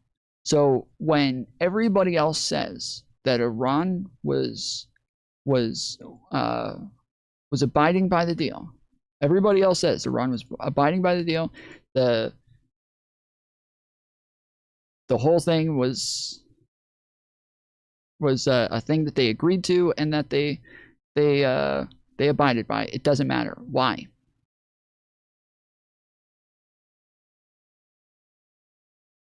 I'm asking for evidence. I don't want you to just keep like saying random shit to me. I'm asking, what evidence is there that they did not abide by the agreement? What evidence is there?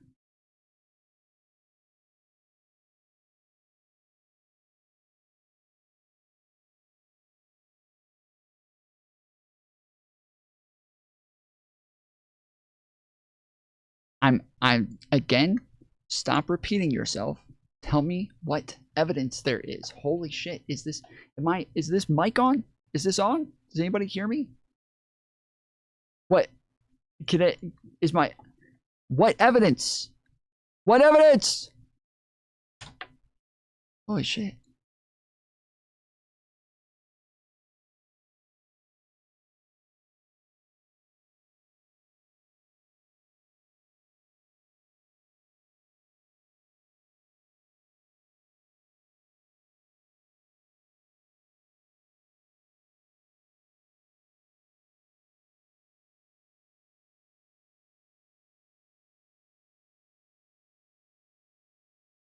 I hear you. You're muted. Audio's good.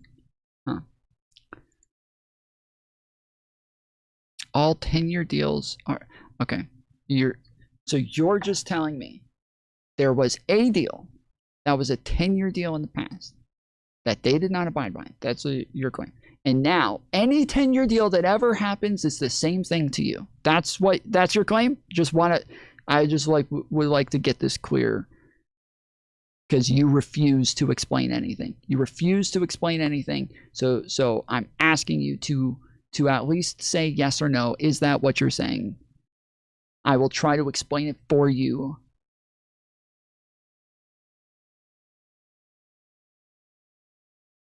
Just 10-year deals are okay. All right, you're a fucking idiot. Never mind. So just say no evidence. Just say that. Just say I have no evidence. I don't know why you couldn't have said that. I don't know why that's so fucking hard for you. Just say I have no evidence. I have no evidence. I have no reason to believe this. I'm just saying shit.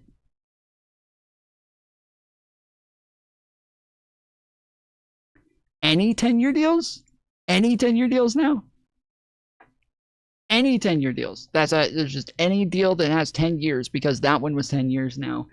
All of them are fucking 10. All of them that are 10 years are fake and gay. You don't know anything outside of your culture. Holy shit. Let's okay, the Treaty of Al-Hudaybiyah was a pivotal 10-year peace agreement in March 628 between Prophet Muhammad, representing Medina, and the Quraysh tribe of Mecca. Despite appearing disadvantageous initially, forcing Muslims to return to Medina without performing Umrah, it deemed a very clear victory that allowed Islam to spread and pave the way for the future conquest of Mecca. Duration: a 10-year truce, halting fighting between the two sides. So again, that's what you're saying, that because this one was 10 years, you're just applying anything that is 10 years to this. That's what you're saying. You're saying this deal was 10 years. This is what I said. This is what I asked you. You could have just said yes. That's what I'm saying. But you refuse to say it because you're too fucking stupid. And now you're sitting here saying, well, you don't know anything. Well, I literally asked you if this is what you meant. So apparently I do know exactly what it is that you're trying to say better than you know. So this is not difficult. You don't know what the fuck you're talking about. I know what you're talking about better than you do, and you're fucking stupid and wrong, and I win, and I'm beautiful, and I have all the brains in the world. So take that.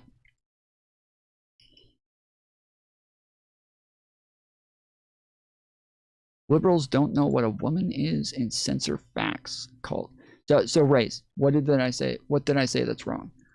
I'm literally allowing you guys to call in. I'm not censoring anything. I've got a phone number right here. So if you think I'm wrong, you can call in and have a conversation with me about it. But no, we're talking about the Iran deal and why a 10-year deal is useless. Yes, but you're just claiming it is because of that one. That's it. That's all you're saying. You're saying that one, so therefore this one. That's it. That's all you're fucking doing. You're not actually explaining anything, but whatever.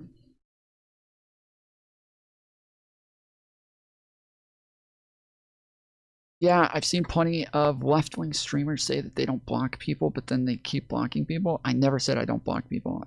That's literally everybody blocks people. I don't know a single right-wing streamer that doesn't block people. Not one. I engage with tons of right-wing streamers. They all block people. I'm blocked in tons of right-wing streamers' chats, so I don't know where you're getting this from, that this is a left-wing thing. Streamers block people. All streamers block people. I never said I don't block people, so I don't know why you just said that.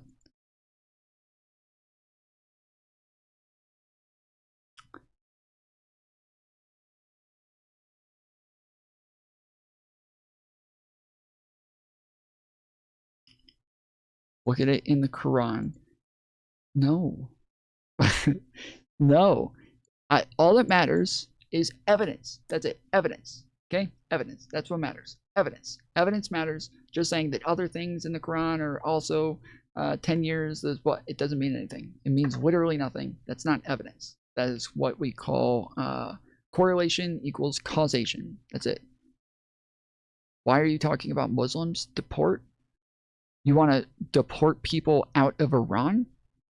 You're trying to get them deported to the United States? What are you talking about? Why would we deport people out of Iran to the United States? That's fucking insane, dude. You people are nuts, dude. I don't know what the fuck is wrong with you. I want people in Iran to stay in fucking Iran, okay? That is,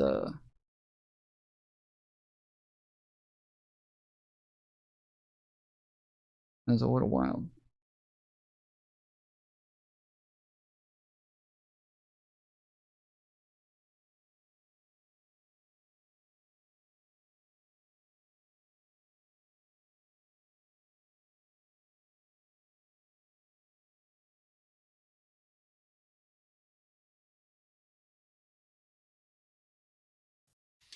What is inflation? Well, inflation is when the price of things is over is too expensive because of the federal government really squandering the tax dollars. So you have Tom had the opposite take when I talked to him. Wait, the opposite take about what?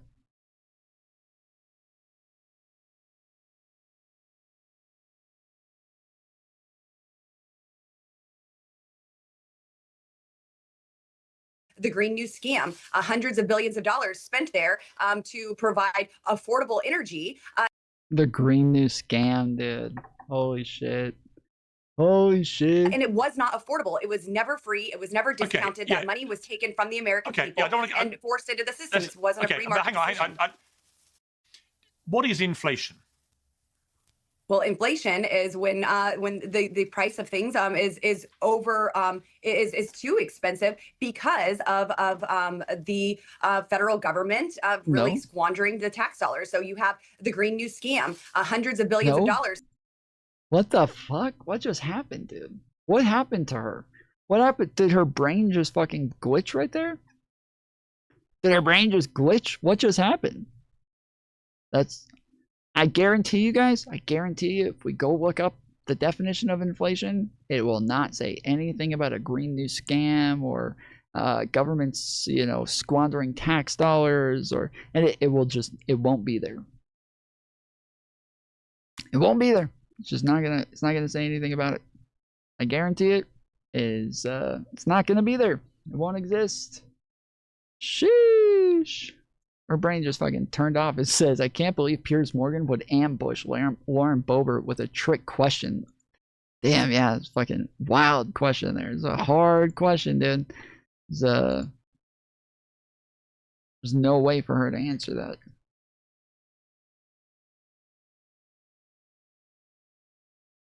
Civility is completely out the window. The problem in American politics today, like there is something that is deeply and fundamentally broken about you as a man, as a person, that is rotting the inside of the country. Yeah, let's not go there. Let's not go there, right? Stand by my... There's no way. I don't understand how somebody who's a right-winger could ever say that civility has left politics when they literally voted for Donald Trump. The most uncivil politician who has ever existed in American politics. Like, he is by far the least civil person. The guy who literally spent the entirety of his campaign in 2016 making up nicknames for people, spent all of the debates just insulting people and going back and forth with them, making fun of them, making fun of the way that they look. The guy who spent his entire career before that making fun of women for being fat and ugly and shit like that. Like, this is the guy that's supposed to... They want civility? That's what they want? That's what they want. They care about civility? No, they don't. They don't give a fuck about civility. They whine and cry anytime somebody says something mean to them. And then they totally defend the most uncivil president who has ever existed. They will defend him. Anything that he does, anything that he says, they turn around and fucking defend it. They don't care about civility. No fucking shot. The comments, it is absolutely true. Civility's out the window now. Did President Trump embarrass the Democrats or embarrass himself? That's the debate that's breaking out among the political and elite class after the president's nearly 2-hour, record-breaking State of the Union address. Now, from a rhetorical and performance perspective, I've got to be honest, it was impressive. President Trump had command of the stage and really did seem full of energy, and he stayed on his prepared remarks. No, we don't. We elected Donald Trump to tell you to go fuck yourself. Right. Yes, you asshole Democrats. Yes, that's what I just said. Thank you. That's what you're agreeing with me. Thank you. Yes. You elected Donald Trump to be uncivil. You elected him because he is an uncivil person, because you guys are uncivil people, because you don't care about civility. Civility is not a thing that you ever cared about. It is a thing that went out the window a long time ago for conservatives, that they can never try to claim civility within politics. They can never try to claim civility. If you're voting for somebody like that and defending somebody like that, you cannot claim civility at any point ever. You don't give a fuck about civility. You don't care about it. Democrats are civil. Democrats care about civility. Democrats are the ones who care about, American values, and we are the ones who are the closest to abiding by Christian morals than anybody else right now. Remarks and unmessaged somewhat, but also adapted to the room and improvised for a few very dramatic and effective moments. That said, the journalist in me feels obligated to point out that this speech was a fact-checker's worst nightmare. For example, Trump claimed that gas prices are now below $2.30 in most states. That's objectively not true. In fact, according to AAA, there's not a single state where the average gas price is below $2.30. And he said that he even saw a state where it was like $1.73 or something like that.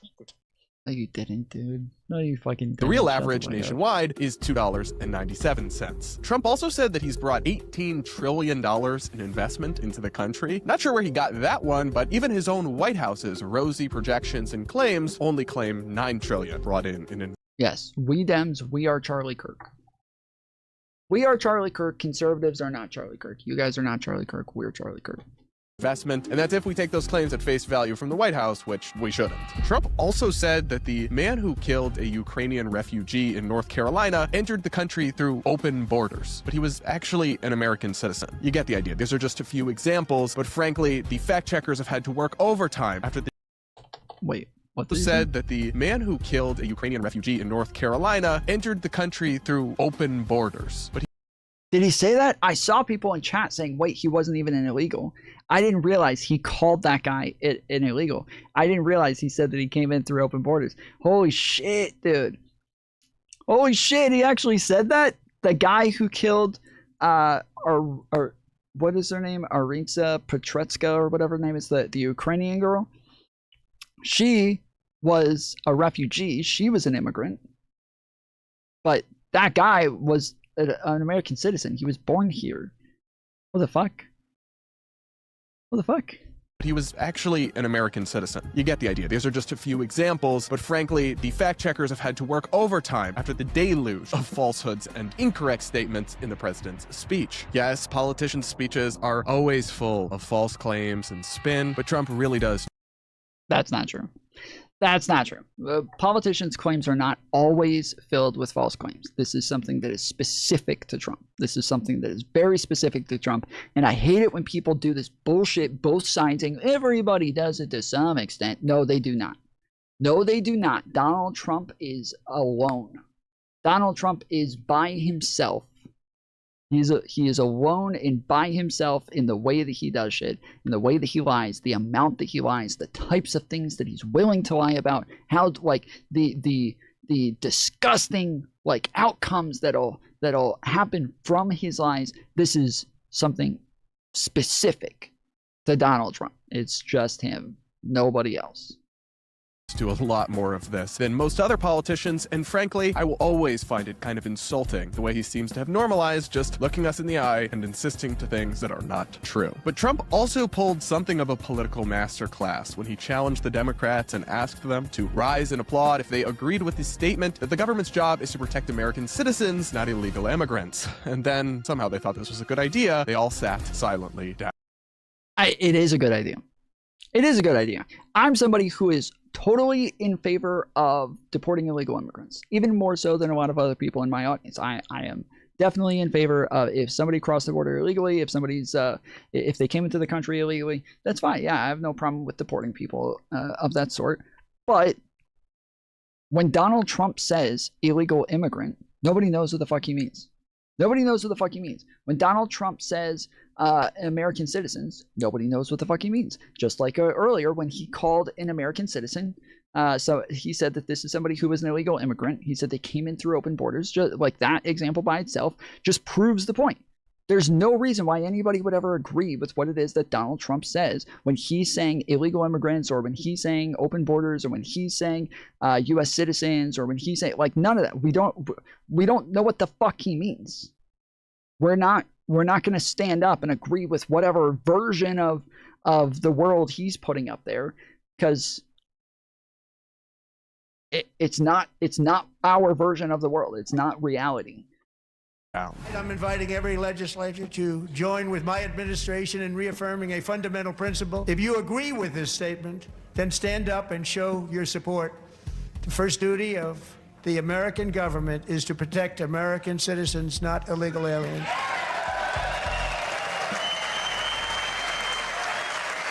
You sound like a crybaby, dude. What did I say that was incorrect? What am I saying that's wrong? Like, you guys always just say like the most bland nothingness statements. What did I say that was incorrect? What of what I said is incorrect? There's your next.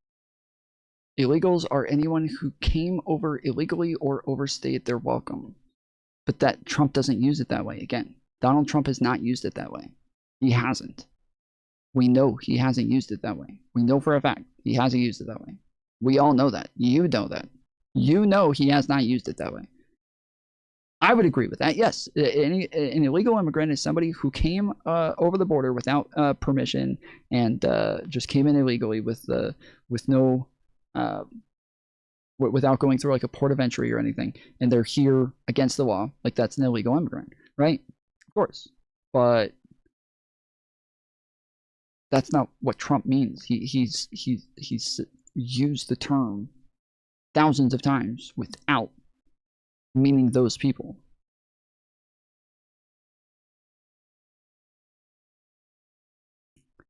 What I know is that you are retarded. Yeah, see, this is what I'm talking about. That's the type of shit that they say. Like, there's no like, you're wrong. Here's what you're wrong about. Here's like, I literally have a phone over here. Like, if you disagree with me on something, you're able to call in. But these people, they don't actually have a disagreement with me. They're just, their fifis are hurt that I didn't say what aligns with their fucking bullshit bias. But that's it. Like, they don't care about facts. If you guys care about facts, you would just call in and just challenge me on the facts. We can go over the evidence. You can tell me what to pull up. Here, pull this up. This will prove that you're wrong.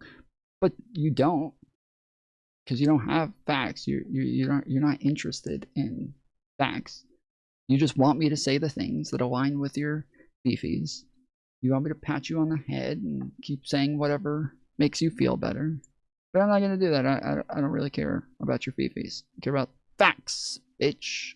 Facts. Next Republican campaign ad. And frankly, normal Americans are going to see that clip and reach the same conclusion that President Trump did when he said, "These people are crazy." As is the case with most State of the Union addresses, the whole thing was basically political theater. And I honestly think we should go back to the pre-1913 tradition where they just sent a letter to Congress and didn't do a whole speech. The night served to probably change 0 Americans' minds about the trajectory of the country and isn't going to materially affect even a single citizen's conditions. But it did provide. Men can't have babies. Fact. Only 2 genders. Fact. Who says there's more than 2 genders, Joey? Jose. Who says there's more than 2 genders? Who said it? Provide fodder for attack ads and get us, once again, all at each other's throats. Other than that, it was really a wonderful evening. That's just my take, and the debate is only just beginning. Joining me now, we've got conservative talk radio host Ari Hoffman and Stephen Bunnell, aka Destiny. Guys, thanks for being here. Thanks for having us. Thanks for having us. So, Stephen, I'll come to you first. I imagine that there's part of that you agreed with, but part of it you probably didn't agree with. Just give me your big picture thoughts on Trump's address. I'm sure you watched it. It's very difficult to do this, but I mean, looking at where we're at right now politically in the United States, I think one point you brought up, we've just kind of normalized having our government lying to us in the most ridiculous ways possible, even if it's a thing that they are seeing some success on. Like, are we really to believe that 0 illegal people made it into this country over the entire, what was it? He said the last 10 months, actually, like 0 people. Just the idea that he can just say whatever, and then the fact. Yeah, even Trump's own numbers say that that's not true. Trump's own numbers say that it was not 0 people who came into the country illegally. That they have, we know that illegal immigrants from Trump's own administration, illegal immigrants have come in under him About a week ago, White House Press Secretary Caroline Leavitt mentioned there were 0 illegal border crossings at the U.S.-Mexico border for the 9th straight month in a row. For an unprecedented 9th straight month, there were 0 illegal border crossings at the southern border. Her own U.S. Border Patrol apprehension data suggests she's lying. According to U.S. Border Patrol, 691,906 people were apprehended after crossing the border in 2025. Those are people who have crossed the Mexico border into the U.S. Based on the same U.S. data, an approximate 280,000 people were not apprehended. Although the number in 2025 is low, the numbers were lower in 2017, 2018, and 2020. So it's not even a record low, and a far cry from 0 illegal border crossings. Yes, Donald Trump, in his first administration, he didn't make big changes to the border. He had Obama's border with Obama's policies. And Donald Trump came in with everything set up for him, everything made easy for him in his first administration. And then he still claimed in 2018 and 2019 that there was a border crisis and that he needed to use emergency funds to take away from hurricane victims, from natural disaster victims. He took that away from them and put it towards the border. He had an all-time record low from continuing from the Obama administration, and he still took money and said that this was a national emergency and took money out to put it towards the border.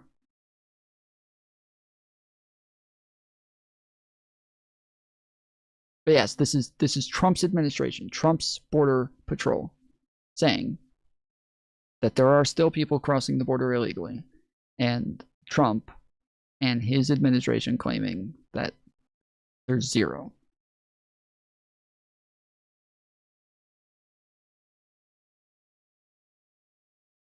That he has these same, rehearsed talking points that he uses over and over again. This country used to be dead, and now it's the hottest place in the world. And, blaming Biden for the things that he inherited that he doesn't like, and then taking credit for the things that are going well, like the stock market. I don't know. I'm very tired listening to Trump and then listening to the ways that people around him try to defend every lie or crazy thing that he says by saying it's all a joke or it's all ironic until it's not, and then they defend the thing anyway. And to the larger point, you mentioned something about how, wow, it was crazy that Democrats didn't stand up when Donald Trump said that the government's job should be protecting American citizens. I think I would feel pretty disgusting if I had to stand, or if I watched a Democrat stand up for that when the president sent ICE to Minnesota, murdered 2 American citizens, and then basically shielded those officers from any liability and shipped them off somewhere else. We're saying in terms of if that's the government's job to protect American citizens, it doesn't seem like it's playing out very well right now in front of the American people. Yeah, let's come back to that second point, obviously, about the Democrats, and just kind of start with the big picture message from Trump. I certainly agree with you. I find it frustrating how he says so many things that simply are so. But Ari, I saw that you shared some posts, and I think it was a New York Post article or something, calling it maybe the best ever or a really good State of the Union. Make your case for why you liked what you heard. I always love the State of the Union. I don't care which party's president is giving the State of the Union. I love the theater. Maybe that's because I'm a drama kid, but either way, I love it. I think it's a lot of fun. I think it's very entertaining, but you also get to I hate drama kids. Oh my goodness. Drama kids are the worst. See what the messaging is of the party that's in power or who's in the White House. And I think what this was for the Trump administration was a reset. Hey, remember all that stuff we promised during the campaign? Here's what we delivered. No one's illegal on stolen land. You're kidding, right? Ward. I don't even know how to say that. Ward Alcatraz? It's a joke, right? It's one of those meaningless statements, nobody's illegal on stolen land. You are kidding? Okay, I was about to say I have never actually met somebody who actually says this or believes this. It's a thing that I've only seen celebrities say or people like that, but I don't know anybody who actually thinks this or believes this, and it's seems to be just a very, very small amount of people who say this sort of thing, and just gets blown up by conservatives to act like this is a common belief from a lot of people. But who? I don't know these people. I see just very few who think this, but I don't I don't know, especially not Democrats or people in Congress who would say this sort of thing. On, here's what we're working on, and here's why you voted for us in the first place. Trying to keep that message going with. Yeah, there you go. No one is stolen on illegal land. There you go.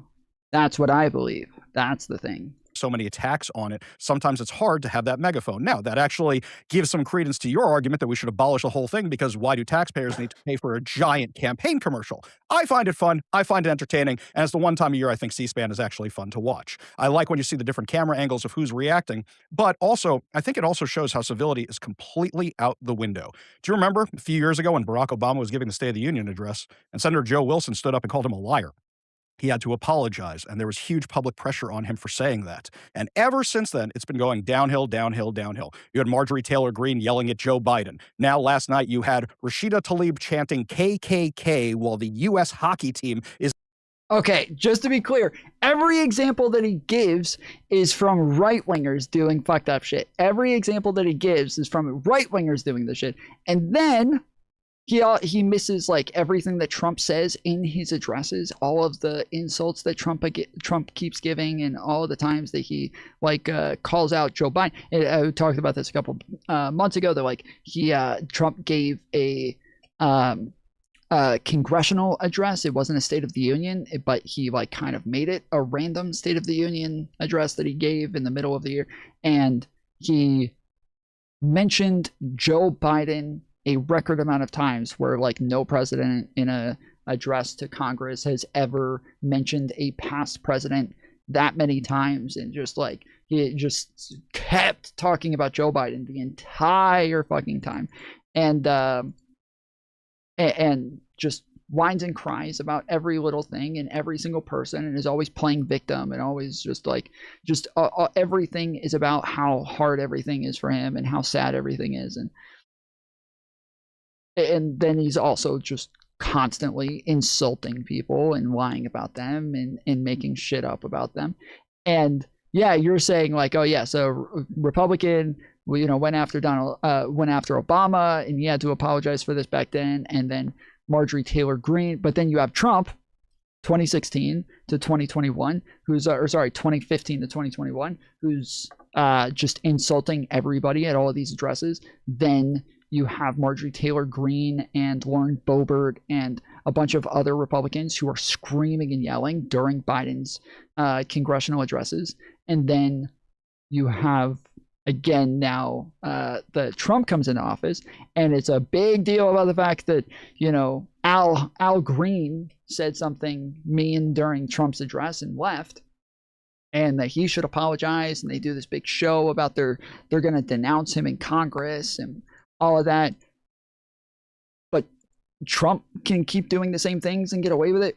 It doesn't make sense. All of these, the majority of examples leading up to this are all Republicans doing this over and over and over. And then now but yeah, you remember Rashida Tlaib yelled a couple of things during Trump's address. Is in the room, and everybody's chanting USA, USA, USA. I mean, we're looking at the both extremes of our political parties on display in the room. And I think, as much as I love the speech, and as much as it seems like 63% of Americans, according to CNN, approved of the speech, I think what we're seeing is, as opposed to uniting, we're seeing our country become more and more divided. And I'm not sure how you really fix that, but I don't think it's divided between Democrats and Republicans. But Ari, can you, when we're talking about civility or division, I feel like we can't really talk about that without at least acknowledging a large portion of that Donald Trump has spearheaded the decline of. I don't agree that that's where it started. I think it started with Barack Obama trying to save his second term and cobbling together this whole different groups of different people. Trump has good reason for exposing the Democrats. Ooh. People like you have zero ideas for building economy, but you have a great deal of time to attack Trump. So you're saying that if we go throughout all of the numbers on the economy and on inflation and GDP, we're not going to see by far the majority of growth under Democrats, right? That's your claim. That it's just all the fucking growth is not going to be from Democrats. You're saying that if we look at all of the biggest cities in America that make by far the most money, you're saying it's not all going to be Democrat-run cities, right? You're saying that it's not, if we go look at Democrat-run states that bring in, they're not going to be the ones who bring in by far the majority of the GDP, pay the majority of the taxes. Something like 70% of the taxes come from fucking Democrats, and you guys sit around whining and crying about the fucking taxes that you don't really pay all that much into. And that's your claim, is that we just don't know anything about economies. We don't know anything about this shit, right? I just want to be clear. That is your claim. Yes? That's I don't want to straw man you for law. People and telling them, here's who to blame, here's who to blame, here's who to blame, here's who to blame, and attacking everybody under the sun. I think that's where it really started. I think Trump came along and said, well, if this is the game we're going to play, then I'm going to play it, and I'm going to play it better. I'm not saying he's free of blame at all. I just think he's better at it. And when you look at the civility, the point I was about to make was, I think last night when you saw who stood up for what, and you see that the Democrats couldn't stand up for anything, even common sense, what you're seeing is there's a real disconnect between the Democrat Party and the average American. I think really what you saw on display last night was common sense and the far left. I stopped praying to Jesus, now I pray to Trump. True. Paste. Let's fucking go. Sanity that has taken over the Democrat Party. Well, all right. So, Stephen, I'll come to you on this question of the civility and decline. I have a feeling you have a slightly different view. I'm sorry, can I just get a refresher on the, what was that Obama reference? Which one are we talking about? Obama was telling us to blame all these groups of people. What are we referring to there? Back in 2012, when Barack Obama was having real trouble after passing Obamacare, what he did was he took a whole bunch of different disaffected groups. Let's not forget, it was Barack Obama who was pushing all the Black Lives Matter narrative heading into right after his reelect. In addition to that, this is stuff that he's been leaning on. Anytime there was something with race, he doubled down on the wrong side of it, took the wrong side of it every single time.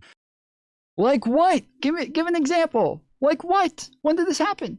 The one thing that anybody ever brings up is the fact that he said something about was it Trayvon Martin, where he said like he could have been my son. I think that's the claim. He could have been my son.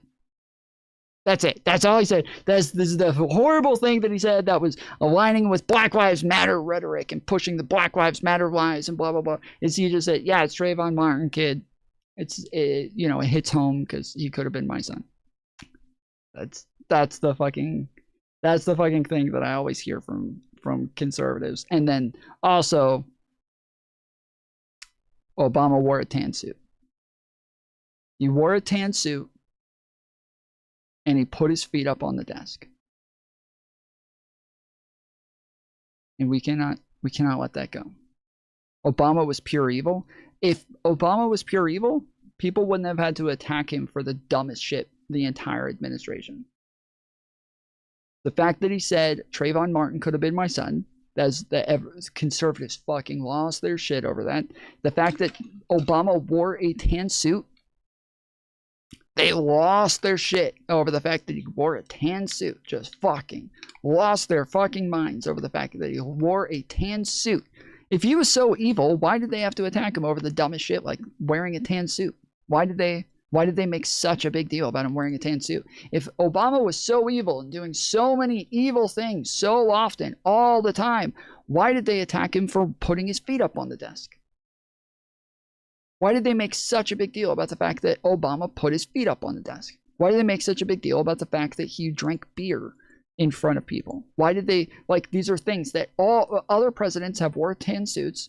All other presidents put their feet up on the desk. All other presidents drank beer in front of people. They all said this is something that made them very personable. And the same people who freaked out about this said that, oh, it's just casual and this is nice. It makes people feel like they can relate to them. Then Obama does it and they're like, whoa, he's turning this into the ghetto.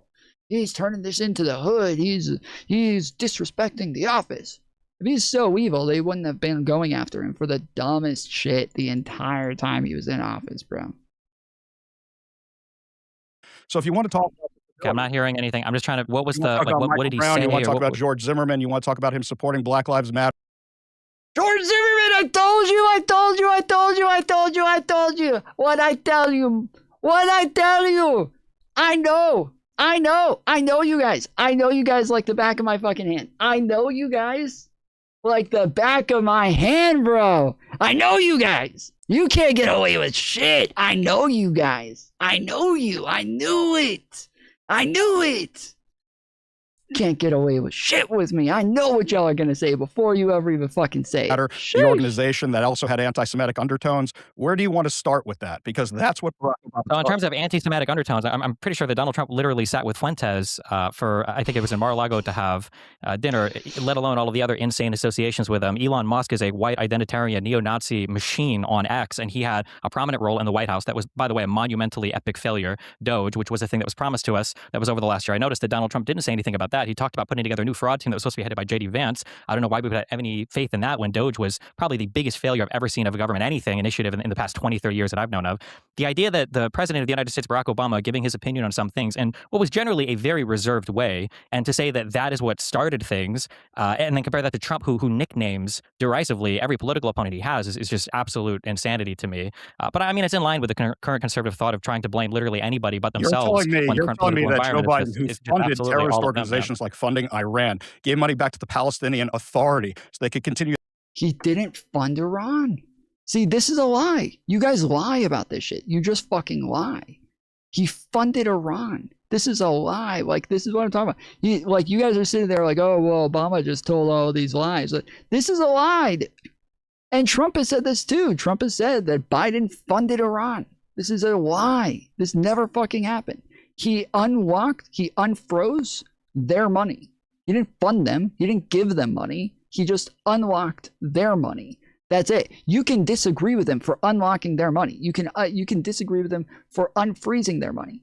You can lie and say that he funded them. That is drastically different, because if he funded them, he's giving taxpayer money to them, right? So I know some losers in chat right now typing up, well, it's essentially the same thing. They still end up getting more money. It's not the same thing, because in one case, they're giving our money to them. In another case, they're giving their own money to them. These are drastically different things. Their pay-for-slay program, and you're going to lecture me about Donald Trump, who's solving peace in the Middle East right now. You're going to call him an anti-Semite, especially when he has Jewish grandkids? Just Give me curious. a break up. Yeah, sorry, the Middle East isn't my strong point here. How many times are we going to get peace in the Middle East? Because I was told that the Abraham Accords were peace in the Middle East, and then the October 7th attacks happened, and then I was told that we just had peace in the Middle East again after the first Iran bombing, or after the Hamas thing. But okay, then guys, I'm going to reclaim the floor here for a second. Sorry. I'm just curious. When are we going to get the final peace in the Middle East? We're not going to go down. Sorry, guys. We're not going to go down the Middle East rabbit hole. I think we could do a 2-hour podcast on that and only scratch the surface. I also think we're probably not going to solve the great debate over. Giving them money is the only part that matters. Really, that's the only part that matters. So you're saying that if I told people that Donald Trump robbed fucking Israel and stole all their money and bankrupted them and gave the money to Ukraine, and it just funneled all their fucking money to Ukraine to where Israel's just not able to exist anymore, well, all that matters is that he's funding Ukraine. Like, that's really the only part that matters. Like, how it's done doesn't really matter. It's just that all really people care about is that the part is that they're funding Ukraine. Like, that's it. Like, it's not all that matters. You can't just lie about how you fund something and then be like, well, all that matters is that they got money. That's it. No, you say that they gave them our money versus they gave them their own money. These are drastically different things. It doesn't, not all that matters is that they got some money. For the collapse of American civility. But I do wonder, let's talk about this second question, right? To me. Well, just as a quick thing, I'm sorry, because I didn't answer the question. If you look at the 4 years of Biden and you look at the prior 4 years of Trump, or even the first year of Trump here, and you're trying to pretend that there is even remotely the same level of civility shown, you are the problem in American politics today. Like, there is something that is deeply and fundamentally broken about you as a man, as a person, that is rotting the inside of the country, and at some point we'll grapple with that, or the country will collapse. So thank you for illustrating the point on civility when you say there's something fundamentally wrong with me. Because let's not go there. Let's not go there. Right. Stand by my comments. It is absolutely true. To compare Biden, who said he wanted to be a president for all Americans, who increased the Secret Service allotment to President Trump, or to Trump while he was running for president, as Donald Trump strips Secret Service protections away from people he doesn't like, as he targets law firms he doesn't like, as he gives nicknames to people he doesn't like, who can't even condemn violence across all sides after the Charlie Kirk. Trumpers never call in. It's pathetic. Mm-hmm. It's weird. There's always like liberals and leftists who disagree with me, who want to call in and talk about it, but it's like MAGA is just terrified of actually having a conversation with other people that they disagree with. It's insane. Like, obviously, like you're everybody like sees other people with different ideologies from them, and they think like, oh, that person doesn't know what they're talking about. That person's wrong. But normally, when I see people and I think the same thing, I think, well, I'm gonna go talk to them about this. Then, like, I want to understand. I want to see. Maybe I'm wrong. Maybe I'm the one who's incorrect here. I want to go talk to them and figure this out. But MAGA doesn't, because they're like they don't actually want to know what's true, what's not. They just want to keep pushing their agenda, pushing their bullshit. Like a minute ago when I was talking about Trump lying, somebody immediately just started saying, "Oh, so Obama never lied." Like, what is it? Even if that was like something I ever said, I never said that. But even if I did say that, like when I say Trump lies, like, you could engage with that first before you move to somebody totally different. I never said Obama never lied about anything, but the people, they're just constantly trying to move to a different topic other than the one that we're on, because when they find out the truth, their brain literally just starts to like deny and just like, no, this can't be in my head. This can't be. Oh, well, what about Obama? What about Obama? What about Hillary? Hillary's emails? What about that? Assassination, but instead says that violence on the left is disorderly and terrible, but violence on the right is in response to that. It's unbelievable. Democrats were saying, well, you know. Yeah, it does say somebody just called and it didn't go through. Hold on. Here, I'll just call you back. I don't know why it didn't go through.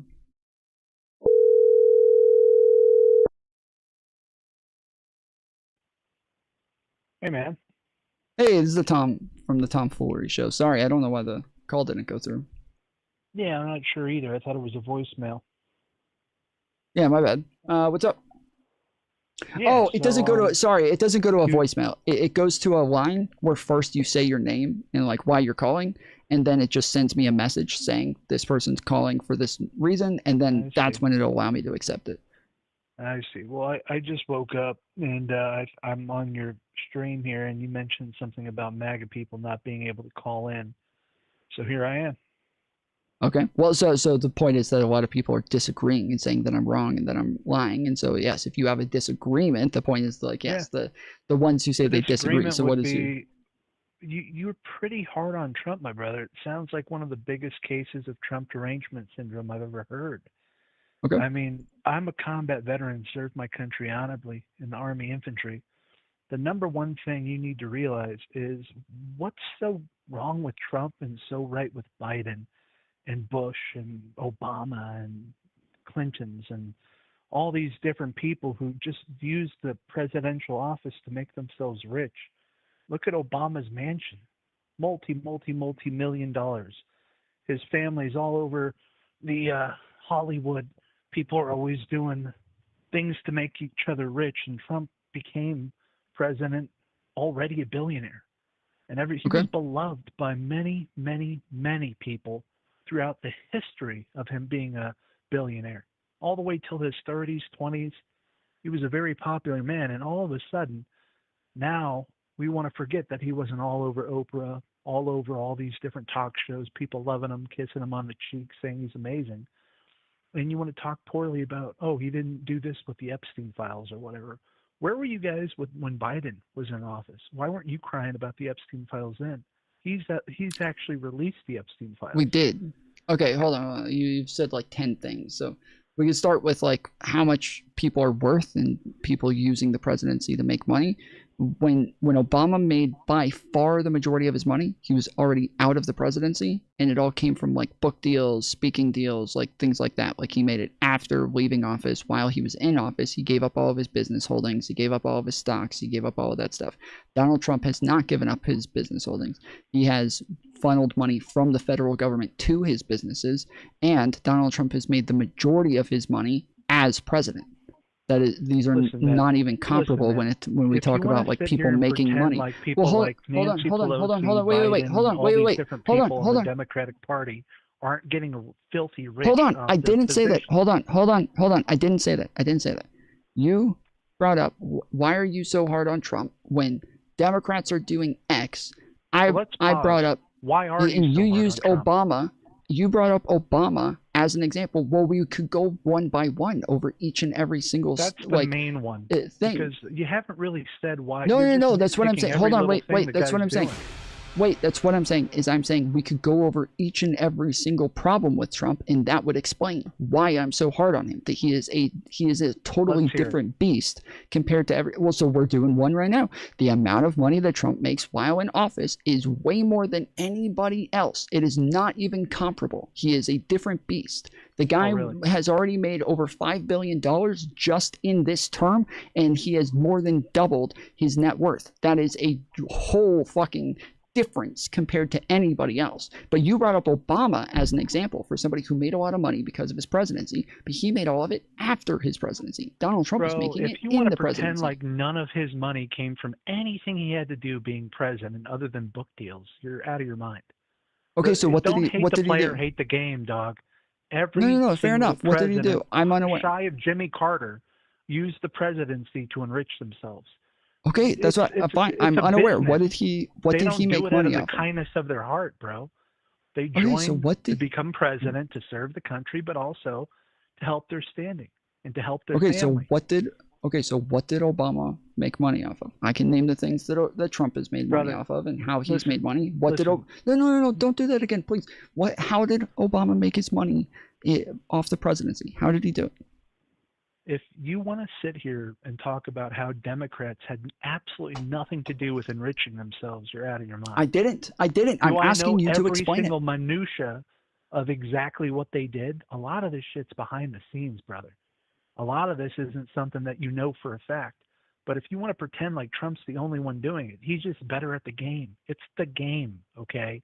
Every single president shy of Jimmy Carter used their presidency to elevate them and their family. Okay, the only difference is Trump is actually in the presidency to help America. If you think Biden helped America by opening the borders and sending rapists and murderers and all kinds of different evil people, I'm sorry brother. You understand. You're asking me why I'm so hard on Trump. I'm telling you, I can give you a detailed analysis for why I'm hard on Trump and the difference. Hold on. A detailed analysis about how he is doing things that are different from everybody else, and I can give you the evidence for it. I can give you the description of it. Hold on, let me fucking finish, bro. Please, for the love of God, holy shit. Well, you're talking a lot about him making more money. I'm not. I just started a sentence. I let you ramble when you didn't even answer the question that I asked you. You rambled for 2 minutes, and I'm responding. I don't know the minutia of the back dealings. Correct, of what they did correct, and that's what I'm responding to right now. I know the game. The game is correct, and that's what I'm responding to right now. Yes, that's what I'm responding to right now. So I'm saying, so that's what I'm responding to, is that Obama made money after his presidency. We don't have any evidence otherwise. If you do, I'm happy to hear it, but I'm making the claim that Donald Trump is making money while as the president, he is making that money, and that is a difference, a difference in kind. So if you're saying, look, we can assume these other people do those other things, I don't make assumptions. I look for evidence, and I have evidence that Trump is different from everybody else. Why is this such a point of contention for you, where you want to badmouth one of the greatest presidents of our lifetime because he's better at the game that he didn't start? This has been going on since he was a young man, talking about every single thing that they're doing, making our country weak. You need to realize that, number one, besides anything else, our military is the strongest it's ever been in our lifetime, okay? We have people respecting our country. Exactly. There's not some old decrepit man sitting in front of world leaders making a fool of himself. There's a strong leader that people stand up out of their chair, present their hand, and they're excited to shake his hand. There's always the occasional person who, wants to crap on him. But Donald Trump came into the office. He told us exactly what was wrong with the country and what he would do to fix it, and he did it. Can you say Biden did that? He signed a whole bunch of executive orders. He opened the border, allowed millions upon millions of people coming in, sex trade, rapists, murderers, insane asylums. And this isn't like some silly thing. This is 100% fact. Now, he's the bad guy because he has to deport those people. We cannot have a country with all these people in our country. We just can't. There's tons of crime. And the types of rhetoric that's going on in the media and channels like yours, where you're spewing all this hate about ICE agents and, Trump, it's caused assassination attempts on his life. It's caused people to stand in front of vehicles of law enforcement officers. It's caused all kinds of things. just the constant hypocrisy of, oh, January, whatever it was, 9th, or what was it? I don't remember. January 6th, my bad. Oh, no, this. Meanwhile, Black Lives Matter rallies are burning down gas stations and family-owned businesses down to the ground for months, and no one says anything. Oh, my goodness, dude. And every single time I have to hear a lefty get on the mic, they're constantly just talking about Trump this, Trump that. Dude, he's in the country. He's doing exactly what we voted for. He is making the country great again by getting rid of the illegals that came in from Venezuela prisons and all these different other places all over the globe. He's also helping our nation with Okay, tariffs. hold on. I'm happy to move to a different topic if we can just come to the conclusion that I have a lot of evidence that Trump is corrupt and very different from everybody else. You're saying you think hold on. I'm just trying to we have to pause hold on, bro. Seriously. If you're not going to allow me, I allow you to ramble I will, for but you over have 2 to minutes stop just on the now. corrupt. Brother, Okay, I will allow you to respond. I will allow you to respond once I'm done. Corrupt. But I am making the claim because he made more money in office. Yes. That's ridiculous. Yes, that is what I keep saying, is that, not First just of that all, he's made I more don't money. He's actually made know more that money fact. in I illegal haven't manners studied through that fact. corruption. But, bro, I'm sorry. I got to hang up if you can't stop talking over me. I'm allowing you I to told you ramble I for can let long you periods talk of over me. times. Go Okay, ahead. then stop. No, I don't want to talk over you. I let you ramble for a long period of time without responding to what I said, and now I would like to respond to you, I but responded you just exactly keep talking to over what me. your point was, but go ahead. You I'm gonna didn't. be You started quiet for talking 2 about minutes. Black Lives Matter in fucking open borders and executive orders and all of this. I didn't say telling you anything why about you that stuff. shouldn't harp Yes, on that one wasn't little part of the thing. topic. That was not the topic. That was not part of the conversation. So we're talking about whether or not I'm making the claim that I have evidence that Donald Trump has made tons of money through corruption, through illegal means, and that he has done tons of other things that are corrupt and illegal, and that I actually have the evidence. If you're saying I believe other people have done it at the same rate, I just don't have evidence of it. Okay, fine. I would like to move on to whatever it is that you do have Man, evidence I have of a that we can full-time actually job. talk I'm about not instead. as in depth as you as far as like the minutia of every little thing. But my point was, if you're going to sit here and tell me in bad faith that no other president has made money from their office, you're out of your mind.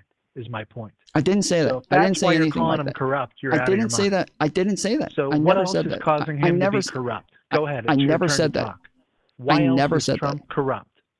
I never said that. What you just said as an analysis of my position is something I never said, ever. Tell me why And it wasn't what you said. I never said that nobody else has ever made money while in office. I never said that. That is You not a said thing Trump that is came out of my corrupt mouth. because you have proof or evidence, rather, that he has made more money in the office than any other president. Listen, Yes. brother, it's a game. And one thing we know damn well, especially from the Hillary Clinton debate, is that he plays games that he didn't start, but he wins them, okay?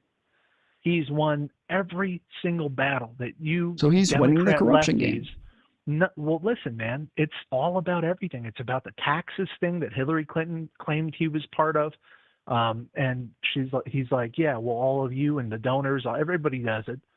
It's the same thing, dude. Jimmy Carter lived in a shack, basically. Okay, I Great didn't for make him, those claims. but I brother, don't want to every other argue president. Hillary Clinton's claims. I'm making my claims, and I'm saying What I'm that doing I have is evidence of making a things, but bigger I don't point. want you. But go ahead. No, you're not. You're arguing against things that I didn't say. You're not engaging You with a said single that thing that's Trump- come out of my mouth. I did. Listen, here's the engagement. You said Trump makes more money, therefore he's corrupt. Is that not true? No, I didn't. Nope. No. Okay. All right. Well, maybe I misunderstood you then. What is your actual point? Reiterate. That I'm saying he is more corrupt than other people. He's a different type of beast. That he does it more shamelessly. He does it more at a Can higher you go rate. into that a little bit? Yeah, sure. So like there was during his first presidency, there was the fact that he demanded that like a number of things be done at Mar-a-Lago and ended up spending like a lot of time at Mar-a-Lago. And then he initially supposedly said that he was going to have all of the Secret Service agents there and give them room and board, but then ended up charging them for higher rates than what the rooms normally went for, and charged it not to the the agents, but charged it to the government to charge way more than any of these things were worth, and ended up spending more time out of office at Mar-a-Lago than any other president before him. So well, maybe not any president before him, but I think there was somebody else who had spent more time out of office. Listen, brother, but pause for a moment. And I mean this in good faith. Do you hear yourself talking about Okay. Mar-a-Lago?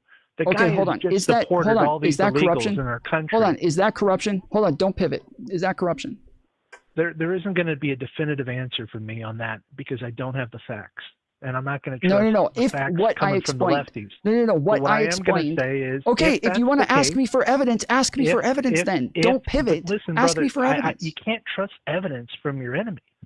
And the Oh my goodness! American left It's not is the me. enemy It's of not our my country. evidence. I didn't come up with the evidence. It's I will from research like government it after receipts. our conversation, and if it's true, okay. I don't like that, but listen, what do I like? I like that our military is strong. I like that he realized the problems and pointed the finger at it when everyone else shut the hell up. I Okay, like that the fair fact enough. that he Let me ask you a came question in then. and I get what now- you're saying. Well, now I get you're what you're saying. talking over me, brother. Go Yes, ahead. yes, Go because ahead. I'm trying to actually move forward. Well, I you're get trying what to you're saying. dominate And me and not no, allow I'm me to not. make a I'm not. thorough I point. promise you, I'm But not. go ahead. I promise you, I'm not. Let me right. ask you a question. What a then. great promise. Let's Are hear you it. saying if he did turn out to be more corrupt than everybody else, but you were happy with his policies, you were happy with him removing illegal aliens, you're happy with his foreign policy, you're happy with like the way he's running the country, do you think that you would say, I would excuse all of that in the fact that he would be corrupt and maybe is doing a bunch of illegal things? Even if that was true, I would be okay with it as long as he is getting the policies through that I'm happy with. Is that? Not quite. Here's the thing. No? I would Okay. have to compare it to every other president. And the presidency is a dirty game, my brother. It's a dirty game. There's been corruption in that office since the day it was started. The only person who was like, you know what, I want nothing to do with this anymore was George Washington. Ever since then, there's been back dealings, crazy other corruptions, and there's no real way to prove anything because they're the highest office of the whole country. So what I'm trying to tell you is, why are you so absent to look at the good this man is doing? Are you so blind that you can't say anything positive about him? I mean, even Biden tried to get out of Afghanistan, but you know what the truth is? When he did get out of Afghanistan, it was one of the most embarrassing moments of our entire country's history. And what I'm trying to tell you is, why can't you just look at this man and realize they've tried to imprison him for the rest of his life over nothing, basically. They tried to assassinate this man. They tried to talk about Russia collusion. They tried to talk about they spied on his campaign. They did all this backdoor corruption, and all you want to talk about is how he may have charged the Secret Service a little bit more money. Listen, do I like that? No. If that's 100% true, listen, brother, I'll research it. If it's true, yeah, I'll be like, you know what, that's not good. Okay, fine. So then let's go into the things that you just said.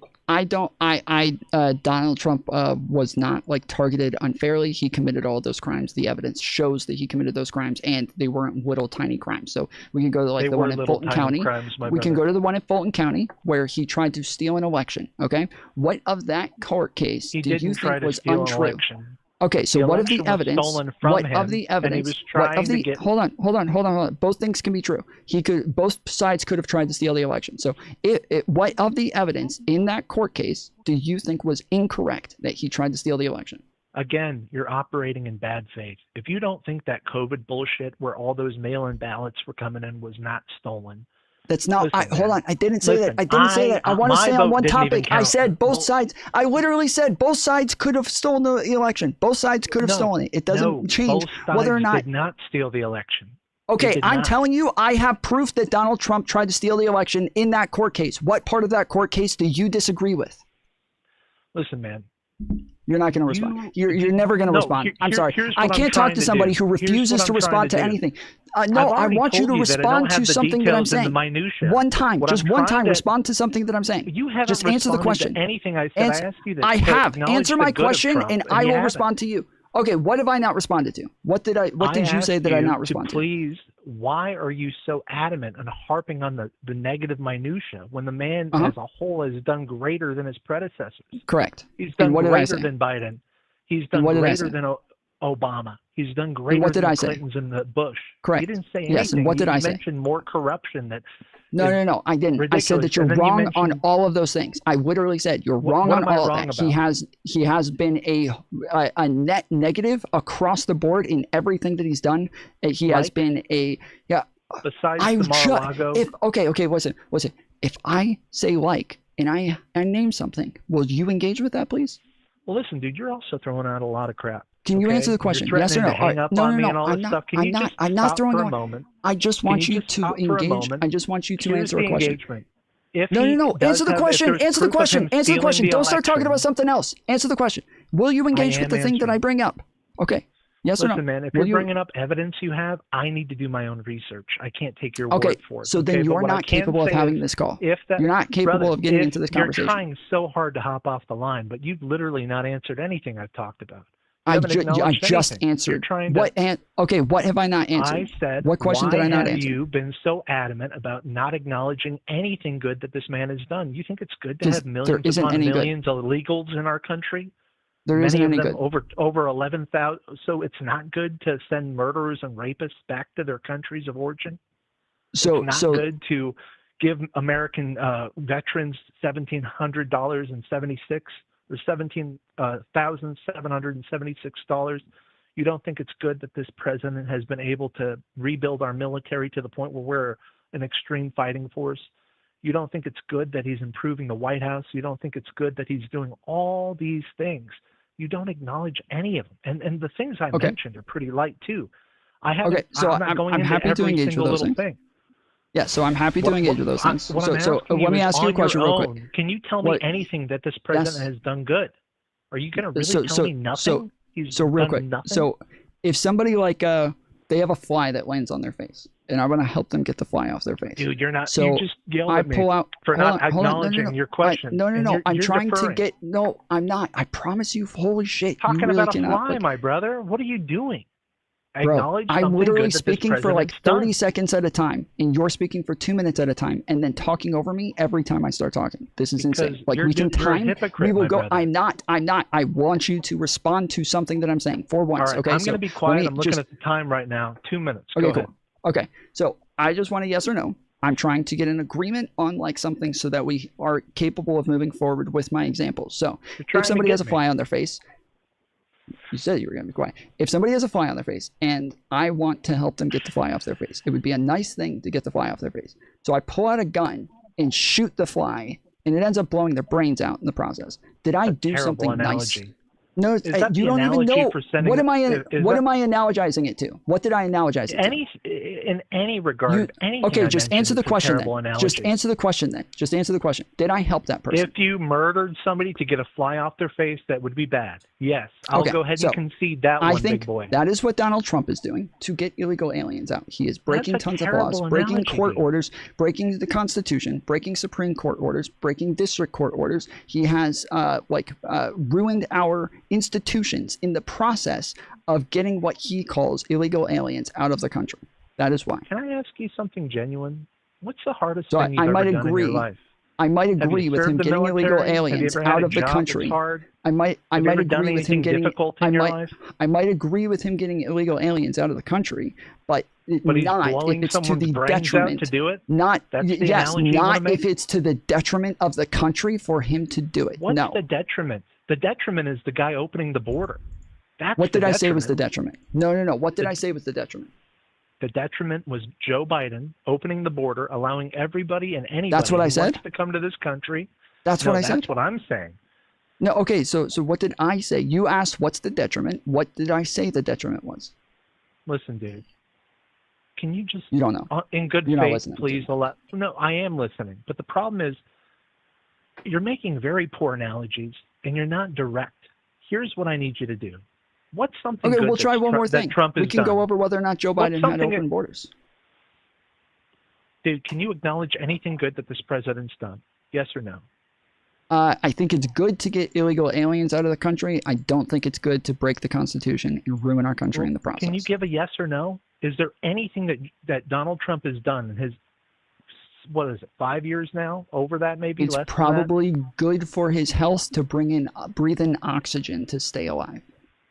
So that's the only thing good that this president's done. Not the military, not the border. No, I take that back. I not don't think he should breathe in anything. oxygen, but no, I don't. Now you're showing your true colors. You have severe case of Trump derangement syndrome. You don't know Every that. You single won't thing engage I with say, any problem that I have. I am You won't- acknowledging. Listen, brother, you have. What did I say that's assuming incorrect? This is your only job. You What did I study say this that's shit. incorrect? I don't have the facts to the point that you do, but you have to But I'm operate in good offering to faith. give them to you. Well, listen, I'm going to take that. Thank you for doing that, and I'm going to do my own research. And if what you So say you're being lines bad up, faith. I'm going to be Okay. like, no, it is good faith to listen. Anything I say to you, I would want you to do your own research. Don't take my word. I for it. don't. No matter how many I facts asked you study, for because evidence. We know damn well the Russia shit Not was me. spewed as a fact for years. Not All me. this I didn't bullshit- ask. I asked you for evidence. I didn't say I'll go look this up later and see if all the other presidents are just as corrupt as Trump. I Look, asked dude, you for evidence, and I have wanted a you to present full-time it to me. job. I'm a busy guy. I don't have Okay, time to so sit you on the take my internet all word for day. it? But what I can do is, in good faith, tell you every single thing you tell me right now. I'm going to research. I'm going to find out what happened, because there's too much stuff in 5 years or whatever, however many years, including Biden or anyone else, to know everything. Okay, but what I can say is you just answered the main question. You told me that it might be good that he's breathing air, and then you took it back. That's all you could say. You didn't say, hey, it's good that our military's strong. It's good that, we don't have people getting raped and murdered in the street, women. It's good that we have people in our country right now that are the main focus of the president, our people in our country. You're not a good operator of good faith. What you do is you hate one person so bad you're blind. You can't see anything good they do. And No, this is the all just world is obfuscation. gray. Nobody's black or white. It's all gray. obfuscation. It's 100% obfuscation. If somebody came up to me and they wanted to defend Hitler, but they were like, "Can't you just name some Now good you're things that bringing up Hitler did?" Hitler. I'd be like, "No, your I wouldn't do that." analogies are terrible. You're comparing Wait, Trump to wait, Hitler. wait. You're part of the No, I reason why didn't. he almost No, got I did not assassinated. compare Trump to Hitler. I did not compare Trump to You Hitler. I don't just think you did, under. dude. We're I did not. talking You about don't Trump, understand and you brought up analogies. Hitler. No, that you don't understand analogies. I have a you didn't wonderful even understanding allow of him. analogies, What my was brother. okay? What did I analogize there? What was the analogy? And what was the You point of it? blowing someone's brain out to get a fly off him. Then you said something about, about Hitler being. Yes, what was the analogy? What's good What was the point of it? What's good about Hitler? Meaning, Yes, what was the Hitler's point of it? so terrible. Trump is so terrible. There was nothing good about either of them. So, No, yeah, no, there's you good did things about analogize. Hitler. Like there's fine there, but he might have been nice to You're puppies trolling, and petted man. them on the You're head and shit trolling. like that. You're trolling, No, buddy. oh wait, you don't think that there's nice things about Hitler? You don't think there's anything good about him?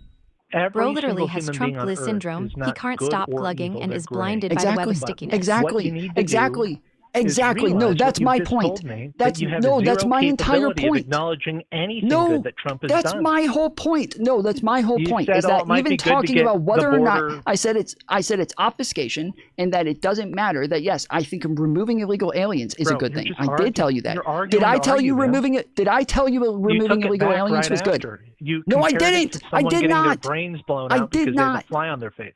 I did not. I did not. I said removing How would illegal you aliens get is a good thing. millions upon millions of illegal aliens out of the country after what Biden did? How would you do it? Would Like you just let them this is chill in like our if I country? said to you, Would do you take not the think it's American good? tax dollar This is and give this it is to like them? if I said, do you not think it's good to end wars? And you're like, yeah, I think it's good to end wars. And I'm like, okay, well, Biden pulled everybody out of Afghanistan. You would be like, what? No, that's not like the way he did it was horrible. That was a net Again, negative. your I'm not going to analogies accept are that. Very bad. Why? Your How? analogies How is are that very bad? What? How is Because that bad? I myself served in Afghanistan, and I know what So that what? guy did, and it was Wait, so what? How So how does comparing that disanalogize to what I closing said? the border and deporting people I is not evil. didn't. I didn't analogize it to it. We The were analogy is talking to about- say that's Brother, okay. you're I'm making sorry, an bro. absolute fool Yeah, out of yourself. I'm sorry. You're fucking Look, retarded. I'm all sorry. you- Go fuck yourself. That this guy, he can't engage with anything. Like he can't engage with a single fucking thing that comes out of my mouth. Holy shit, dude. The point of the analogy had nothing to do with anything he was saying. The point of the analogy is to say that if I bring up something that is good, and I just say it's good to end wars, right? Yeah, it's good to end wars. Okay, so then you should be happy with Biden pulling everybody out of Afghanistan. Be like, no, the way he did it is a net negative. The reason is that if I say it's good to remove illegal aliens from the country, That doesn't mean the way that he's doing it is good. It's good to remove a fly from somebody's face. It doesn't mean that any way that you remove a fly from somebody's face is good. But all he did was obfuscate the entire time. He wanted to talk about why I don't like Trump. Okay, we'll get into that. But then it's, oh, I don't want to talk about that. I don't have any evidence for that. I don't know what I'm talking about. Why can't you just say good things about him? Your whole problem is that you think that you want to know why I don't like Trump. That's what I'm trying to tell you, and you keep obfuscating to why I don't say good things about him. It's not relevant. It doesn't matter. It doesn't matter. I could be totally fucking deluded and just totally be incapable of saying anything nice about him. It doesn't mean that I'm wrong about the things that I say about him that are bad. It doesn't, I can still be right about that. It doesn't matter. It's not relevant. It isn't relevant in the least. But this guy's all about his fucking fifis. He wants you to like pet him and be nice. Buddy, it's okay. I like Donald Trump. He's a nice guy. Okay, buddy, he's really good. There's so many good things about him, buddy. He's so good. I don't give a fuck. I don't give a fuck about your fifis. I'm trying to get into the facts. And you won't listen to them. Every time we try to go over a fact, if you're immediately going to run to, well, I can't talk about that. I don't know anything about it. Okay, then you don't know what the fuck you're talking about. You don't know anything about Trump. You don't know anything about his presidency. You don't know how to compare him to other presidents. There was no open borders. There was no Russiagate hoax. There was no like the BLM fucking narrative in the DNC. None of this shit happened. It didn't happen. You're fucking deluded. And if you would like to, you can call in and we'll go over the evidence. We'll go over the facts. But if instead you're saying, I'm not going to go over the facts, I'm not going to get into the evidence, I'm not going to call in and actually engage in an intellectual conversation, then I'm sorry, you're just not capable. You're not capable of doing this. This is you don't know whether or not Trump's good. You don't know. And you won't know because you're not capable of knowing.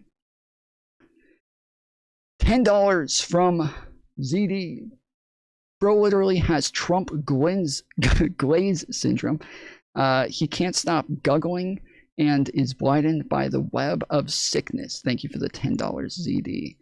It is people who just really want everybody to love Trump, and they want you to love him as much as they do. But then when they ask you, well, why don't you love him? And you start explaining, they immediately run as fast as they can away from that because they don't actually want to talk about that. WTF over 2. Appreciate the 5 gifted memberships. I missed it yesterday. I don't know why it didn't make a sound when it went through, but I appreciate it, and I did find it yesterday afterwards. So the caller wasn't good faith. I don't know if it's like I sometimes I feel as though there's times in my head where I think it has to just be irrational people who start to follow Trump, right? It has to be people who just can't think rationally, and that's why they follow Trump in the first place. But then you find out, like, no, like a lot of these people have jobs. They have friends. They do things. They can be doctors and lawyers and all sorts of stuff, right? They are capable of being rational in other areas.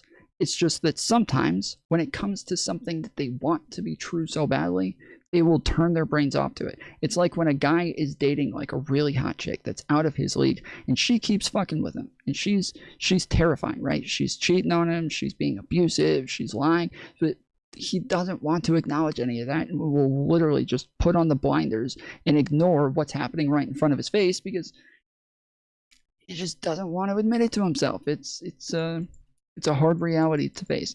And I think that's what it is for a lot of these people with Trump, is that like we can point at the facts, we can prove it to them, we can show them as clear as day what's happening, but they're not going to look at it. They're not going to look at it. They will put on the blinders, and if you force them to look at it, they'll do some obfuscation of, what about Obama? What about Russiagate? What about the emails? What about this? What about that? Like, they'll immediately find some other way to run away from it. Because yeah, it's just it's too much. It's too much for them to handle. Their feelings are too attached to Trump. he said some really bad things. I'm sorry he got shot, but he kind of deserved it after the entire left did that. Sorry, which Democratic leader said that? Which Democratic leader said that? Which Democratic leader said that? The entire left. So it should be really easy to name a single Democratic leader. I'm going to reel us back in here. There's I'm going to reel us nothing. back in here. I think we'll leave it there for that. I get your point. Okay. Actually, let the record show that he had no response to that, but okay. I think if I was going to talk about the State of the Union and say one unifying moment was actually both sides did stand and applaud when Trump condemned political violence and the shooting of Charlie Kirk. And I did appreciate that, though we can obviously talk about the broader way that was handled, and it was far from ideal. They didn't need to, though. They didn't need to. All of them condemned the shooting of Charlie Kirk when it happened. All of the Democrats, all of the Democrat politicians, everybody in the DNC, when it happened, they all condemned the shooting of Charlie Kirk. The Republicans just went and played tons of 12-year-olds on TikTok with no following, running around laughing about Charlie Kirk and everything. Every single video that I saw of people celebrating Charlie Kirk's death, I never heard of a single one of those people. Not one. Not one. I didn't know of a single person that they showed that was one of the people. There were people who did it. They were just nobodies. It was a bunch of fucking nobodies who were celebrating this shit. It was just the most irrelevant people on the internet, and they would go show any random fucking person who's saying this and then say, the Democrats are doing this. The left is doing this. It was a bunch of fucking nobodies. The big people, the big names, the people with followings, the people who are representatives, the people who are, CNN or on, they're politicians. Like all of those people condemned it across the board. Like they didn't need to do this virtue signal again for Republicans to feel better about themselves. On this specific point, though, Stephen, I have to say I am very critical of Trump's handling of immigration. I think obviously he's overcorrecting from the Biden policies, which were, their own problem in a lot of ways. But this moment where he says, please clap and stand with me if you agree. Jasmine Crockett, you're saying Jasmine Crockett celebrated the death of Charlie Kirk. That's your claim, right? I just want to get this right. Your claim is Jasmine Crockett celebrated the death of Charlie Kirk. Yeah? That's what you're saying. She celebrated the death of Charlie Kirk. Yeah? The celebration, right? She is so excited, so happy. Yes, Charlie Kirk died. Let's fucking go. Right? Should be easy to find. Yeah, it should be really easy to find. I should be able to find it pretty quickly. I just want to make sure that's their claim. They said Jasmine Crockett in chat, and I don't want to confuse the Jose. Is it your claim, Jose? The last two times I responded to Joe, he didn't reply. Jasmine Crockett wouldn't have a moment of silence for him. Oh, wait. Okay, so you said so she didn't celebrate him. You're saying she didn't do a moment of silence for him, is what you're saying? Jasmine Crockett. Okay. So Jasmine Crockett refused to engage in a moment of silence, right, when the House voted on this, and they said,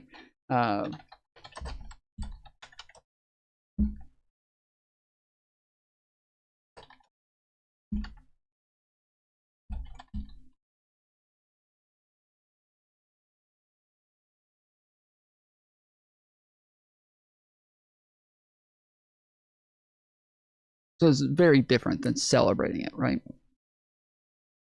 It's very, very different. Very different from celebrating it. I truly can't think of a time that people in the House and the Senate have ever had a moment of silence for somebody who was not a politician, for somebody who was not part of the House or the Senate or like part of the federal government. I don't know of a time that that's ever happened. I don't know of a time that they ever, for a single person, had a moment of silence for that person. But fine. She didn't want to have a moment of silence for him. That's not what we were talking about. We weren't talking about whether or not she did something that that upset you. We're talking about whether or not she celebrated the death of Charlie Kirk. That's not that. Call from Sid. What up, Sid? You're on the Tom Foolery Show. How's it going, buddy? Good. How are you doing? Doing well. What can I do for you? No, I was just watching your show, and I heard a lot of you talking, and I heard a lot of MAGA people chatting, but refusing to call in. So I decided to call in. Well, you don't have a disagreement. You're just annoyed that they won't call in. Well, I mean, I don't have a disagreement, but I want the content, you know? So Yeah. I feel like I could probably be a better MAGA than these guys. Yeah, but you don't support Trump. You think that you would be able to argue it better because they all refuse to do it. Yeah, I mean, I could never support Trump, but I think that people who are willing to like argue and like engage in debate and discourse and actually have their like their fifis challenged and things like that, like I think that they're almost 0% of them are going to actually end up supporting Trump because they'll know pretty quickly that they're incorrect on the things that they say. But there's only, I think, two right-wing debaters in this entire debate space. The whole streaming debate space, we have hundreds and hundreds of left-wing debaters, and there's two right-wingers, Rob Noor and Andrew Wilson, and that's about it. yeah, and both of them don't really engage in substance, from what I've seen at least. Like yeah, they both have their own tactics, but it is like the Zizek trilemma, where he said it was something like you cannot become more intelligent while supporting the Soviet Union. It has to be one or the other. The more you support the Soviet Union, the less intelligent you are. Or wait, no, you cannot be honest and intelligent while supporting the Soviet Union. Okay, yeah, I was about to say I don't know about intelligent, but yeah, that makes a little bit more sense. Yeah, you can't be honest and intelligent. Like the more you support them, either the more dishonest or the less intelligent you get. Like you can't be both, and it's the same. It's the same with Trump. Like the people that call in, they're completely pathetic. You can't talk about what's actually happening right now. You can't talk about what Trump has actually done. It's just these weird snipes and these weird like whataboutisms, and that's all it is. There's never any argument that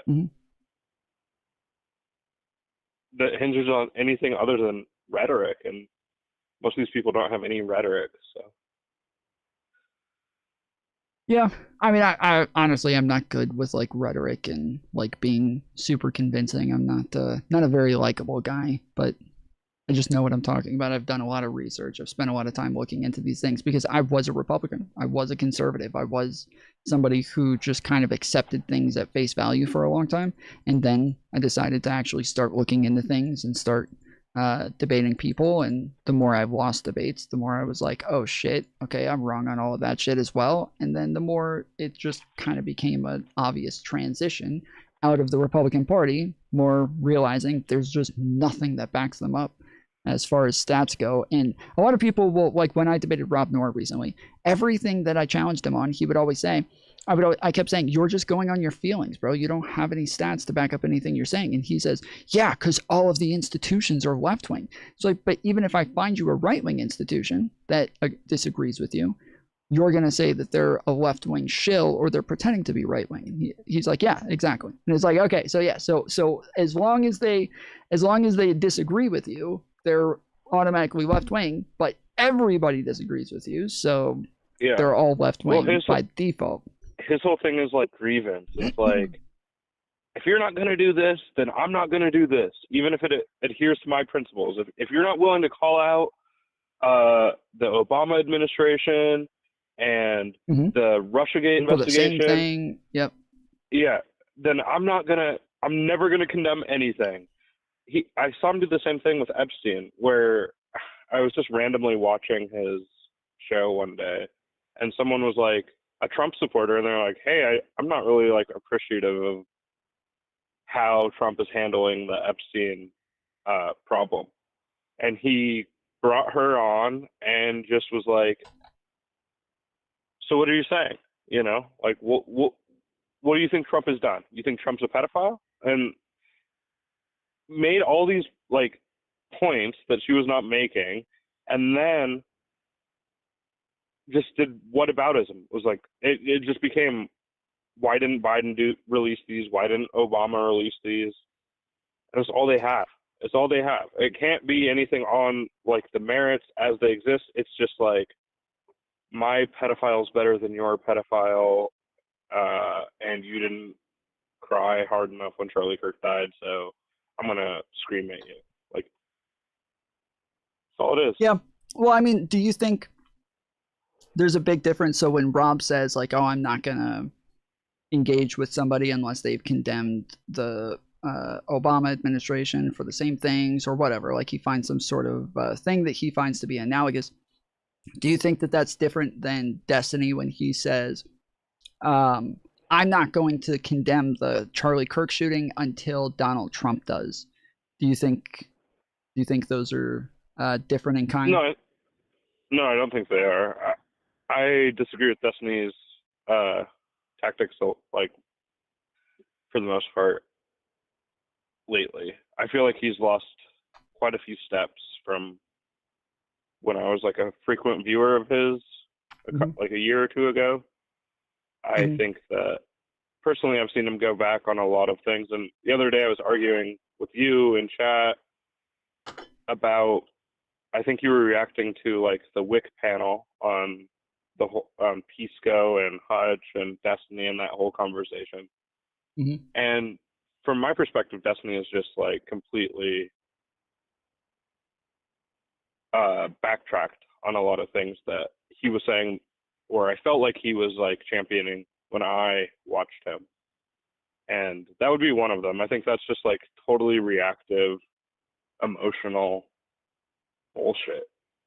I'm not going to condemn this political assassination, and I'm just going to look terrible on like a Piers Morgan panel because Trump is insane. Like, it just looks, it makes no sense. I to me. felt that way initially. So when I first like heard that he did it, I was like, "What the fuck, dude? What the fuck is wrong with you?"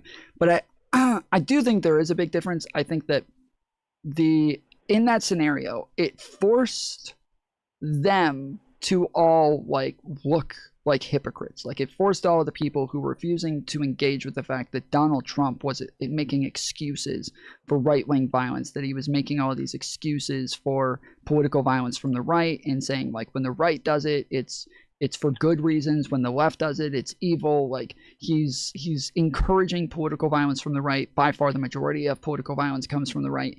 And it's like him kind of forcing them to engage with the hypocrisy that they're trying to get some streamer on YouTube who like doesn't even have 1 million followers to condemn this. Meanwhile, you've got dozens of right-wingers who are calling for a civil war on Twitter with millions and millions of followers. You got like Elon Musk with over 100 million. You got Libs of TikTok with over 10 million. You got Andrew Tate with over 10 million. All of these people calling for civil war while they're sitting there pushing Destiny to condemn this thing. And then you got Donald Trump ramping it up as well and pushing people to be more likely to actually engage in a civil war. And so I felt like in that moment, even though initially it looked really bad for him, I felt like the longer it went on and the longer he like stood firm on that, the worse it looked for everybody else, because I think he took some bullets for the rest of us to see, like, just watch them all be extreme hypocrites. Yeah, no, for sure. Well, I agree with you on some of that. All I would say is that, like, the way you, to be clear, he did condemn it. He did condemn it. He did on his own stream. He condemned it. And you can tell me if I'm wrong, but I think his position was like, he condemned it like privately. Well, but even on the panel, they said, "Do you think it's okay?" They said, "Do you think it's okay that this happened?" And he said, "Absolutely not. This is horrible. Like, nobody should ever be shooting people for their opinions." But you're not going to push me to condemn it when the president of the United States won't do it.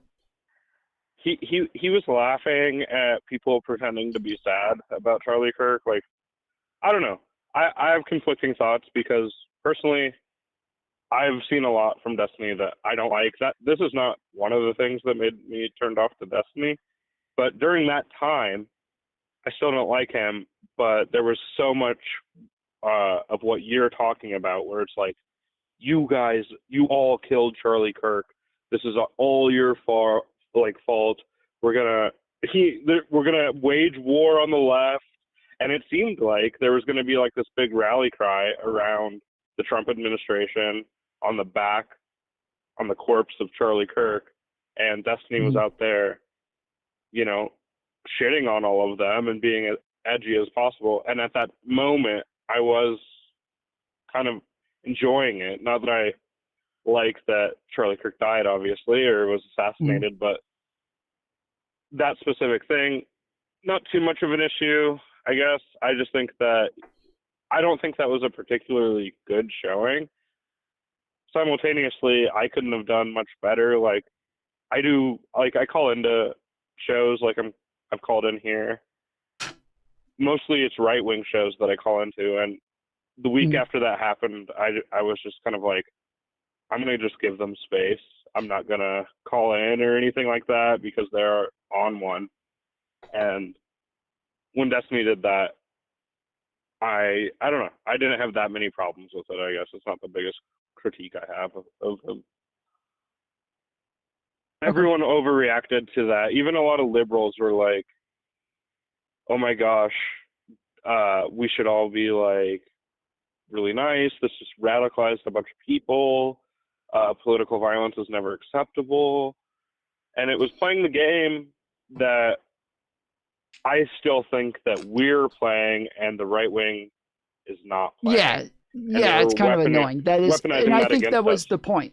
Yes, I think that was the point, is that like the right wing, they'll never condemn like political violence from their side. Instead, they'll just immediately deny that it's somebody from their side. They'll immediately deny that it's somebody who was like a right winger or anything like that. They just did it with every single time somebody from their side commits political violence, they all just play a bunch of word games and pretend like that person wasn't on their side, and that's it. Like, there's no like condemnation of it. There's no like, oh, this is horrible. Like we just had the scenario with Rob Reiner where he gets killed by his kids, and then Donald Trump says that he died because of TDS.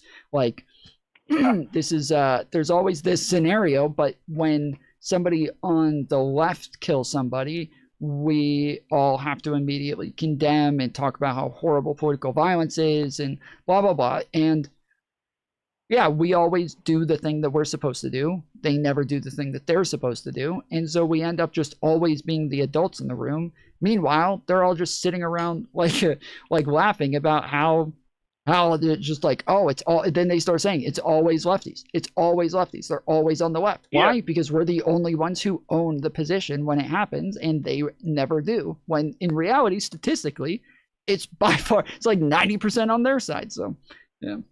I will say, I don't think that Destiny like accurately held up a mirror to them, because he was too on the nose with like, well, you guys never own it. You guys never take responsibility for people that believe the things that you say every day, go out and do. He didn't do what they do, which is deny and like blame the other side.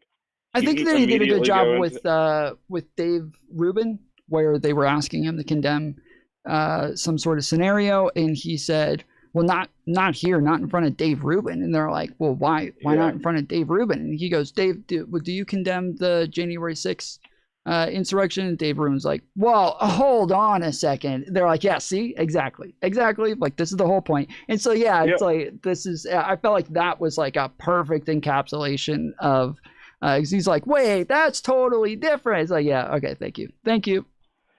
Well, I think it speaks to a broader thing, and I think we can admit we all do this, and I think that Destiny has taken part in this as well when he has like cheered on certain individuals ask if they condemn October 7th, right? Like, and their answer is not here, not in front of these people, and then he takes part in the they're doing that because they support it. Same thing happened to him when he said that about to Dave Rubin about Charlie Kirk. So I don't know. Yeah, maybe I don't think I saw that. but I that just makes remember sense. watching Destiny a lot around probably 2019 to 2024 ish, and when the Israel Palestine stuff kicked off, he was always when he'd react to people, urging them to make these condemnations to the opposite side about if someone was pro-Palestinian, you have to be asked these ritualistic questions about whether or not you support or condemn October 7th, whether or not you support or condemn Hamas. Yeah, the Piers Morgan. And Do you a lot of them condemn Hamas? refused, and he would laugh at that, and he would be like, "Why are they refusing? It's the easiest thing to do," stuff like that. And I think you could kind of turn that around on him with the Charlie Kirk thing that we're talking about. Yeah. Okay. All right. Well, I appreciate you calling in. I'm gonna, I guess, go back to the. Can I do one more thing, or unless you have more to do? What's up? I wanted to get you on the packing the Supreme Court thing again, because we didn't really hit on it as much, and you're against it. Yeah, it depends. It depends, overall, but generally, yes. I think I am against. Excuse me. I think I am against packing the Supreme Court. But it is just like a slippery slope sort of issue that I have that, I know other people, I think most people at this point would disagree with me on.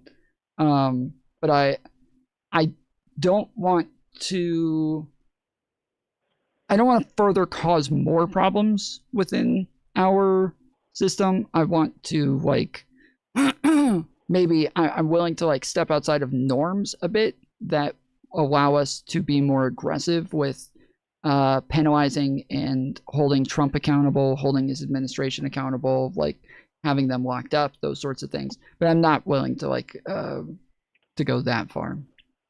Well, would you agree that the number of justices on the Supreme Court is a norm itself, right? We wouldn't be breaking a law. Yeah, that's why I said that is because I understand this is a norm. They're allowed to expand it if they want to. That is a part that I would feel is a little bit too far. And you agreed the other time when we talked that Obama was robbed a Supreme Court pick unjustifiably by Mitch McConnell. Yeah, and then of course. When the same situation was happening, but a Republican was in office, they confirmed another justice when. Correct. Yes, I think they should have. That is, I definitely think they should have denied them. 100%. I think they should have denied those justices. Well, the Democrats couldn't have, but McConnell said, this will never happen in an election year. We will never confirm a justice. Right, and then they did. So there are two sitting justices on the Supreme Court that are there unjustifiably. Right. But we should not remedy that because they would do what? Well, I'm saying that I that is something that I do think when we have power, when we have the ability, when we have the numbers, we should do things like that in response, but not new things that haven't been done. That's like they haven't expanded the courts, they haven't packed the courts, and so it is a bit different where we're saying this is a different thing that the Democrats would do that is now further I'm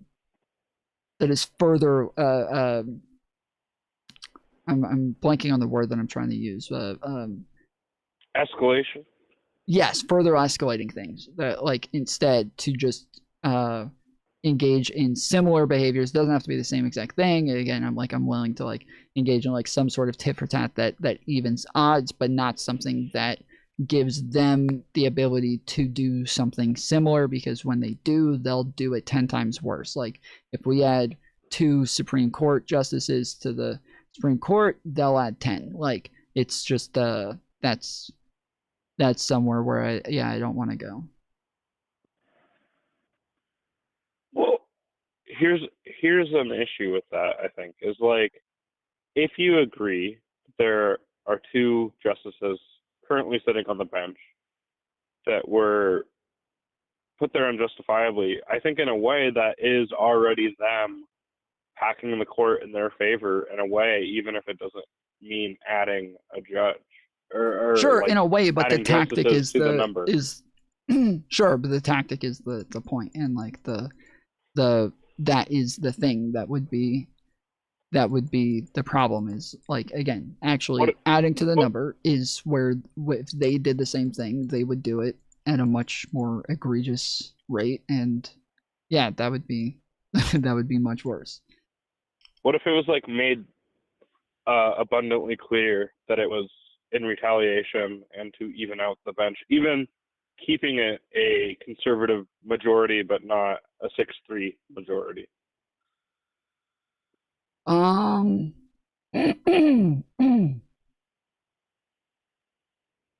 Yeah, I don't know. Again, I just don't think it's a good idea. I think that, like, I'm fine with us just denying election year or not, just denying any Republican president moving forward a Supreme Court pick as a retaliation, as to say, yes, you guys did this to Obama, so we're doing it now to you. Even if it's 10 years down the line, I have no issue with that at all. But yeah, I don't like the expanding the court. What if at the end of Trump's presidency, Alito and Thomas retire and Trump gets 2 more picks, and that's 5 of the 9 justices on the Supreme Court are mega justices, and they are people like Emile Beauvais and just these sycophants? Wait, say that again? Okay, so there's been rumor that Clarence Thomas and Alito will retire while Trump maintains a Republican majority in the Senate. If they retire, he would have 2 more Supreme Court picks, so he would have, in total, throughout his time as president, Oh, they would do it so that 5 of the 9 justices. Yeah. would I be mean, I think that we're about to have the majority, and so they likely won't when we end up as the majority in the House and the Senate. But if that happened and we have the majority in the House and the Senate, hell fucking yeah, I would probably deny both of them.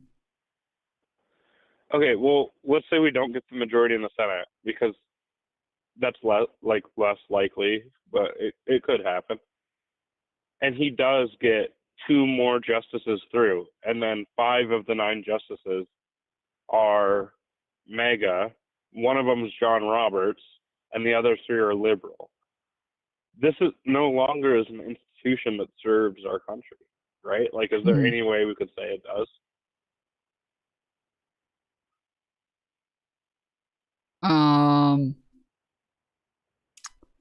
I don't know. Again, I don't know that there's like a whole lot of decisions so far that the justices have made that I really disagree with. I don't know.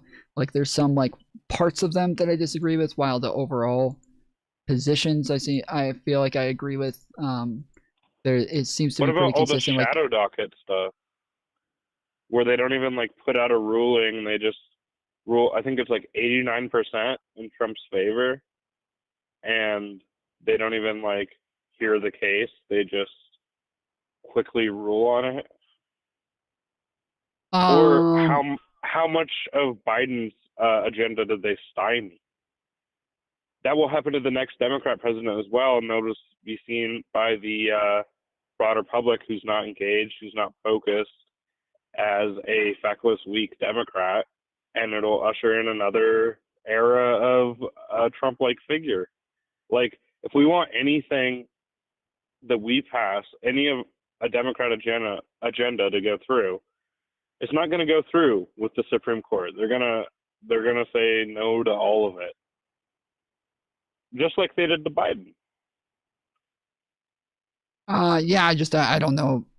I don't know about that. I haven't heard that they were like unfairly stopping Biden's agenda, that they were, because like there was like the controversy over them denying him the ability to pay student loans, but then he still ended up doing it just through a different avenue, and they didn't deny that one, and they did say that that one was legal and fine.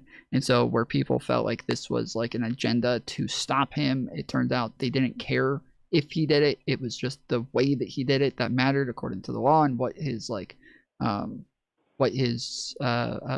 authority gave him.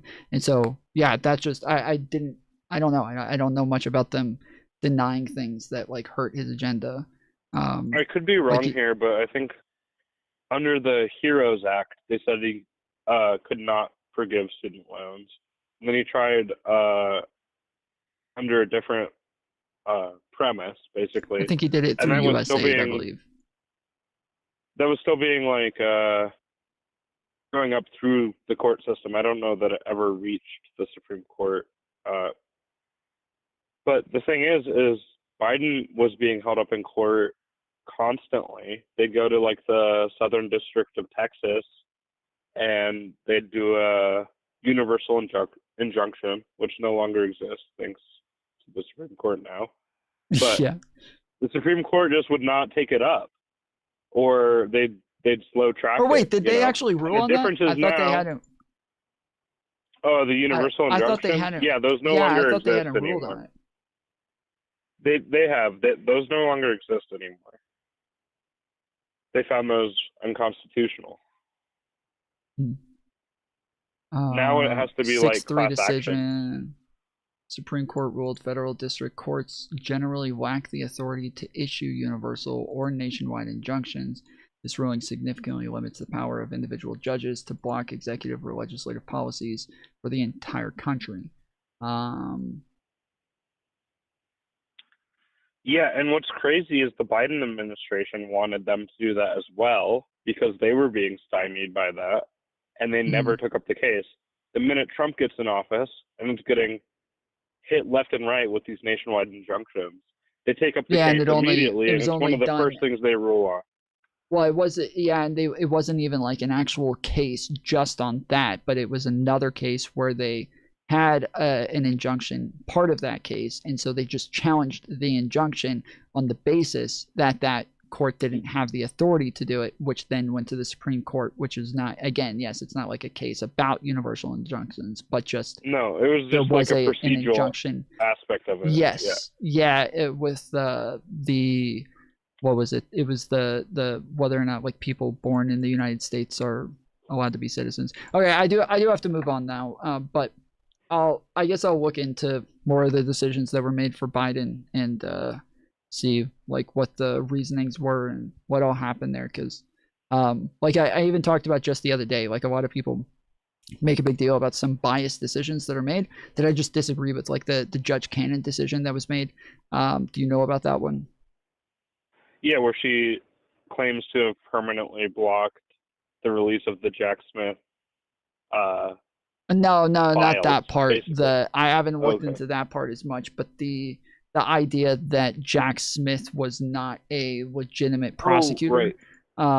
Because that he wasn't like confirmed by the Senate, right? Yes, that seemed to be like completely legitimate, but I kept hearing people in like Pisco, in Destiny, and a bunch of people acting like this is the most ridiculous and corrupt decision ever. But literally everybody that I read, every fucking like legal scholar that talked about this, they all said like this is a really hard decision, this is a really complicated problem, and it turns out that like there was never a decision made on this, and that Judge Cannon was hoping that if she denied this, this would get challenged and go to the Supreme Court, to where there would be a decision made that would actually let us know what was supposed to be done on this sort of scenario in the future. And it does seem as though Garland made a really fucking stupid decision in the way that he did this. And so it, like, yes, it was a very real, like, legitimate problem there. But I hear, like, again, a lot of people who are, like, you know, biased liberal commentators just acting like this is the most ridiculous decision ever. It's like, I don't know, dude. That seems legitimate to me. Tom, I agree. I'm not an attorney myself, but through arguing with, like, mega people that I know in my life, that kind of pay attention to some of this stuff, that was one of the best arguments I'd ever heard them make. And I did go through everything and was trying to find an example of a special counsel that was not approved by Congress, that was not like a U.S. attorney. And I couldn't find any examples other than Jack Smith. And so I kind of agree with that, with the caveat of, well, like, there was one example, and it did happen one time, and it was like 40 years ago. They did. The problem is that they ruled on the case and did not challenge. Nobody ever challenged his ability to be part of the case or prosecute the case, and so the Jack Smith and his counsel were arguing that because this already happened and it did go through, this set precedent, and now this is a norm. And she's like, nobody ever challenged whether or not he was allowed to rule on the case. You are being challenged on this. So it happened once. This is not precedent to where it's happened so many times that we just couldn't possibly undo this. But it's happened once, and that one time nobody ever challenged it. It never it never was nobody made a decision on whether or not he was legally allowed to be part of the case. So. Was it Mueller? No, well, like I said, it was like 40 years earlier. It was way earlier from what I understand. I know Mueller was like confirmed by the Senate for a certain position he had, but I don't know if it was for him being like a prosecutor, like special counsel on something. But I could be wrong. I didn't look into it. I know you got to go. You're going to move on. Yep. But I do want to do like one call out here. Mega people have to call in. When you bring up their chats, well, I mean, do what you want to do. When you bring up their chat, Discord or ban, just fucking something like that. Just like shame them to death for not fucking calling in, because it's so pathetic. Like, bro, there are people who are voting for Trump. They have no shame. Like, this is the problem, is that like we've done this a million times. They have no shame. And then we'll even do like, okay, like if you're gonna make a claim that I'm wrong, then you have to call in and explain it and give some sources and everything, or we're just gonna ban you. Like, we've done this. We've done all of the things. They're just they're too cucked. Yeah, but when they do call in, everybody loves it. So yep, people should call in. Right. It's not that scary. You're just talking. Yeah, and I'm a really nice guy. Like, I'm really like nice to callers, and like I have tons of conservatives who are part of my community, and like I have tons of conservatives that I talk to and debate with regularly. Like I'm friends with Rob Noor and Andrew Wilson and all these people. Like we're all cool. Like I just need somebody who's actually willing to engage, who actually thinks I'm wrong, who actually wants to challenge me on something, and not just come on and ramble the whole time. But all right, appreciate it, homie. Later. Yeah, have a good night. You too. Okay. I did want to check real quick. There was news order appointing Smith, Attorney General statutory Florida case. Trump's defense argued that none of the provisions granted a Garland authority. United States versus Nixon, 1974. The Supreme Court reviewed the authority of a special prosecutor, a predecessor to the modern special counsel, to subpoena the president. The court described the special prosecutors having been appointed pursuant to the Attorney General's statutory power to appoint subordinate officers to assist him in the discharge of his duties. In support of the Attorney General's power to appoint special prosecutor, the court cited the same four statutory provisions, blah, blah, blah. The parties in Nixon did not focus their dispute on whether the appointment of the special prosecutor at issue was statutorily authorized, but Nixon's court could not have reached its ultimate holding of the scope of the special prosecutor's power unless the special prosecutor was validly appointed in the first place. For that reason, the D.C. Circuit Court has treated Nixon as binding precedent, compelling the court to find that Attorney General does have statutory power authority to appoint special counsels. But Judge Cannon disagreed with the D.C. Circuit Court, finding that Nixon was not binding precedent on this question. As Cannon pointed out, the issue of the Attorney General's appointment authority was not raised, briefed, or argued, or disputed before the Nixon court. So yeah, so that's the one where it happened, was Nixon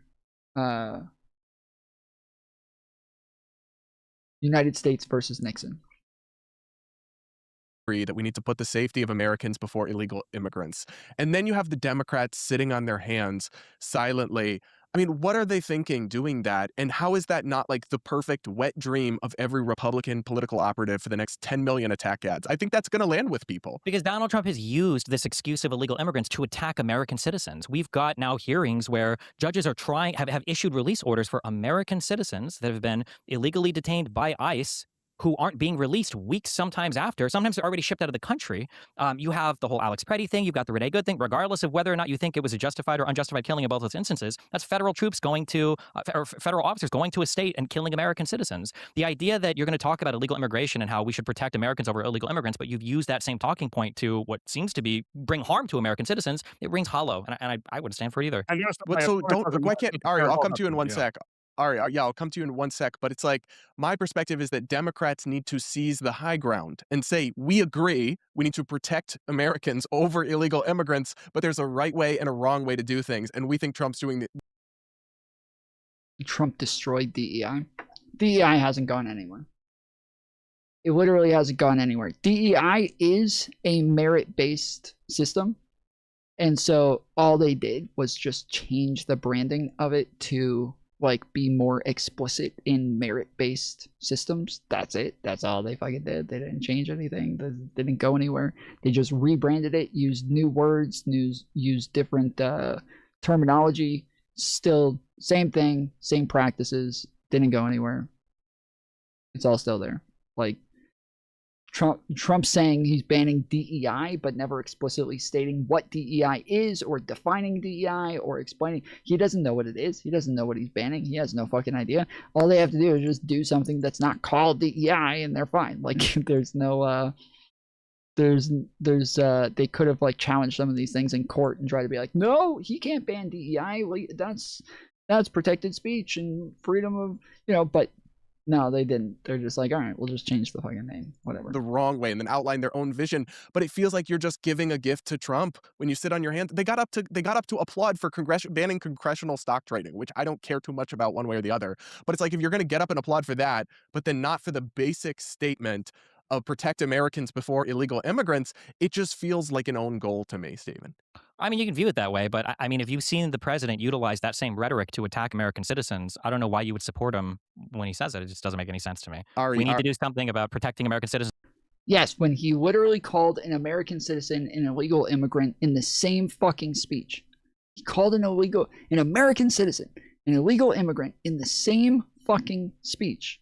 And then turns around after that and starts saying, well, if you think that we should protect Americans over illegal aliens, whatever Trump means with the word illegal aliens, we don't agree on this, man. We don't agree on this. We don't know what the fuck he's talking about. When he says DEI, we don't know what the fuck he's talking about. He makes up his own definitions for these things. He makes up his own terminology. He makes up his own world and lives in that. We don't live in that world. We live in the real world, where there's real things, that things are objective. We don't run around asking everybody what a woman is all the time because we know. We don't have to ask anybody. We don't make documentaries asking what a woman is because we're all aware. We've been with women before. We're well aware of what it is, but MAGA and Trump all run, oh, what is a woman? What's a woman? Oh, what's a woman? I don't know what a woman. So yeah, so these people are constantly fucking confused on everything. Over illegals, and then we've seen how that's played out now in a historically horrendous fashion. Why would you stand by this guy and support him when he says, those empty words? Because of somebody like Washington State Trooper Christopher Gadd, who was killed by an illegal alien who was driving drunk in the middle of the night. Am I a fucking woman cunt? You talk like one. You act like one. I have no idea, though. I don't have enough information here. At 104 miles an hour on a freeway. And because of Laken Riley, and because of all the other Americans.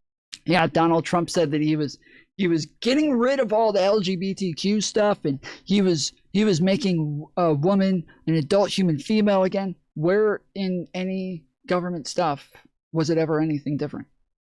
Where he said, I'm bringing back only 2 genders. Where in American government? Where did it ever say anything different than there's 2 genders? Where did it ever happen? It never fucking happened. It's not a thing. There's no other gender except for 2 genders in the American stuff. In the dictionary? Well, you know, Trump can't change the dictionary, right? You know, he doesn't have the authority to change the dictionary, but that's not what we're talking about. We're talking about in politics. When Trump says he's doing this, he's not changing the fucking dictionary, motherfucker. Americans who were killed by illegal aliens, and yet the left doesn't want to acknowledge that at all. The left doesn't want to acknowledge that ever happens. Instead, they just want to not stand for protecting Americans. It seems like the left has no problem. Whatever, Tom. Trump brought groceries back. Yeah. He brought groceries back. Finally, we have groceries again. Holy shit. All 4 years of Biden, there's no groceries. I almost starved to death. Sheesh. That was rough. With this whatsoever. And if you don't want to get killed by a federal agent, you shouldn't start attacking federal agents. And the left shouldn't be weaponizing kids and sending them out into the streets, like here in Washington State, here in the Seattle area, to go after federal agents or police officers for that matter, because this is nothing new. This is something that's been happening since 2016 out here in Seattle. This is an ongoing problem where the left doesn't like law enforcement, where the left doesn't stand for Americans because they would rather stand for I'm sorry, but it's been the left who has been pushing for law enforcement. It's been the left who's been pushing for people to follow the law. It's been the left who have been pushing for people to follow the Constitution. It's been the left who cares about law enforcement. It's been us. Joe Biden didn't break any laws. Didn't break any laws. Donald Trump, 34-time convicted felon. He had 4 more criminal cases that he still never even got heard on because so many people were so gung-ho to hurry up and vote in the convicted felon before he could even get heard on those cases. So they, I'm sorry, but the people who voted for the fucking convicted felon are not going to say the people who've never voted for a convicted felon are the ones who don't want law and order. Sorry, guys. Sorry, not illegal aliens. This is what they are about. And I have never heard anybody on the left talk about any of the people who were killed by illegal aliens. I've never heard them talk about the Angel families. Never holding documents. Yeah, that you know that there was a report on him holding documents that said that he didn't break any laws. You know that there's a whole investigation into that where they said that he didn't break any laws because with withholding documents, you have to do it intentionally. The difference with Biden is they told Joe Biden, hey, do you know that you have classified documents? And he said, no, I didn't know that. Which ones do I have? And they said, these ones. And he says, oh, okay, here you go. And he gave them back. He gave it back immediately. Gave them back. You know what happened with Donald Trump? They called him. They said, hey, you know, you have documents? And he goes, no, I don't have any documents. And they said, well, we're pretty sure that you do. And he's like, no, I don't have any documents. Then somebody from Trump's camp calls them and says, hey guys, Trump just told me that he has classified documents. Did you guys know about this? They're like, yeah, we know. We called him. He's not refusing to give them back. So then we call again and we're like, hey, we got somebody who says that you have classified documents again. They said that you showed it to them. They're like, can you please give these back? And he says, hold on, we'll get back to you. They never get back to him. Then they call again. They're like, yo, dude, okay, listen, it's been a couple of years now. Like, we need you to give us classified documents back. So we're gonna send people over there to get them, but we just need you to get them together and make sure that they're in like a secure place. And they're like, yeah, okay, we'll get them together for you. Just let us know. And they're like, okay. Then they call back. Hey, can we come get the classified documents? We don't have any classified documents. Like, wait, you guys just told us that you were gonna give it to us, and now you're saying you don't have them? Yeah, we don't fucking have them. We don't know what you're talking about. We don't have any classified documents. So finally, they fucking send the FBI in there. They have millions of classified documents. They literally have millions of classified documents just sitting around. They have video and audio of Trump bragging about having classified documents and bragging about, the fact that he's not supposed to have them. It's a very different scenario where, hey, Joe Biden, do you have classified documents? Yeah, I got classified documents. Can you give it back? Here you go. All right, cool. Hey, Donald Trump, you got classified documents? I don't know what you're talking about. Hey, Donald Trump, you got it? I don't know. Hey, Trump, we have your classified documents. Like, we know you have them. Will you give it to us? Yeah, sure. Okay. Hey, can you give it to us? I don't know what you're talking about. I don't know. I don't have anything. Like, he literally lied about having classified documents numerous times. We know that he knew that he had classified documents because he bragged to other people about having classified documents. But part of the case, in order to charge somebody for having classified documents, it's a normal thing to take classified documents. That's not abnormal. It's normal. Like we all politicians at some point probably take classified documents because even though they're not supposed to, we all know that they all do it, where they take them home and they like, oh, I got to go home for the weekend. I got to go on vacation, but I'm supposed to be like making a call on this decision this week, and so I'm just gonna take this shit with me, and I'll bring it back when I'm done. That's a thing that they do. It's a thing that happens. Nobody really cares. You take classified documents, you give it back, whatever.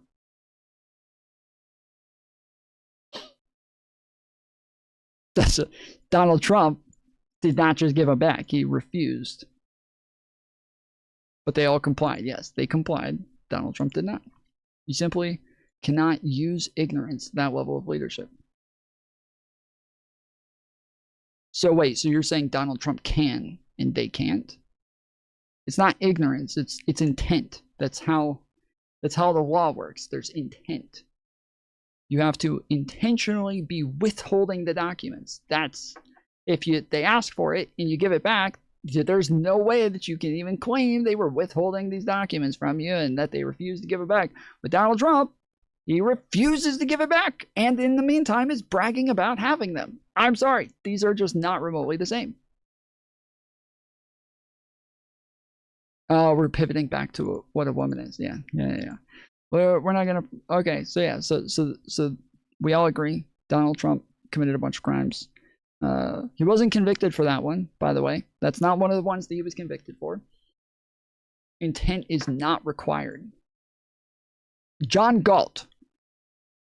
You're not joking, right? You're being serious. You're not trolling. You truly do not believe that intent is required. Yes? That's an adult human female. Yes, that's what a woman is, buddy. You're learning. I like it. We've got one conservative here who knows what a woman is. That's awesome, dude. Intent is not required. Okay, cool. Is intent required for someone to be charged for keeping classified? Yes, intent, specifically the removal or retention was knowing and unauthorized, is generally required to criminally charge someone for keeping classified documents under U.S. law, particularly 18 U.S.C. 1924, while law prohibits unauthorized removal of retention. Demand these people call in. They are pathetic. Prosecutors must often show willful retention, meaning the individual knew they possessed the documents and knew they were not allowed to have them. So yeah, there you go. So there you go. I've had classified security clearance. I don't care. The law says you're wrong. You do not know better than the fucking law. Sorry. I don't care who you are. You could be the king of the law. You'd still be wrong. Sorry.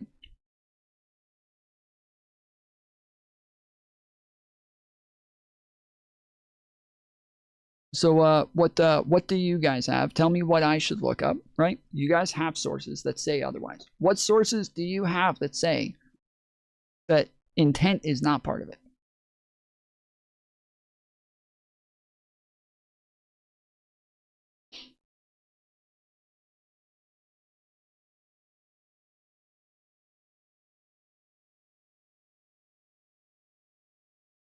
Sorry, but if I take home Navy secrets, I'm in trouble. I don't know where that came from. So what sources do you have that say that I'm wrong? What sources? I can pull up the actual law if you'd like me to, and we can go through that. If this isn't good enough, 18 U.S.C. Code 1924, unauthorized removal and retention of classified documents or material.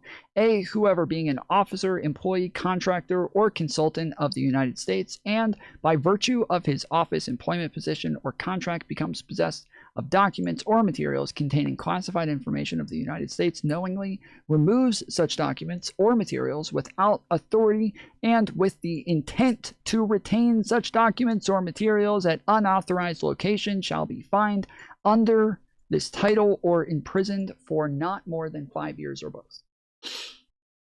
So, intent. Now, you guys might be right. I could be totally wrong. What sources should I pull up that say that intent is not part of it? Let's you guys tell me and I'll pull it up. What you got? Pretty clear cut. That's what I think. I think it's pretty clear cut, but I'm always open to being wrong. I'm always open to being incorrect. You forgot all the documents that Sleepy Joe had in his garage, but wait. Isn't that what we're talking about? What do you mean I forgot about it? That's what we're talking about. What do you think we're talking about, John Wayne?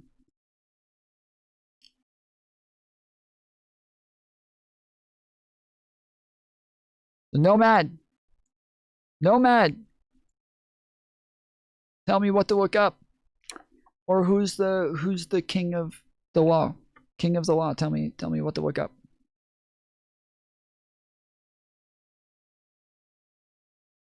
MAGA bots engage in the silliest sophistry. I think it is too much of a compliment to call it sophistry. It is called cope. It's just cope.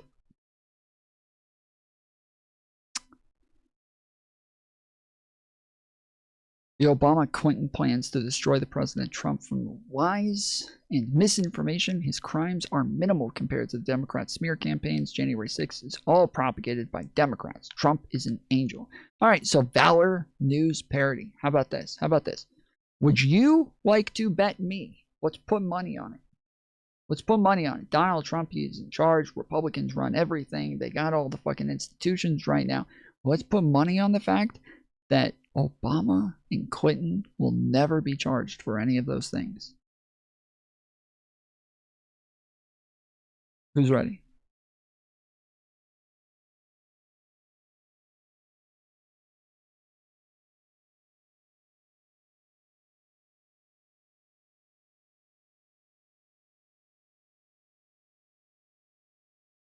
See, Trump signed the documents out.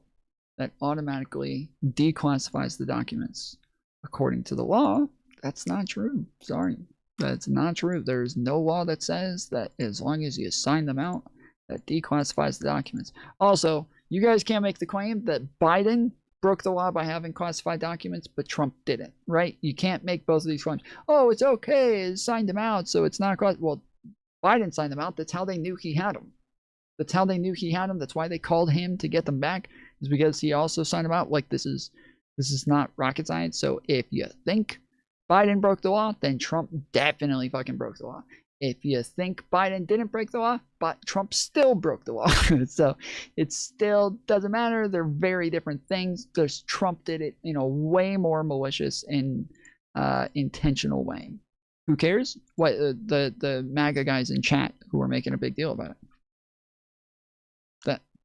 All of the MAGA people in chat who are saying that Biden broke the law.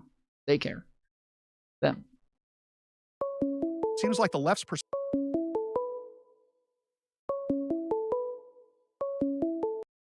Call from. Maybe. To accept, press 1. To send a voicemail, He's almost press definitely 2. going to be a troll. Thank you for calling the Tom Foolery Show. What's up? Are you a Trump supporter? No, definitely not. Oh, so is your show for people that support Trump to debate with them?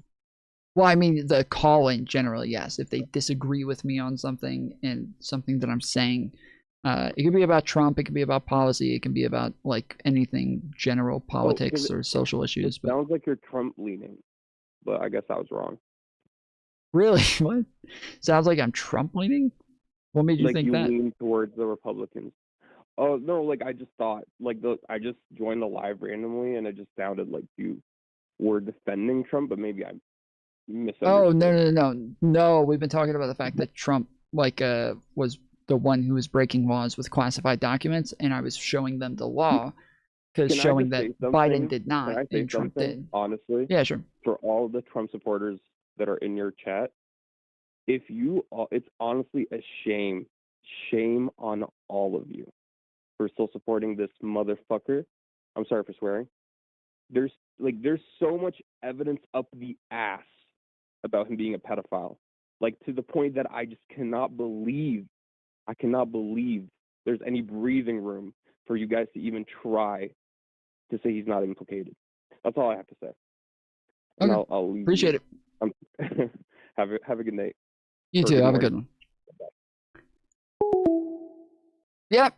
There's a lot of evidence, man. There's a lot of evidence. I mean, I'm not saying he is a pedophile, because I would like some of these things to actually be looked into and there to be investigations and shit like that. But this is just more evidence of the corruption of the Trump administration, because yeah, there's a lot of fucking evidence there, man. Like, holy shit, there's a lot of fucking evidence there. And it's crazy, because every time we talk about the evidence against Trump in the Epstein files, they'll bring up Clinton. They'll say, well, what about Clinton? Oh, yeah, or what about Clinton? Oh, Democrats are all over the Epstein files like Clinton. What about Clinton? But in reality, there is not a single fucking shred of evidence against Clinton that is comparable in the least to Donald Trump. Not in the least. TDS? Again, if y'all think I have TDS, come on. Let's get into the evidence. Let's go over it. You think I have TDS. I don't know what I'm talking about. I'm just making it up. It's just a delusion, man. It's just derangement that I'm engaging in, right? I don't have any of the evidence that I'm claiming I have, but it doesn't exist. It's just shit that I'm just dreaming. But I'm telling you that we can go through the evidence. If you disagree, you can hop on, but you guys don't make decisions or believe things based on evidence. So I think one of us has got a derangement. Perspective is, well, we want a whole bunch of people coming into this country, and we want open borders, and we want them to keep voting for us, and we have no problem with the issues that are happening here with the mail-in ballot system, where we have multiple documented, recorded cases of them voting and nobody doing anything about it whatsoever. They said, well, you know what, if we want to keep this to make an omelet, you got to break some eggs. I haven't heard any of them talk about that at all. You're casting Ari. So, Stephen, I'll let you respond in one sec. But when you say the left, you are. Bucky, just go to the other chat, bro. Why? Just go to the other chat. There's another chat that's full of fucking liberals and a bunch of people sitting there hanging out. Just go to the other chat where there's not a bunch of fucking dumb fucks. You're casting with a very broad brush there. And you even had some Democratic members of Congress who voted for the Laken-Riley Act. For example, I think John Fetterman voted for it. So, I mean, you surely would acknowledge that not all Democrats are open borders lunatics, no? I would say that John Fetterman...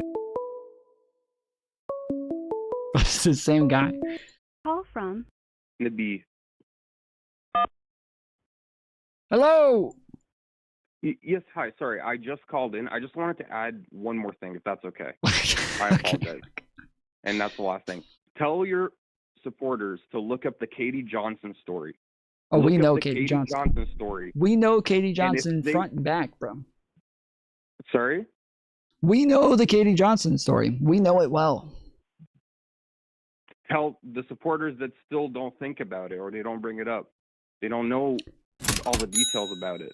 That's the problem. Yeah, there's that if you voted for Trump, you also don't know how to work a phone. There's a bunch of like MAGA people in chat who are just coming in here just to whine and cry and throw a fit. But okay, because I saw a few MAGA people trolling, so I thought you had a lot of MAGA viewers. I'm sorry. No. It's just like we're trying to get them to call in and have a conversation. They just refuse to do it. But we're yes, we know the Katie Johnson story. Do you know about the more recent one that came out that solidly aligns with the Katie Johnson story? Yeah, I think with whatever is going to come up in the files, there's going to be way more revelations. The recent one was also really damning. So I'm praying there will be real evidence that can be used. That's all I can say. Like true. Well, I think the most recent one is like pretty bad. Like it's another girl. Very similar story at 14 years old, same thing, parties, Epstein, Trump together doing all this shit. But in this one, she actually sued Epstein, successfully won her case. And therefore, we already know she doesn't just make random claims. She's not somebody who just throws claims out there and is just accusing anybody and everybody. She actually won a case and had a credible case. But then on top of that, the FBI said that when they interviewed her, that she was a credible witness. The FBI actually felt as though she had credible claims against Donald Trump, saying that he and Epstein did the same things. So we again, we have just mountains of evidence against Trump when it comes to his engagement it's with so much- underage girls. And there's so many missing files. They're already talking about how many of those had Trump involved in them. I mean, we all know why they all try to like stay away from the main topic that they're like, oh, it's about this. No, it's about Trump. Mainly Trump. I mean, of course, there's other co-conspirators and people involved, but Trump is like at the head of the snake. I truly, I feel it in my heart that there's something so big that they're panicking. Like I wouldn't say that like he's a pedophile again. Like I won't say he is a pedophile or he did do these things, but there's a lot of evidence there. Like there's a lot of evidence there.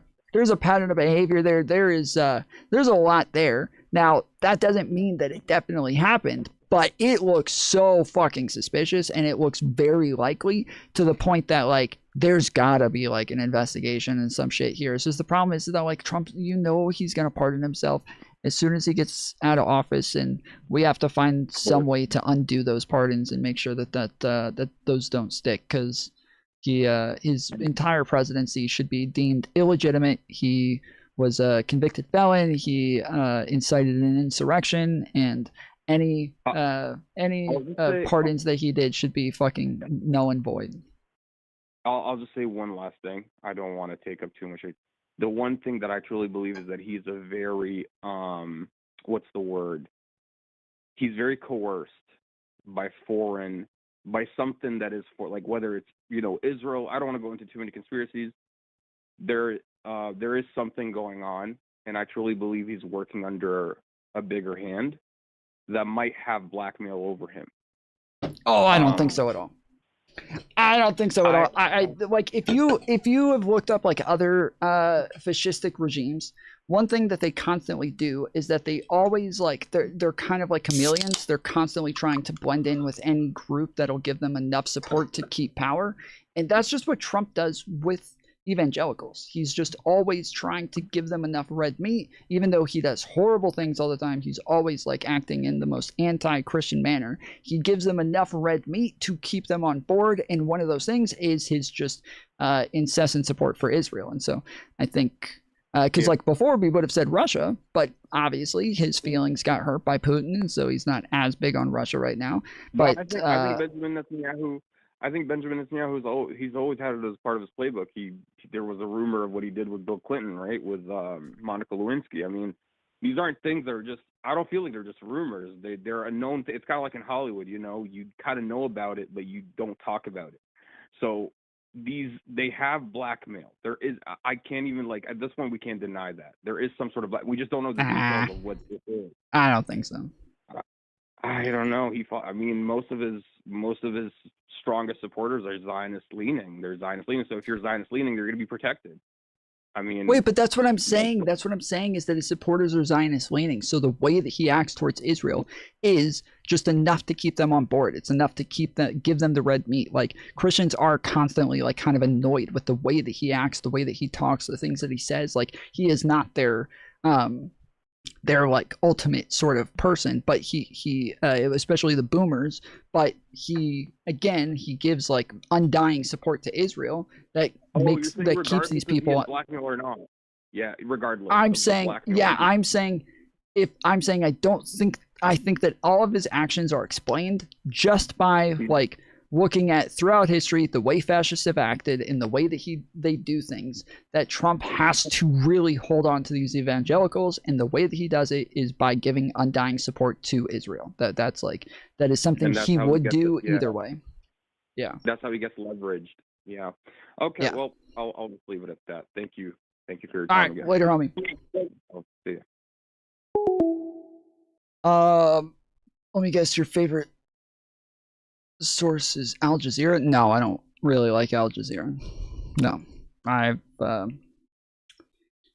we just a little while ago had a conversation about the Iran and how Trump was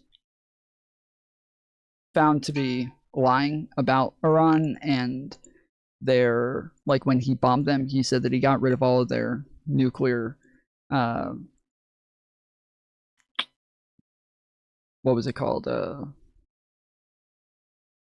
Their nuclear shit, why am I blanking on this? Their uranium, and now they're saying, oh no, they still have the uranium. And at the time when all this was a big deal and a bunch of people were denying that they had the uranium, they were denying that they were going to build a bomb, Al Jazeera literally came out with an article that says the IAEA says that Iran was never going to build a bomb, and like, or that there's no evidence that they were going to build a bomb. That's what Al Jazeera put this as the fucking article title. IAEA chairman says there's no evidence Iran was going to build a bomb. But then you go and watch the actual video of the interview with the IAEA leader, and he lays out tons of evidence that they were going to build a bomb. He laid out tons of evidence that they were going to build a bomb. So they just like completely fucking lied about this story. That's one of the, like, I've only read Al Jazeera maybe 2 or 3 times, and every time there's little things there that don't seem accurate, but this is one time that they just fucking lied about it. Like, they just, the whole fucking thing was pretty brazen in the way that they lied about it. Isn't. I'd say you have a hard time naming any others that aren't, because John Fetterman disagrees with the Republican Party, 80, 90% of the time? But I saw him stand up on some common sense issues last night when nobody else did. I've seen him say, hey guys, we're looking like idiots. John Fetterman acknowledged the fact that, yes, they did give campaign fodder to Republicans for the next cycle and possibly the one after that by not standing up for common sense things. When you have Rashida Tlaib chanting KKK, common sense is so stupid, especially the way that MAGA uses it. Like, common sense means you're not really using logic. You're just, it's just something that you know. Like, it's just something that people know. You just know it. You don't have to use logic. Logic is about like premise, conclusion. It's about like using evidence and facts and coming to conclusions that way. That's logic, right? Common sense means you just know a thing, right? But that is, as you see, every time MAGA calls in, every time they engage, they're not engaging in logic. Each time, it's just like, but bro, you just know. Like, every time I'm like, how do you know that? They're like, well, I don't have evidence. Like, I've never looked into this. Like, this is your job, dude. You have way more information than me, okay? Like, it's not like I looked the shit up or anything. It's like, okay, so you're just saying you believe a thing with no evidence, no reason to believe it. You just believe it. That's okay. So yeah, so you're just using common sense. Just common sense, bro. It's all just common sense. I don't do common sense. I don't do common sense. I do facts. I do logic. I am a man. I am not a woman. I don't go based on my fifis all the time. I don't, again, you guys don't know what a woman is. I'll explain it to you later. Don't worry. But the idea that like, this is all, like the idea that like common sense is the same thing as logic is just untrue. It's just factually untrue. Okay, Google, define common sense. Here's the definition of common sense: good sense and sound judgment in practical matters. Good sense and solid judgment in practical matters. It's not logic. It's not logical. You're not being logical. Instead of USA, when the U.S. hockey team comes into the room, in one of the rare bipartisan moments when most people were actually standing, now you've just killed the fact that the left was standing for Team USA. And this kind of shenanigans didn't play well with the paddles during Netanyahu or any other, or with Donald Trump with people wearing white. It doesn't play. It just looks petty to most Americans. Yeah, Stephen, your thoughts on that? I don't even, it's not, this is. Yeah, it's the problem is that most Americans are just uninformed. When you're talking about most Americans, you're just talking about MAGA. MAGA's uninformed. They don't know what's going on. The fact that Trump has broken so many laws when it comes to the way that he's done these deportations, the fact that he's broken Supreme Court orders, the fact that he's refused to abide by the law, the fact that he's purposely tried to break the law and tried to do it quickly enough so that nobody could stop him, the fact that he has that ICE has completely disregarded the Fourth Amendment and told people that they're allowed to go into people's houses and do searches and seizures without the correct warrants. That like these are all pretty blatant. What laws has he broken? The most obvious one, which I know what you're gonna do, okay? So, Sir farts a lot. When I name the law that he's broken, okay? Don't start justifying it, okay? Don't start justifying it. Don't start telling me why it's okay or why you don't care that he broke the law, okay? Don't obfuscate and go off on some bullshit, all right? I'm going to tell you the law that he's broken, and then you just admit that he broke the fucking law, okay? The Supreme Court ordered that Donald Trump facilitate the return of Abrego Garcia. And for months, Donald Trump and his administration said that they were not going to bring him back. They said, we're not going to do it. Okay, there you go. Sir farts a lot. You got one.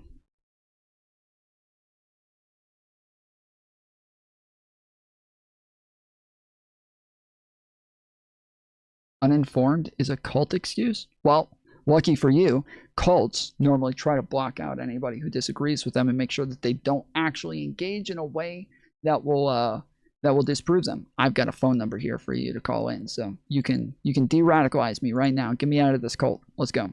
You're an absolute moron. Yeah, see? Yeah, see? You don't care. You don't care. You don't care what fucking laws he broke. I don't know why you're asking as though, like, well, if he broke laws, then tell us, because I would be upset if he broke laws. Nah, the motherfucker is a 34-time convicted felon, and you voted for him. Shut the fuck up. This isn't even like real politics. I don't know what the conservatives are doing. First of all, to his credit, it is really hard for conservatives to imagine Democrats not. I want to support ICE. How do I give them money? I don't know that you need to give them money, bro. You already handed off your entire manhood to Donald Trump. I think that was enough for them. Being lockstep on things because they are literally part of the Trump Borg mind. So I don't think they can even fathom having a disagreement party because Trump will excise that person from the party immediately if he even detects any type of insubordination whatsoever.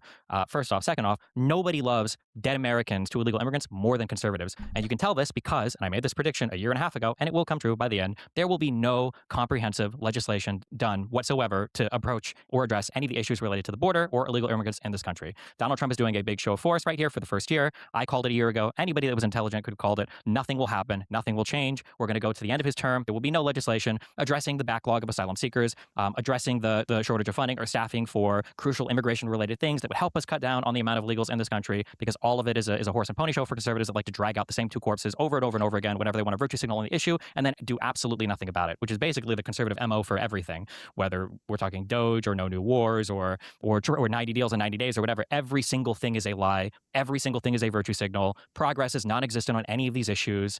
All right, everybody do me a favor real quick. I got a poll on the screen. It's not your mom's poll. It is a poll asking a question. The question is, which do you identify as? Okay, so if you're a liberal, I want you to press 1 in chat. If you're a conservative, put a 2 in the chat. And if you're a non-binary as far as conservative or liberal, you're non-binary as far as the politics go, put a 3 in chat, okay?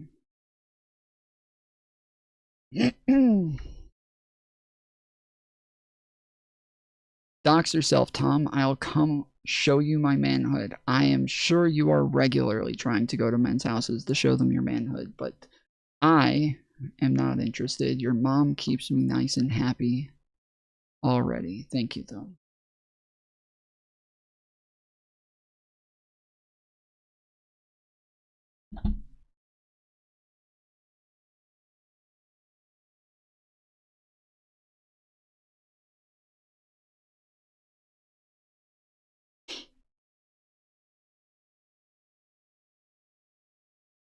What do we got?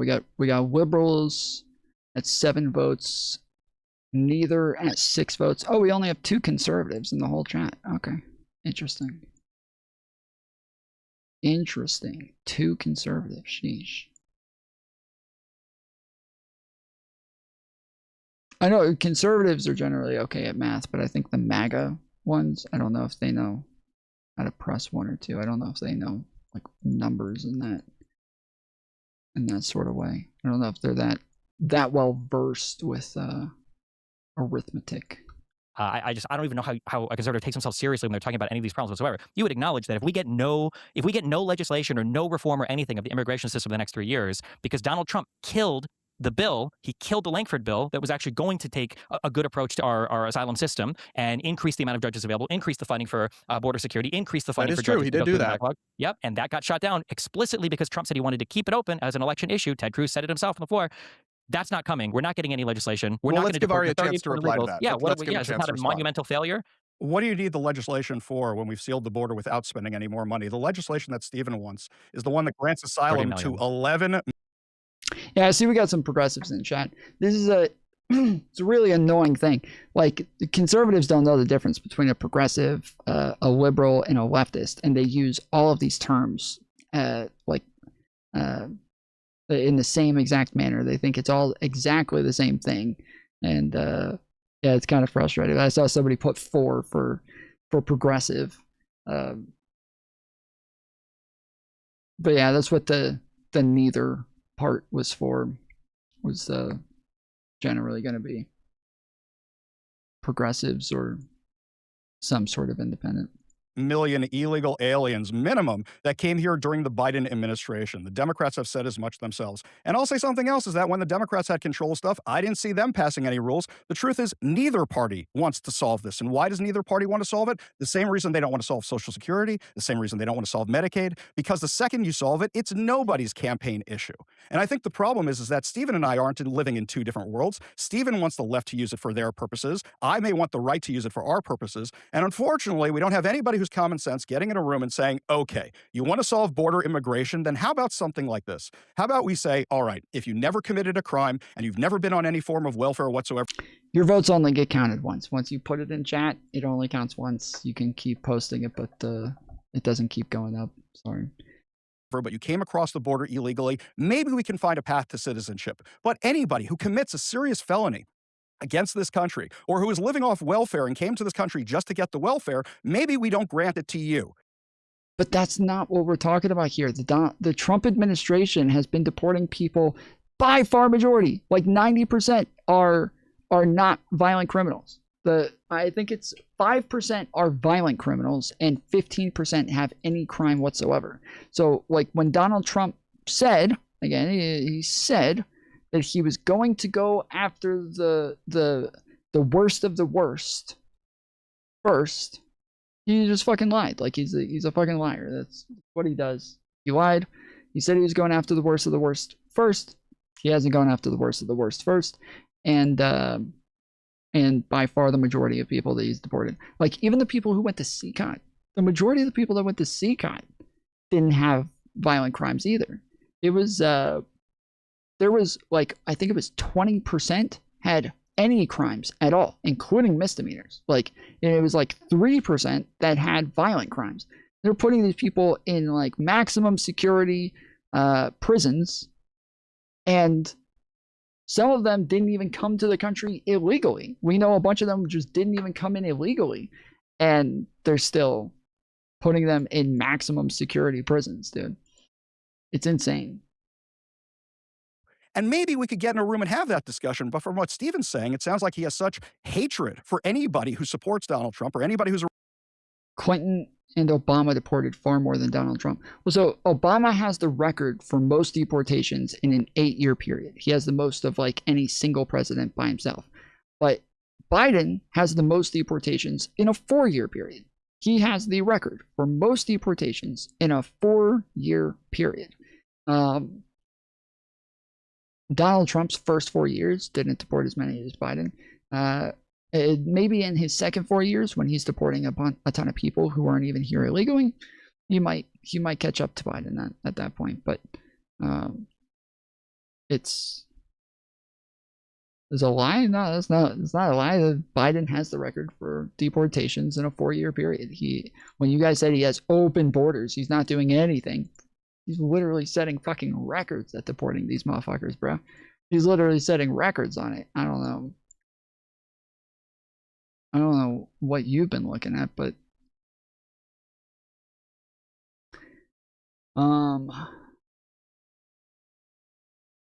yeah, he's Biden didn't do shit.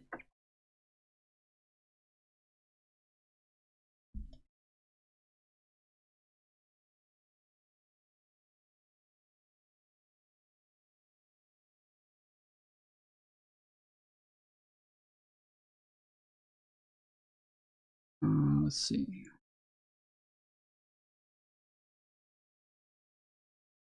The Biden administration took office amid heightened debate in some circles over the merits and tactics of deportations, yet it is on track to carry out as many removals and returns as the Trump administration did.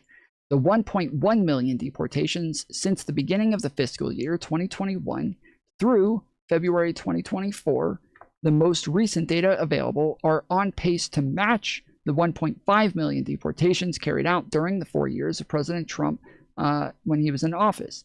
These deportations are in addition to 3 million expulsions of migrants crossing the border irregularly that occurred under the pandemic-era Title 42 order between March of 2020 and May of 2023. So this is just 3 million people at the border that he's returned, right? Again, you believe that rag, it's a lie. Okay, what should I believe? Tell me what to pull up. What do you believe, EJR? Who do you believe? Tell me who you believe. You got your information from somebody, right? You're not just making it up, right? You didn't just make it up. So who do you believe? How many crossed in under Biden? I think it was about 8 million border crossings total.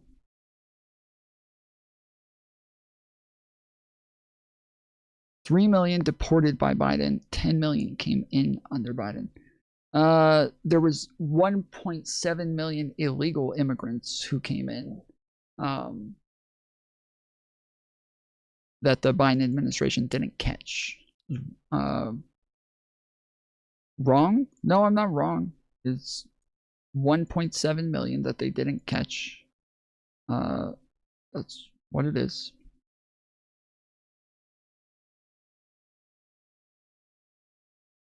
Where did the right? I've seen and read enough. It was over 10 million. Okay, who says it? Who says it was over 10 million? Far more than that, but okay, who? Where do I find it? EJR, tell me where to find it. I will believe you. Let me find it. Tell me where it is. I've done extensive amounts of research on this. I've never seen anything that said anything like that. The only thing that said that was border crossings. It just said border crossings, but that border crossings are not how many people came into the country without being turned around. This is, if Biden did 1.5 shits per day, then he did 2,191.5 shits as president. Mm-hmm.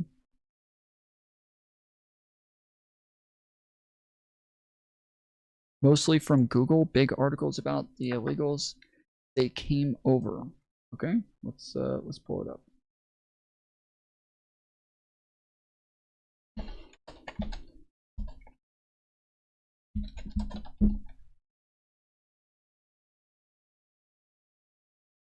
Let's pull it up.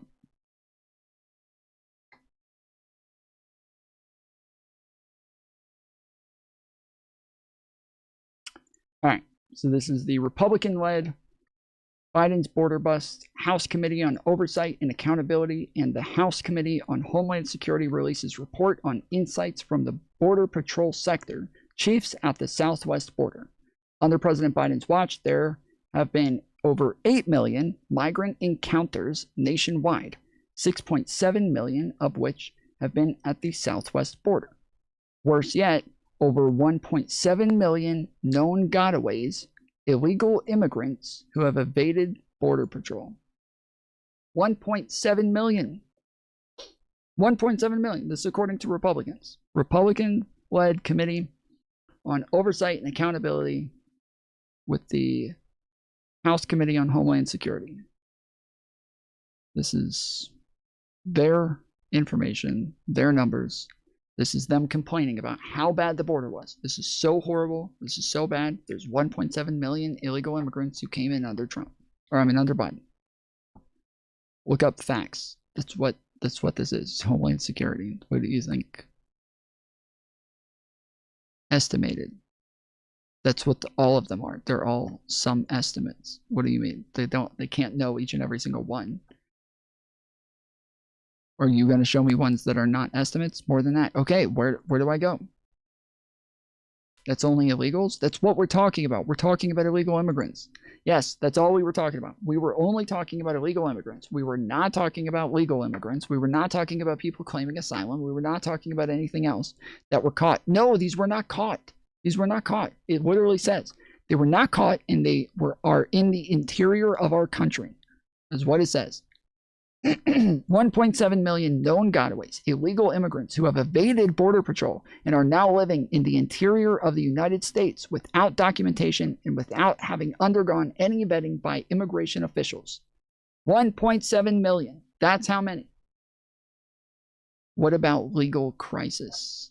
I don't know what. Okay. I don't know.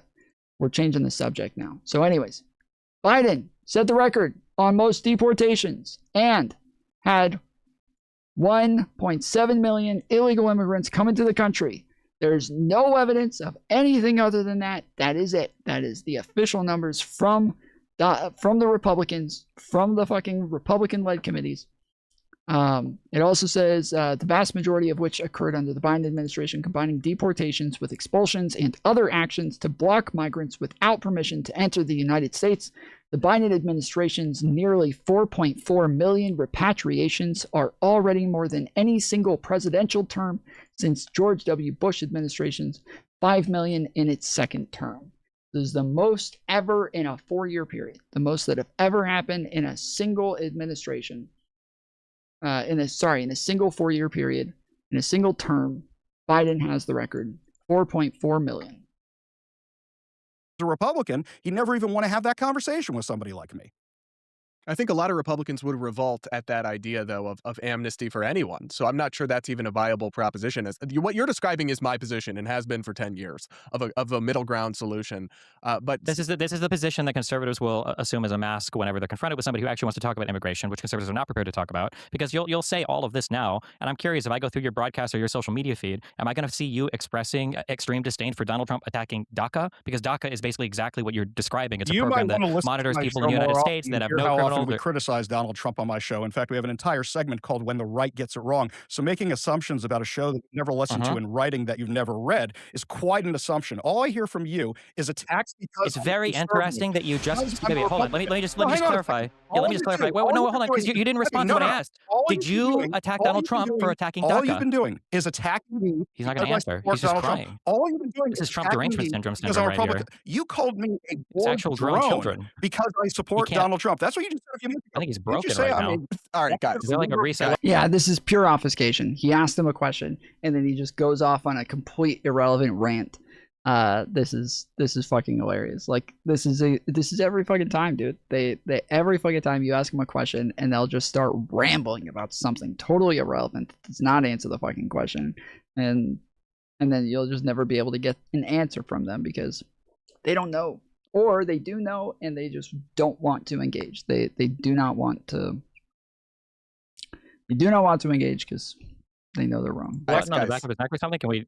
Let's okay, wait. Did you criticize Donald Trump for attacking DACA? Why do you? That's a valid question, Ari. What have you said over Trump being against? I don't DACA? support the DACA program, so of course I don't do that. There it is. Do you see how I accurately called out the filibuster? Do you see how I knew? Do you see how simple the conservative mega brain is? How easy that was to call? I'm good on that one. Go to the next question. If somebody is 9 months pregnant, flies into France, does their kid get to become a citizen? Well, birthright citizenship doesn't exist and I don't in other care. countries, I'm not French. I'm sorry. Hold on. Which French laws do you want to copy right now? What else do you want? I'm giving an example of a random country. Why is it the United States of America has to do something that no other country does? Like our freedom of speech? Like our Second Amendment? What else do you want to get rid of in the United States that doesn't match up with European countries? Please let me know. Give me the list. Okay. Yes, you guys want to be like other countries so bad. Why don't you go live in other fucking countries, dude? If you don't have American values, if you don't want to be American, like we're different than all the other countries. That's what we want to be. If you're upset that we do shit differently than all the other countries, go be in a fucking other country then. Sheesh. We're Americans. We do things in the American way. This is the biggest problem with Donald Trump, is that he's just un-American. He is just anti-American and anti-Constitution, anti-American values. We want American shit. We're Americans. Fuck off. That's what the direction you want to go down. You want to talk about DACA? Let's talk about DACA. I don't think that just because you are here in this country with a parent who has no connection to this country whatsoever and you're born into this country, we should necessarily do it. However, that's not a decision for you or me to make. That is something the courts can make. And if Donald Trump wants to attack That's it, great. he can attack That's a great, and that's great. It's great that you have that opinion, and that's fine. But I wish you would have just said that before, rather than all this blah blah blah about, well, maybe if you've been here and you haven't committed any felonies, and you're not on welfare, because clearly that was all BS. I wish you would start with the position you honestly hold right now. I don't see how Now, those two are earlier you mutually made this complaint that we can't have a conversation about immigration, and I agree we can't. But it's because of people like you. You wouldn't give your honest opinion initially. The Borg drone, right? People like me. I see why civility's out the window now. Thanks for tuning in for this debate panel. If you want more conversations like this that get fiery but touch on the big issues dividing our country and in the news, then do subscribe to this channel. Regardless, like, comment with your thoughts, all of that, and we'll be back with more in a few weeks.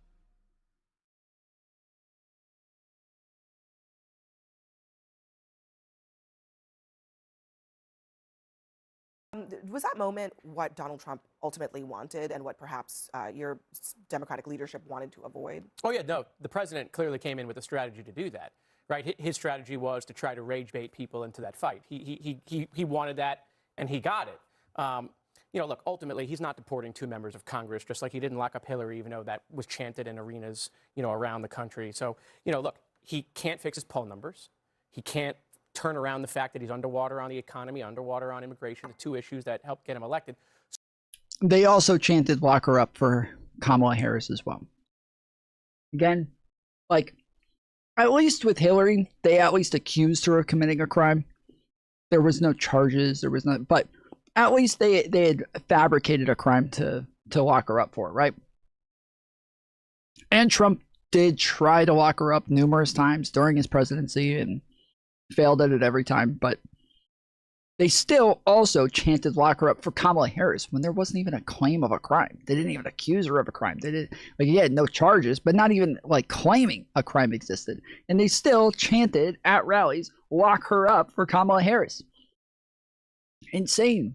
So what he's going to try to do is he's going to try to fight to the point where he tries to make us not an option, right? He wants to just bring us down with him to the hope that that might help him somehow survive the midterms. This is the new strategy. He met with his pollsters. They saw where everything is. They can't turn around their stuff. They've ruined it in the first year. So the strategy is to try to bring everybody down in order to survive the midterms. So Rashida Tlaib responded to Trump. She said, can't take 2 Muslims talking back and correcting him, so now he's crashing out. And then she used the hashtag President Majnoon, which means crazy or insane in Persian. Yeah, I mean, she also got what she wanted, which was a mistake, I think, for the Democrats to play into that. I actually agree with the congressman. I think the president was setting up Democrats in a really simple and easy way. They shouldn't have fallen for it. It seems pretty easy to stand up and say, actually, no, I support American people first. That is where I stand. And we can have a nuanced conversation afterwards if you want about illegal immigration. But they walked into that trap because it was so easy to set. Well, but that's not true. I mean, I stand for most Democrats did not stand. I stand for Americans over non-citizens, and so do all of my colleagues. But just because it's not the Galactic Senate, just because the emperor says rise doesn't mean I get up. Like I'm a different. I'm a different branch of government. I rose for the heroes that were in the gallery, not because the president. But not for the other point. I mean, you rose because and. Thank you for rising. I think in those cases that this is an easy moment to be united, whether it's around Team USA or it's around any of the people who were featured there. But that's sending a message that you agree with the statement or the sentiment, and you chose not to stand. Well, I'm sure if Joe Biden told Republicans to rise, they would have leapt from their seats. But to that point, doesn't that happen at every single State of the Union address? The president says something innocuous. The party that is the opposite party doesn't stand. That happens every single year. Yeah, but I don't feel like understand why we're these pretending like this is shouting some kind of matches new thing. used to happen. I mean, they started happening maybe that in my memory with Joe Wilson under Obama. You know, I don't like Donald Trump. I don't support Donald Trump, but I am an institutionalist, and I think that there is a pomp and circumstance and gravitas to something like the State of the Union. Does he use it to lie? Yes. Does he use it to divide? Does he use it to attack immigrants? Yes. But that doesn't mean that that 2 congresspeople should be in this shouting match. And look, what he tweeted out today is horribly racist. And I say this as somebody that gets told the same thing. Who is this chick? Tom, can a SCOTUS judge be impeached? What is the process? It's the same for SCOTUS as everybody else. It's the same, like just like when a president gets impeached, it has to go through the House and the Senate. The House charges, the Senate convicts. Same thing.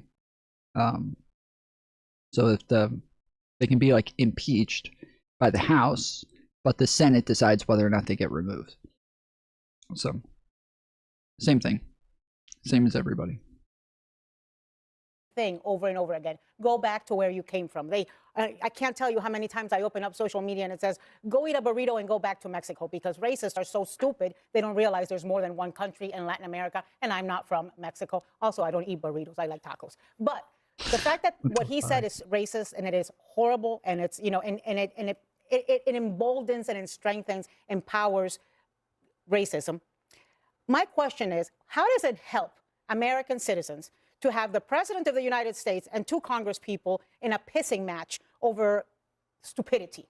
How does it help them have lower grocery prices? How does it help him have access to health care, access to housing? And actually, I think it's, you know, you talk about Donald Trump goading them into this. I think this is really stupid by Donald Trump. I mean, most people use the State of the Union as a launching pad to then go out and sell their agenda and try to have it be a good moment for them. And instead, he's out there in the, you know, in the bottom of the gutter, fighting and being a racist pig. Why? Can I just ask this question? Is it asking too much to expect the President of the United States, the Commander-in-Chief, to set the tone in the room for the State of the Union? Yes, it's asking too much. Okay, but It's asking too much. It had to be awful tough. I talked to a lot of members of Congress about attending versus not attending. Both of the Congresswomen who the President, the Commander-in-Chief, have been after for a while now. Yeah, that's true. Were in the room, in their seats, on behalf of the people that they represent. You know, I served as a law enforcement officer for a lot of years, and to even ask or make a statement that you need to protect this group first over another group. When I was on the street, if somebody needed help, I didn't check their citizenship before I helped them. So the president started off trying to divide, which he does so well, the nation, right? And you want to talk about protecting Americans? That's exactly what Ilhan Omar was doing, talking about 2 U.S. citizens who were killed under very questionable circumstances in her district. I mean, I don't know what she's talking about. Like, it is true, obviously. The government's job is to be like a nationalistic kind of enterprise to an extent, where its job is to protect its citizens above anybody else. That is like the job of the government. It is meant to be there for their people above anybody or anything else. The problem here wasn't that Donald Trump said what he said. Like, even the congressman sitting there, he said, yes, of course, I support the American people and American citizens above anybody else. Of course, like, that is our job first. He said it. That is a thing we all agree on. So I don't know what she's talking about here, where she's like, it's disgusting that he would even say this. Like, that's just weird. Is it fair for her to raise that? I mean, Trump is asking about protecting Americans. Is it fair for her to raise the 2 Americans who were killed? Well, I think Trump's entire speech was actually pretty unifying. I think Donald Trump's superpower is positioning himself as the common sense guy who's advocating for positions that the vast majority of Americans want. And there was one moment at the beginning where he invited the USA hockey team, and of course the crowd went wild chanting USA, USA, and then the camera panned to Rashida Tlaib, who appeared to be mouthing KKK. And then again, you had another moment where Trump says, stand up if you want to support American citizens over illegal aliens. And instead, Ilhan Omar is screaming and heckling the president. And those are the best kind of sound bites and visuals that the GOP can have for the midterms, because a lot of people might not like Donald Trump. It's not unifying. Again, this is literally what Republicans do as well. There's tons of moments where like, Republicans say they're all in favor of lowering taxes and saving Americans money and helping Americans. But then you go and listen to Joe Biden's speeches when he talks in front of Congress, and he says, hey, we lowered taxes by X amount of dollars. And all the Democrats stand up and clap, and the Republicans all sit there with their arms crossed pouting. They say, hey, we helped this many mothers have children this year. All the fucking Republicans still sit there with their arms crossed pouting as the Democrats stand and clap. You know, they'll show stories of people, and you know, same thing. All the Republicans just sit there with their arms crossed and whine and cry. This is the same thing over and over, same thing all the fucking time. It's a normal part of like our partisan politics, but it's like it's really only a thing for Republicans to then run around and whine and cry over whether or not people stood and clapped. It is a very specific to Republicans to then run around saying their feelings were hurt because Democrats didn't stand and clap and do the virtue signal that they wanted. That's it. It's just them. Just Republicans. They just throw a fucking hissy fit over the dumbest shit while calling other people snowflakes.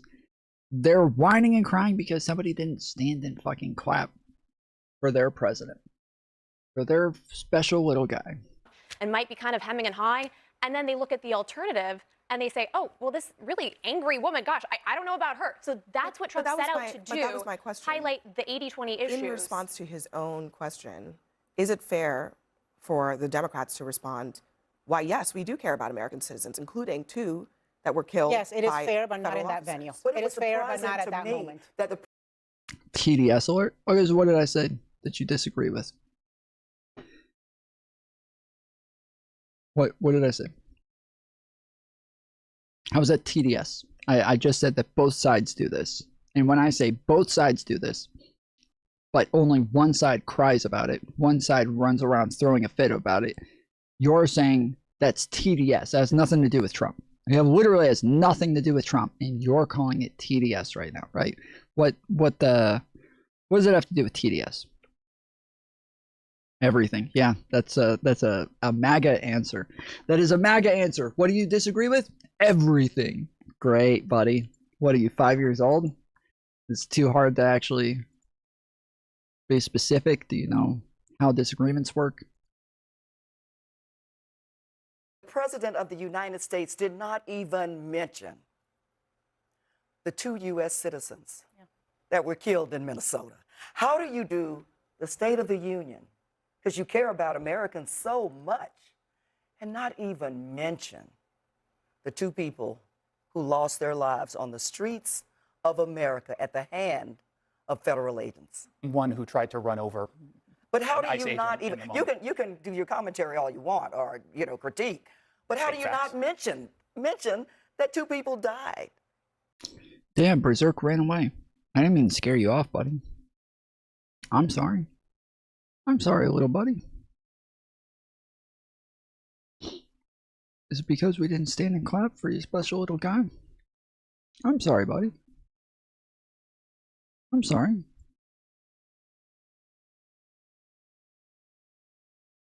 I'm sorry, guy. I'm so sorry.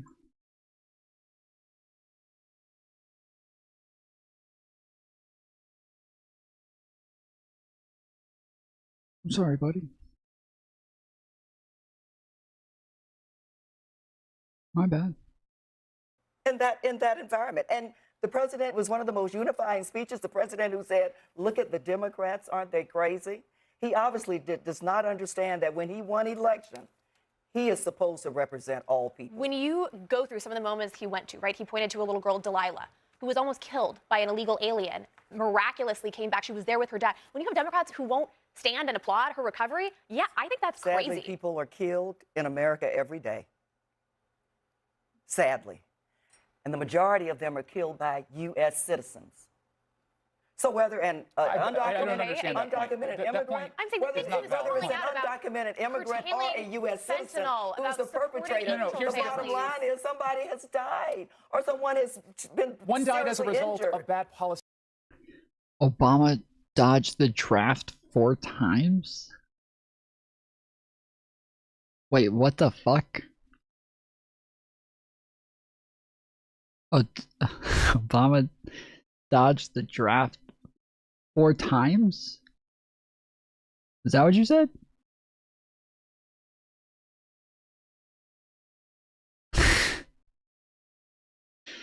What?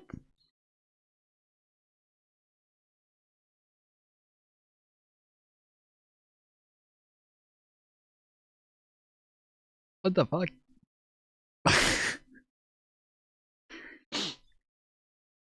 How old do they think Obama is? Policy that was in place for 4 years, allowing people to come into this country unvetted illegally. And if we had Obama's married to a man, that's all I need to hear. Bruh. Trump's fucking married to Mick Jagger, dude. What are you talking about? Trump's married to the fucking lead singer of Aerosmith. Come on. Come on. border policies that actually worked, those people wouldn't be here and those deaths would not have occurred. That's the difference. So when you can point directly to policy, I think that's obviously well within the scope of any president, Democrat or Republican. Yeah, by the way, it went so well in Minnesota that the president sidelined his secretary, skipped her in the cabinet meeting, replaced her with Tom Homan, who then pulled everybody out. So yeah, it worked real well that they abandoned it and left. That's number one. Number two is, look, Donald Trump, there's a lot of verbs and adjectives to describe. Unifying is not one of them. He doesn't even think he's unifying. That's not his strategy. Two-thirds of the people who watched the speech thought it was very positive, and they liked it. Actually, it was the lowest positivity in 20 years. And I think that's right. Listen, and he patently, bold-faced lied about illegal immigrants and criminality. He said that the man who had killed the Ukrainian woman in Charlotte, North Carolina, Irina, was an undocumented immigrant who had been let in by Biden. That was a lie. He's a U.S. citizen. He was born in North Carolina. You're right. He said, but it was another policy failure that led to him killing That was purposeful, him using illegal immigrants as the boogeyman. He said 12,000 murderers had been allowed in by Joe Biden. That's made up. He's making that number up and conflating We don't numbers. know. That is no. We don't know. There's maybe 20 people who we came do across know this because other ICE has put out numbers. No, we actually do know that that's not We true. do It is a know. lie. Listen, he lied over 20 times. Daniel Dale from CNN has done the fact checking, and a lot of those lies were about immigration. He said Maduro opened up the prisons and the insane asylums. There is no evidence, zero, that Maduro did that. Castro did it in 1980. But there is zero evidence that Maduro did it in the last few years. This is kind of the whole point. Is you're literally defending Maduro in I am not Venezuela right defending now. Maduro. I am telling you the guy you say is unifying is a pathological liar.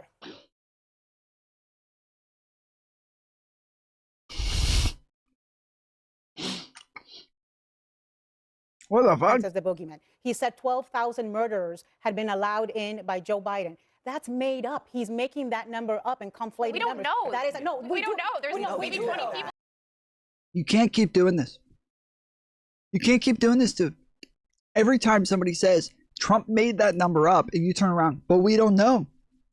Then Trump made it up. Then you're agreeing. You agree. Trump made it up. Okay. If you're going to play this game that we can't know because all of the fucking data says that he's wrong. All of the data says that he's just completely lying. Okay. Then we can't know. Okay, fine. So then every time Trump says 20 million or 12 million or whatever, anytime he says it, he's lying. He made it up. You agree. You agree. He's fucking lying. He made it up. You can't say we can't know and then also say, but Trump isn't lying. Well, if he can't know, then he can't know. Pick one. We do know because ICE has put out numbers. We actually do know that that's not true. It is a lie. Listen, he lied over 20 times. Daniel Dale from CNN has done the fact checking, and a lot of those lies were about immigration. He said Maduro opened up the prisons and the insane asylums. There is no evidence, zero, that Maduro did that. Castro did it in 1980. But there is zero evidence that Maduro did it in the last few years. This is kind of the whole point. Is you're literally defending Maduro in Venezuela right now. Maduro. I am telling you that. You're defending Maduro, dude. These people are fucking stupid. They're brain dead. They're actually brain dead. You're defending Maduro? They're so fucking stupid. Holy shit. Holy shit, they're so fucking stupid. How you give me this dumb? You're defending Maduro. Alright, how about this? I love this fucking example.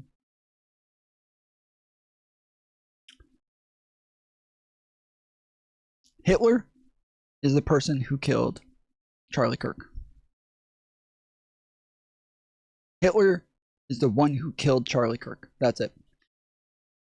Hitler killed Charlie Kirk, bro.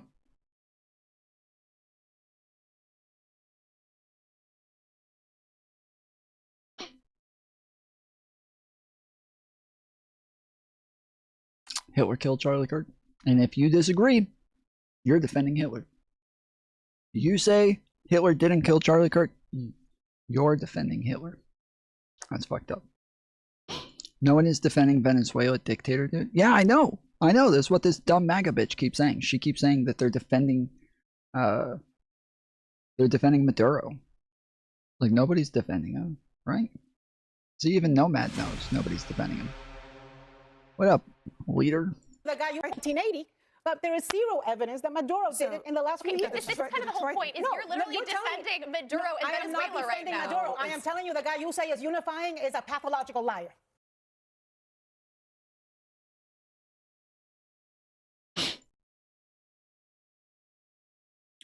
There you go.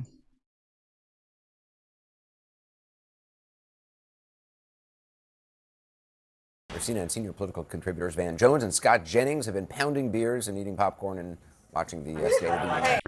All right, we're going to play one more video, but if you guys want to continue watching the stream, we're going to move everybody over to the other channel. So we have, we'll do it in a couple minutes, but not right now. But we have two streams going on YouTube. One is in the vertical phone format. The other is in a regular landscape format like this. The other is in a regular landscape format like this. Now I know why people say his fucking voice is annoying. Oh my goodness. You sound like a fucking idiot. Holy shit. That is obnoxious. How can anybody listen to that motherfucker? Anyways. We're going to continue stream on this one.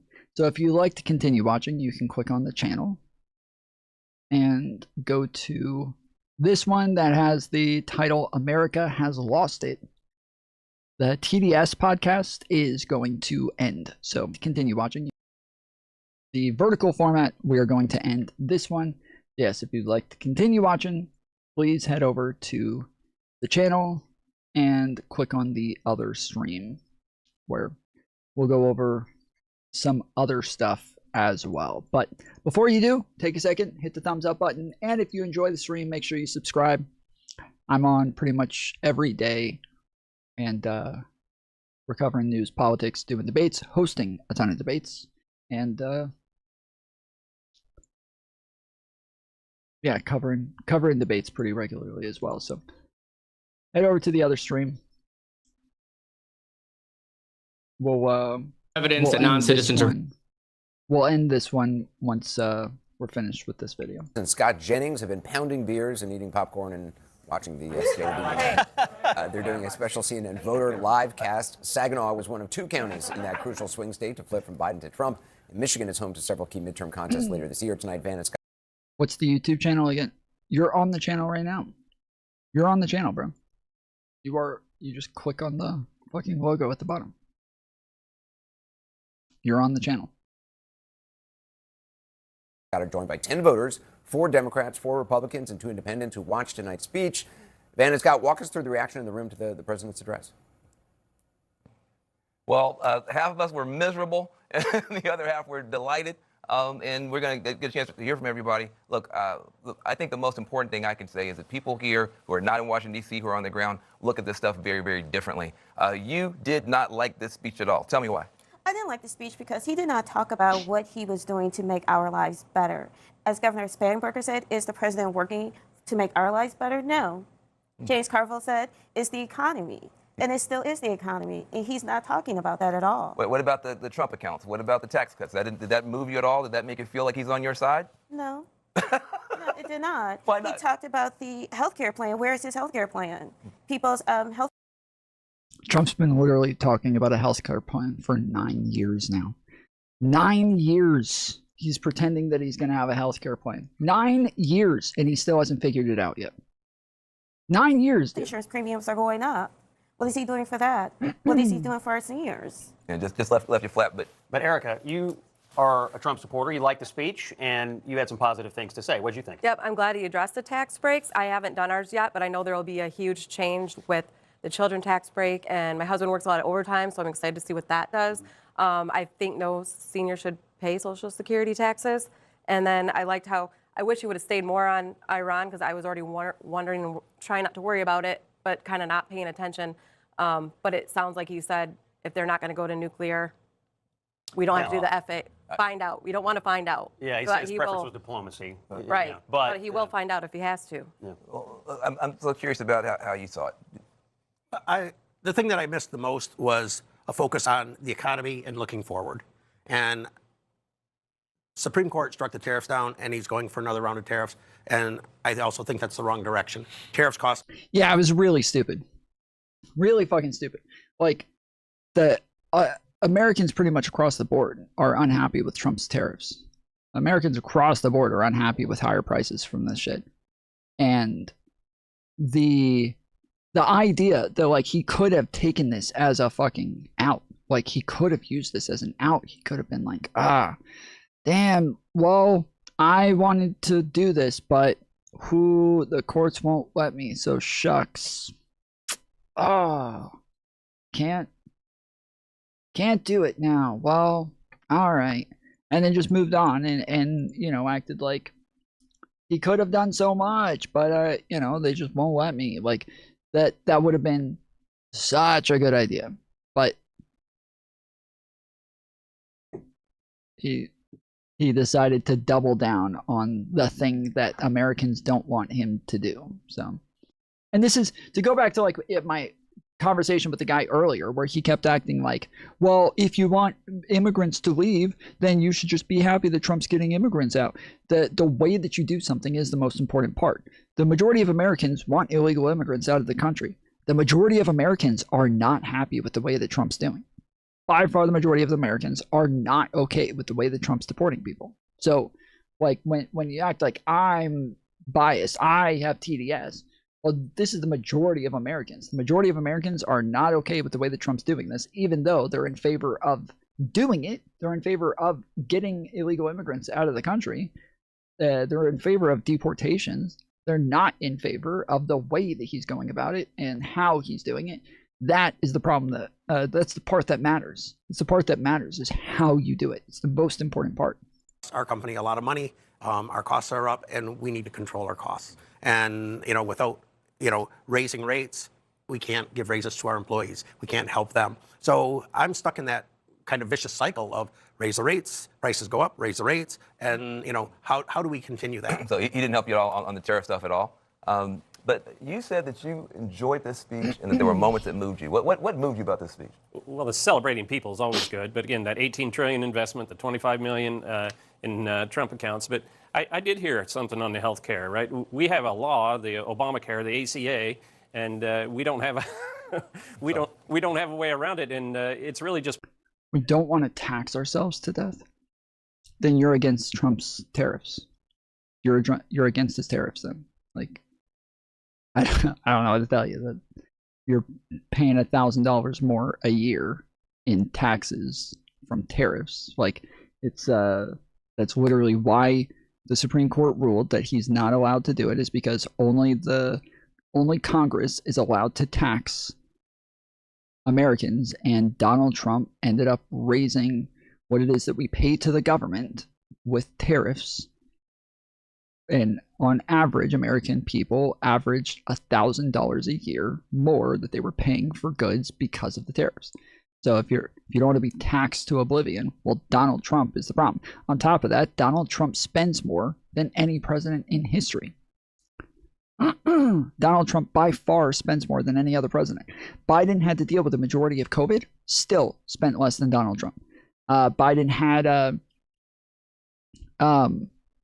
spent like, even if you include how much Donald Trump spent on COVID and you get rid of that, just take away everything that Trump spent on COVID and just look at how much he spent during his administration. He still spent more than Biden if you include Biden's COVID spending. You can include Biden's COVID spending, who dealt with the majority of COVID spending. And he still spent less than Donald Trump. And Biden passed more legislation. He passed way more legislation. So if you don't like taxes, if you don't like paying a lot, Donald Trump is your worst fucking enemy, bro. He's your worst enemy. pooled care that's gone up every year. And this most favored nation, he's taken a stab at lowering the cost for us. And unless a legislature acts, he's at least doing something that's going to hit our pocketbook. I think the part of the speech that's probably going to live on for most Republicans is when he asked the Congress stand up if you think your duty is first to American citizens before illegal aliens. Republicans stood up. It gave him his most sustained applause for the night. I suspect, man, you're going to see this in a lot of campaign ads. What tariffs are doing what they should be. What they should be doing, making sure China doesn't dump their goods in our country. First off, Trump's not just tariffing China. I don't know if you thought he was only tariffing China, but he's not just tariffing China. Secondly, when you finish this off by saying just like they did under Obama, when Obama raised tariffs on steel, that's what the Supreme Court said he's allowed to do. That's exactly what they said he's allowed to do. He is allowed to give specific tariffs on specific things. He is not allowed to say, oh, I'm just doing a across-the-board tariff on the whole country and all goods. You can't do that. That is illegal. That is the problem. But if you specify the tariff on a specific good, then that's fine. But he didn't do that. He did broad, sweeping tariffs across the board. That's not allowed, and that's making it to where, again, our goods cost more. So the good costs more by itself just by adding tariffs. If we don't buy from China, we're not getting cheaper goods, so we're having to pay more for higher priced goods. And then for the goods that do come from China, we're having to pay more for those as well. So we end up paying more one way or the other.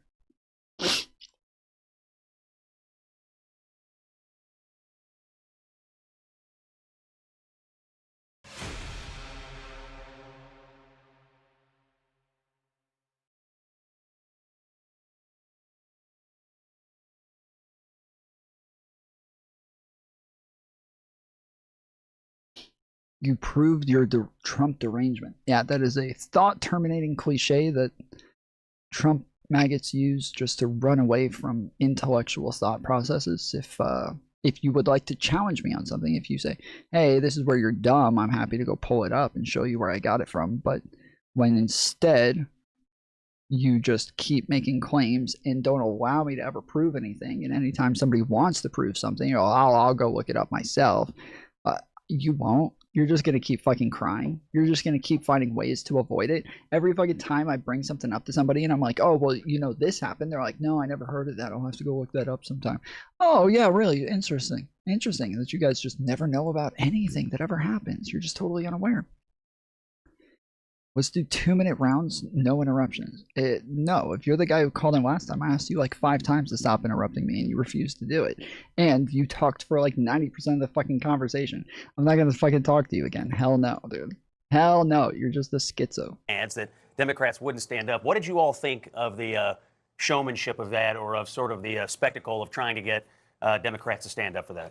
Well, I think the point, I think that Who's Tom yelling at? I'm pulling up the chats on the screen. When I reply to them, they're on the screen when I'm talking to them. It may have gotten a little muddled, but in the showmanship. But I think his point is valid.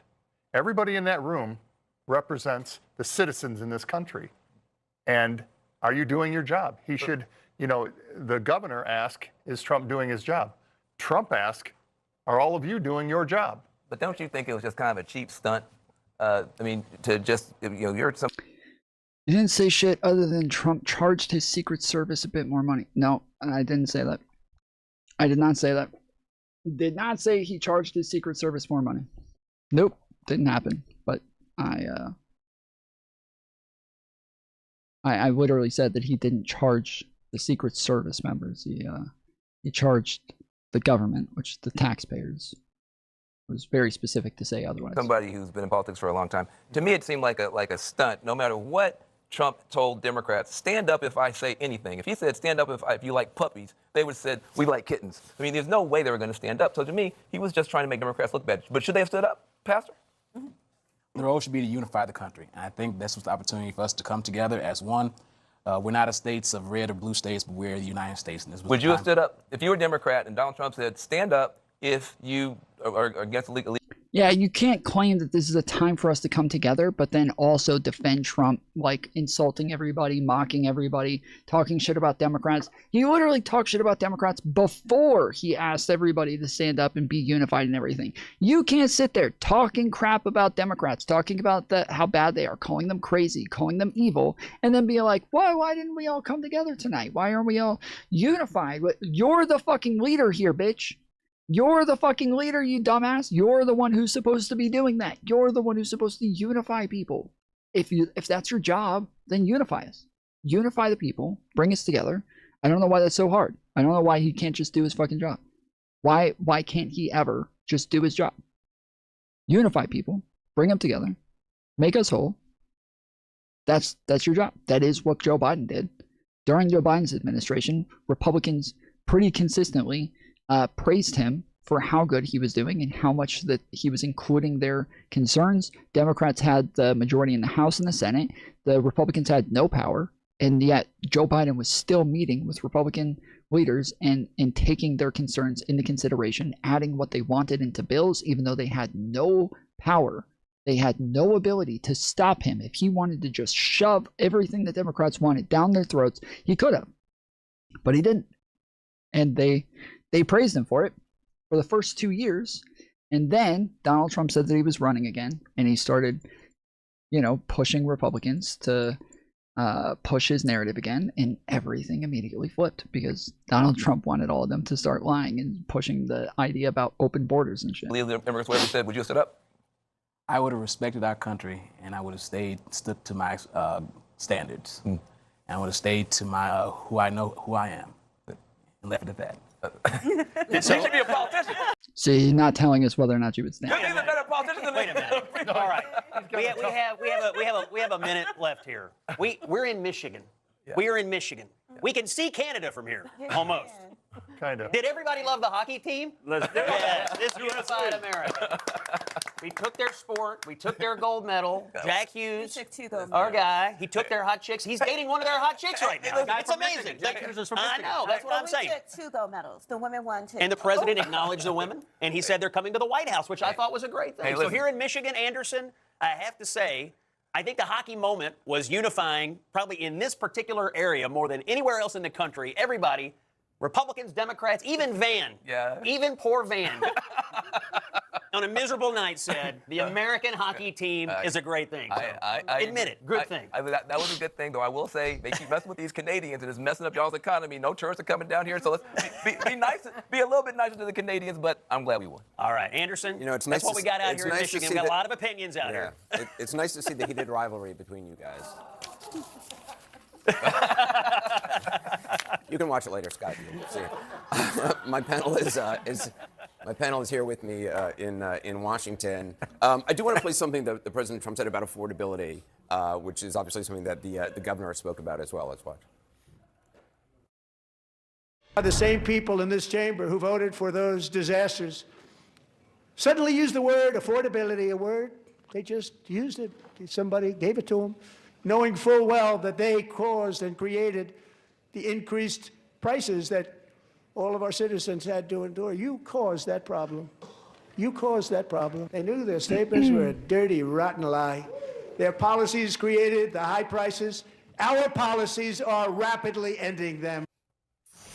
That I will soon be presenting Connor with our highest civilian honor, which we will be given and which has been given to many athletes over the years.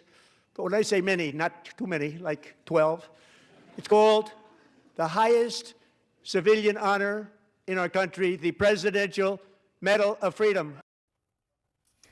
It was the thought about hockey. You know what I thought was actually really interesting, just listening to those voters and Americans, they were really focused on the economy. And I think that the red meat applause lines that Scott mentioned about stand up if you believe that you're supposed to be working for U.S. citizens, that definitely works really well for the partisans. But the regular people, their takeaways were all about the economy. They were about healthcare, they were about tariffs, they were about the cost of living, they were about exactly what we've been talking about this whole time. And I think that yeah, again, this is the point that we keep coming back to, is like the majority of Americans are just not happy with what he's doing. They're just not happy with it. The people who voted for Trump, who wanted him to lower prices, who wanted him to make things cheaper, and then he turns around and does broad sweeping tariffs and makes things more expensive. They're not happy with that. The fact that he's supposed to be creating more jobs and having more people getting employed. It's been the opposite for tons of industries where we actually need the jobs, where we have a lack of jobs, we've gone down, and where we already had too many jobs, we've gone up. And so it's literally been in the wrong places where he's targeting his energy. And then on top of that, he ran on saying that he was going to lower housing prices and make housing more affordable. Then he got into office and said, no, I would never do that. I would never lower housing prices because that would make it to where people who own houses are going to lose the value in their homes. Okay, that's cool and all, but those are all fucking boomers and Gen Xers who have those houses. They're not going to be able to sell it to anybody because nobody else can afford the housing now. You ran on this. You ran on saying you were going to do this. People voted for you because you said you would do this. And then you get in office and literally do a 180 saying, I'm not going to do it. This is just him lying. He's just lying over and over. He lies to get into office. He lies, says he's going to do things. And then he gets in office and completely 180s and does the exact opposite. Like, this is not an opinion. If you run and say that you're going to lower costs and affordability, and then you get into office and say affordability is a hoax, it's a Democrat hoax, affordability isn't a real term, they made it up, I'm sorry, but you're blatantly showing anybody who actually has a brain that you're trying to scam them. You're purposely trying to scam them. There's going to be a bunch of people who are like, cultists who are going to refuse to admit anytime Trump does something wrong. But that's not the majority of Americans. The majority of Americans, including the majority of the people who voted for Trump, are not happy with what he's doing so far. Starting on day one, we will end inflation and make America affordable again. One of my top priorities will be to quickly defeat inflation and make America affordable. Make America affordable again. We're going to make it affordable again. There's this fake narrative that the Democrats talk about, affordability. Affordability is a con job. We will target everything from car affordability to housing affordability. This whole thing is, they use the word affordability. It's a Democrat hoax. I don't want to hear about the affordability. We will target everything from car affordability to housing affordability. But the word affordability is a Democrat scam. It's just, he can outright scam people, outright lie to them, admit that he's not going to do the things that he promised to do. And so many people will still defend it. They will still defend it. They can see it right in front of their eyes. And they don't care. They don't care. These people are willing to ruin the country just for the cult, just for their idea of what they want to be true. And they won't acknowledge how bad things are getting. Because if they did, they would have to acknowledge how bad they've been throughout these last 8 years. They would have to acknowledge the morality of their own actions over these last 8 years. And for a lot of people, that is too much to ask. That is way too much to ask. Is very instructive because that moment where Trump got his biggest applause line in the room, I don't know if it will resonate as much as the White House might want it to be, and it certainly is not going to be the thing that this midterm is going to be. I think one of the problems that he has is that people see these things as distractions. They don't think he's focused on the thing that is most important to them, the thing that was most important to them when they elected him. They don't think he. Yeah, somebody called in earlier saying, I forget who it was. Somebody called in earlier saying that everybody's loved Trump. Trump has literally been he was a laughing stock. I'm from New York. He was a joke to everybody. Call from David. What's up, David? You're on the Tom Foolery Show. How's it going, buddy? Hey, Tom, don't hang up, brother. This is Alexander, Grunt Alexander, and I'm going to put the ball in your court entirely. There will be no combatives, nothing combative on my end, I promise you. I'll let you pick the topic. I'll let you pick everything. but you do have to allow me to respond. And the way I respond doesn't need to be exactly the way you would like. But I think we should give each other 2 minutes. I'm sorry that you didn't want to continue our conversation, genuinely. I think that I don't hate the other side, but I did call you my enemy. And the He's delivering on that. And even the things that his supporter mentioned there, you know, there is not $18 trillion in new investments here. Everybody knows the economy in their communities have slowed. They're worried about their jobs. This most favored nation piece on drugs applies to like 40 drugs of the 23,000 prescription drugs are out there. So people know they're not paying less for their prescriptions. And I think that is the challenge, because he is selling something that they don't feel or see, and they don't think he's really focused on it. Well, let's unpack this. We got like okay? 30 seconds. His line, their policies created the high prices, our policies are rapidly ending them. That is going to be the line that they keep driving, which is they are responding and trying to bring down what Biden brought to them, which was pain. First Trump administration, unrivaled economic success, that drove him back to the White House. That's the reason why he got elected this time. So the assumption here was that he would deliver bigly. And the American people are yet to feel that. And without feeling it, no visual, no audio will move them off of that unless they can feel it. That's what Republicans have to do. The reason they had those expectations. Yes, I don't hate people for voting for Trump either. Again, the majority of the people who voted for Trump are unhappy with his job, with his policies. They're willing to admit it. They are happy to, well, not happy to say, but they're willing to say that they made a mistake. And the Democrats have been winning elections at insane rates since Donald Trump took office, and it's been pretty clear that he is unwilling to do the things that the American people put him in office to do. So it's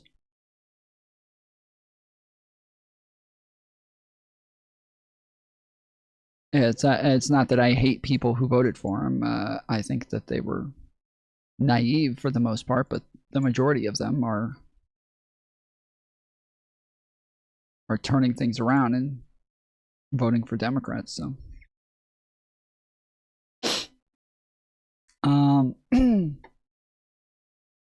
it's not that conservatives don't answer questions the way that we'd like Trump. Dodging becomes just part of it. Yeah, it's not like, yeah, I never wanted to answer it the way that I like. Like, I'm happy to have disagreements with me. I want him to disagree with me. The problem is that he wouldn't disagree with me. That was the whole issue, is he refused to disagree with me. But he was the one who picked the topic before. He picked the topic. He said, I want to talk about like why you don't like Trump and what's wrong with him and blah blah blah. And so, okay, well, he's corrupt. What's corrupt about it? He's not corrupt. Yeah, okay, well, here he is. He's corrupt here. All presidents do that. Okay, even if that's true, that doesn't mean that Trump's not corrupt. But I'm telling you, he's more corrupt than everybody else. Well, I don't know about that. I'll have to look into it. Okay, all right, well, what the fuck? Yeah, but you got, like, what you don't understand is that the Democrats are the ones who went after him and tried to throw him in jail. So, okay, they didn't try to throw him in jail. They like, he committed crimes. Like, they were trying to prosecute him for the crimes that he committed. We can just talk about, like, no, he didn't do any of those. Okay, well, let's talk about one. Like, let's talk about the Fulton County case where he was charged with trying to steal an election. No, he didn't try to steal the election. Okay, then what part of this? I'm summarizing his points because he went on for like 2 to 3 minutes each time, just kind of rambling about shit that had nothing to do with it. While starting off, no, he didn't do that, and then just goes off on other irrelevant shit. So, okay, what part of the Trump charges do you disagree with? Well, I don't know anything about it. I can't tell you. It's okay, well, what the fuck? Like, how are we supposed to talk about this if you don't know anything about any of the things that we bring up? Okay, well, he didn't have open borders. Open borders didn't exist. Well, I mean, I don't know. Like, okay, we just can't talk about this shit then. I'm sorry. Like, if you don't know anything about it, and when I say I will give you the evidence and you say no, I don't give me the evidence, I'll look into it on my own time. Okay, then we just can't talk about anything. If I'm not able to present you evidence while we're talking, I assume if you come in to a conversation with me, I assume you don't know the information, or I don't know the information, right? I assume if I'm making a claim that open borders don't exist and you make a claim that open borders didn't exist, right? one of us is missing some information here, right? That's blatantly obvious. Obvious, one of us is missing information here. And so in order for us to have the conversation, we have to be able to exchange information in order to convince one another. But yeah, if you're refusing to exchange information, then yeah, we cannot have a conversation. We cannot talk to each other. And that is a type of engagement that I am not interested in having. If that's the way that you think conversations are had or debates are had, where we just cannot exchange info with one another, all right, well, go talk to somebody else then, because I'm good. All right. I don't know. What is this? While I was in a hospital on the brink of death, a tornado of retardation was brewing. The internet's attention economy has spawned humanoid cockroaches that will say anything for a few moments of online notoriety. Well, let me introduce you to the most pathetic man on the internet. His name is Purple Perry Gaming. On the same day that I informed my audience that my Purple Perry Gaming. I feel like I've heard this name before. Where have I heard this name before? Is he British? Is he British? Leader, do you know who this guy is, don't you? All Brits know each other. They all run in the same circles. Yeah, he's an orbiter of Queeman. Interesting. All right, guys, we're going to shut down the vertical stream. So as I said earlier, if you guys are watching, all right, I got 2 streams going on this channel. So just click on the channel and head over to the other channel. Okay, so this is the vertical format. Okay, this is the phone format. This one we're shutting down. We're gonna end this stream and we're gonna continue only on this one. So we have 2 streams going this entire time, but we only do this one for a little bit. The vertical one we only do for a little bit. Don't scroll, don't move on, don't go watch some other fucking loser, okay? Hang out with us for the rest of the night over in the other chat. What's up, Only Fools? How's it going, man? Long time no see. Yeah, head over to the other chat. We'll all be here for a while longer covering some other stuff. So we've had a bunch of people over here the entire time, and we'll still be getting down on some politics and some other stuff for the rest of the day. So hope to see you over there. Otherwise, I should be back on tomorrow. So if you guys are somebody who's, didn't want to come and debate today, get a topic and come talk to me another time. Get prepared. All right. But yeah, click on the channel down here and then go to the one that says America Has Lost It. It's got my big, bald, beautiful head on the front of the thumbnail right there. Later, fools. Oh, wait. Can I think I might be able to send some of you over. We'll see.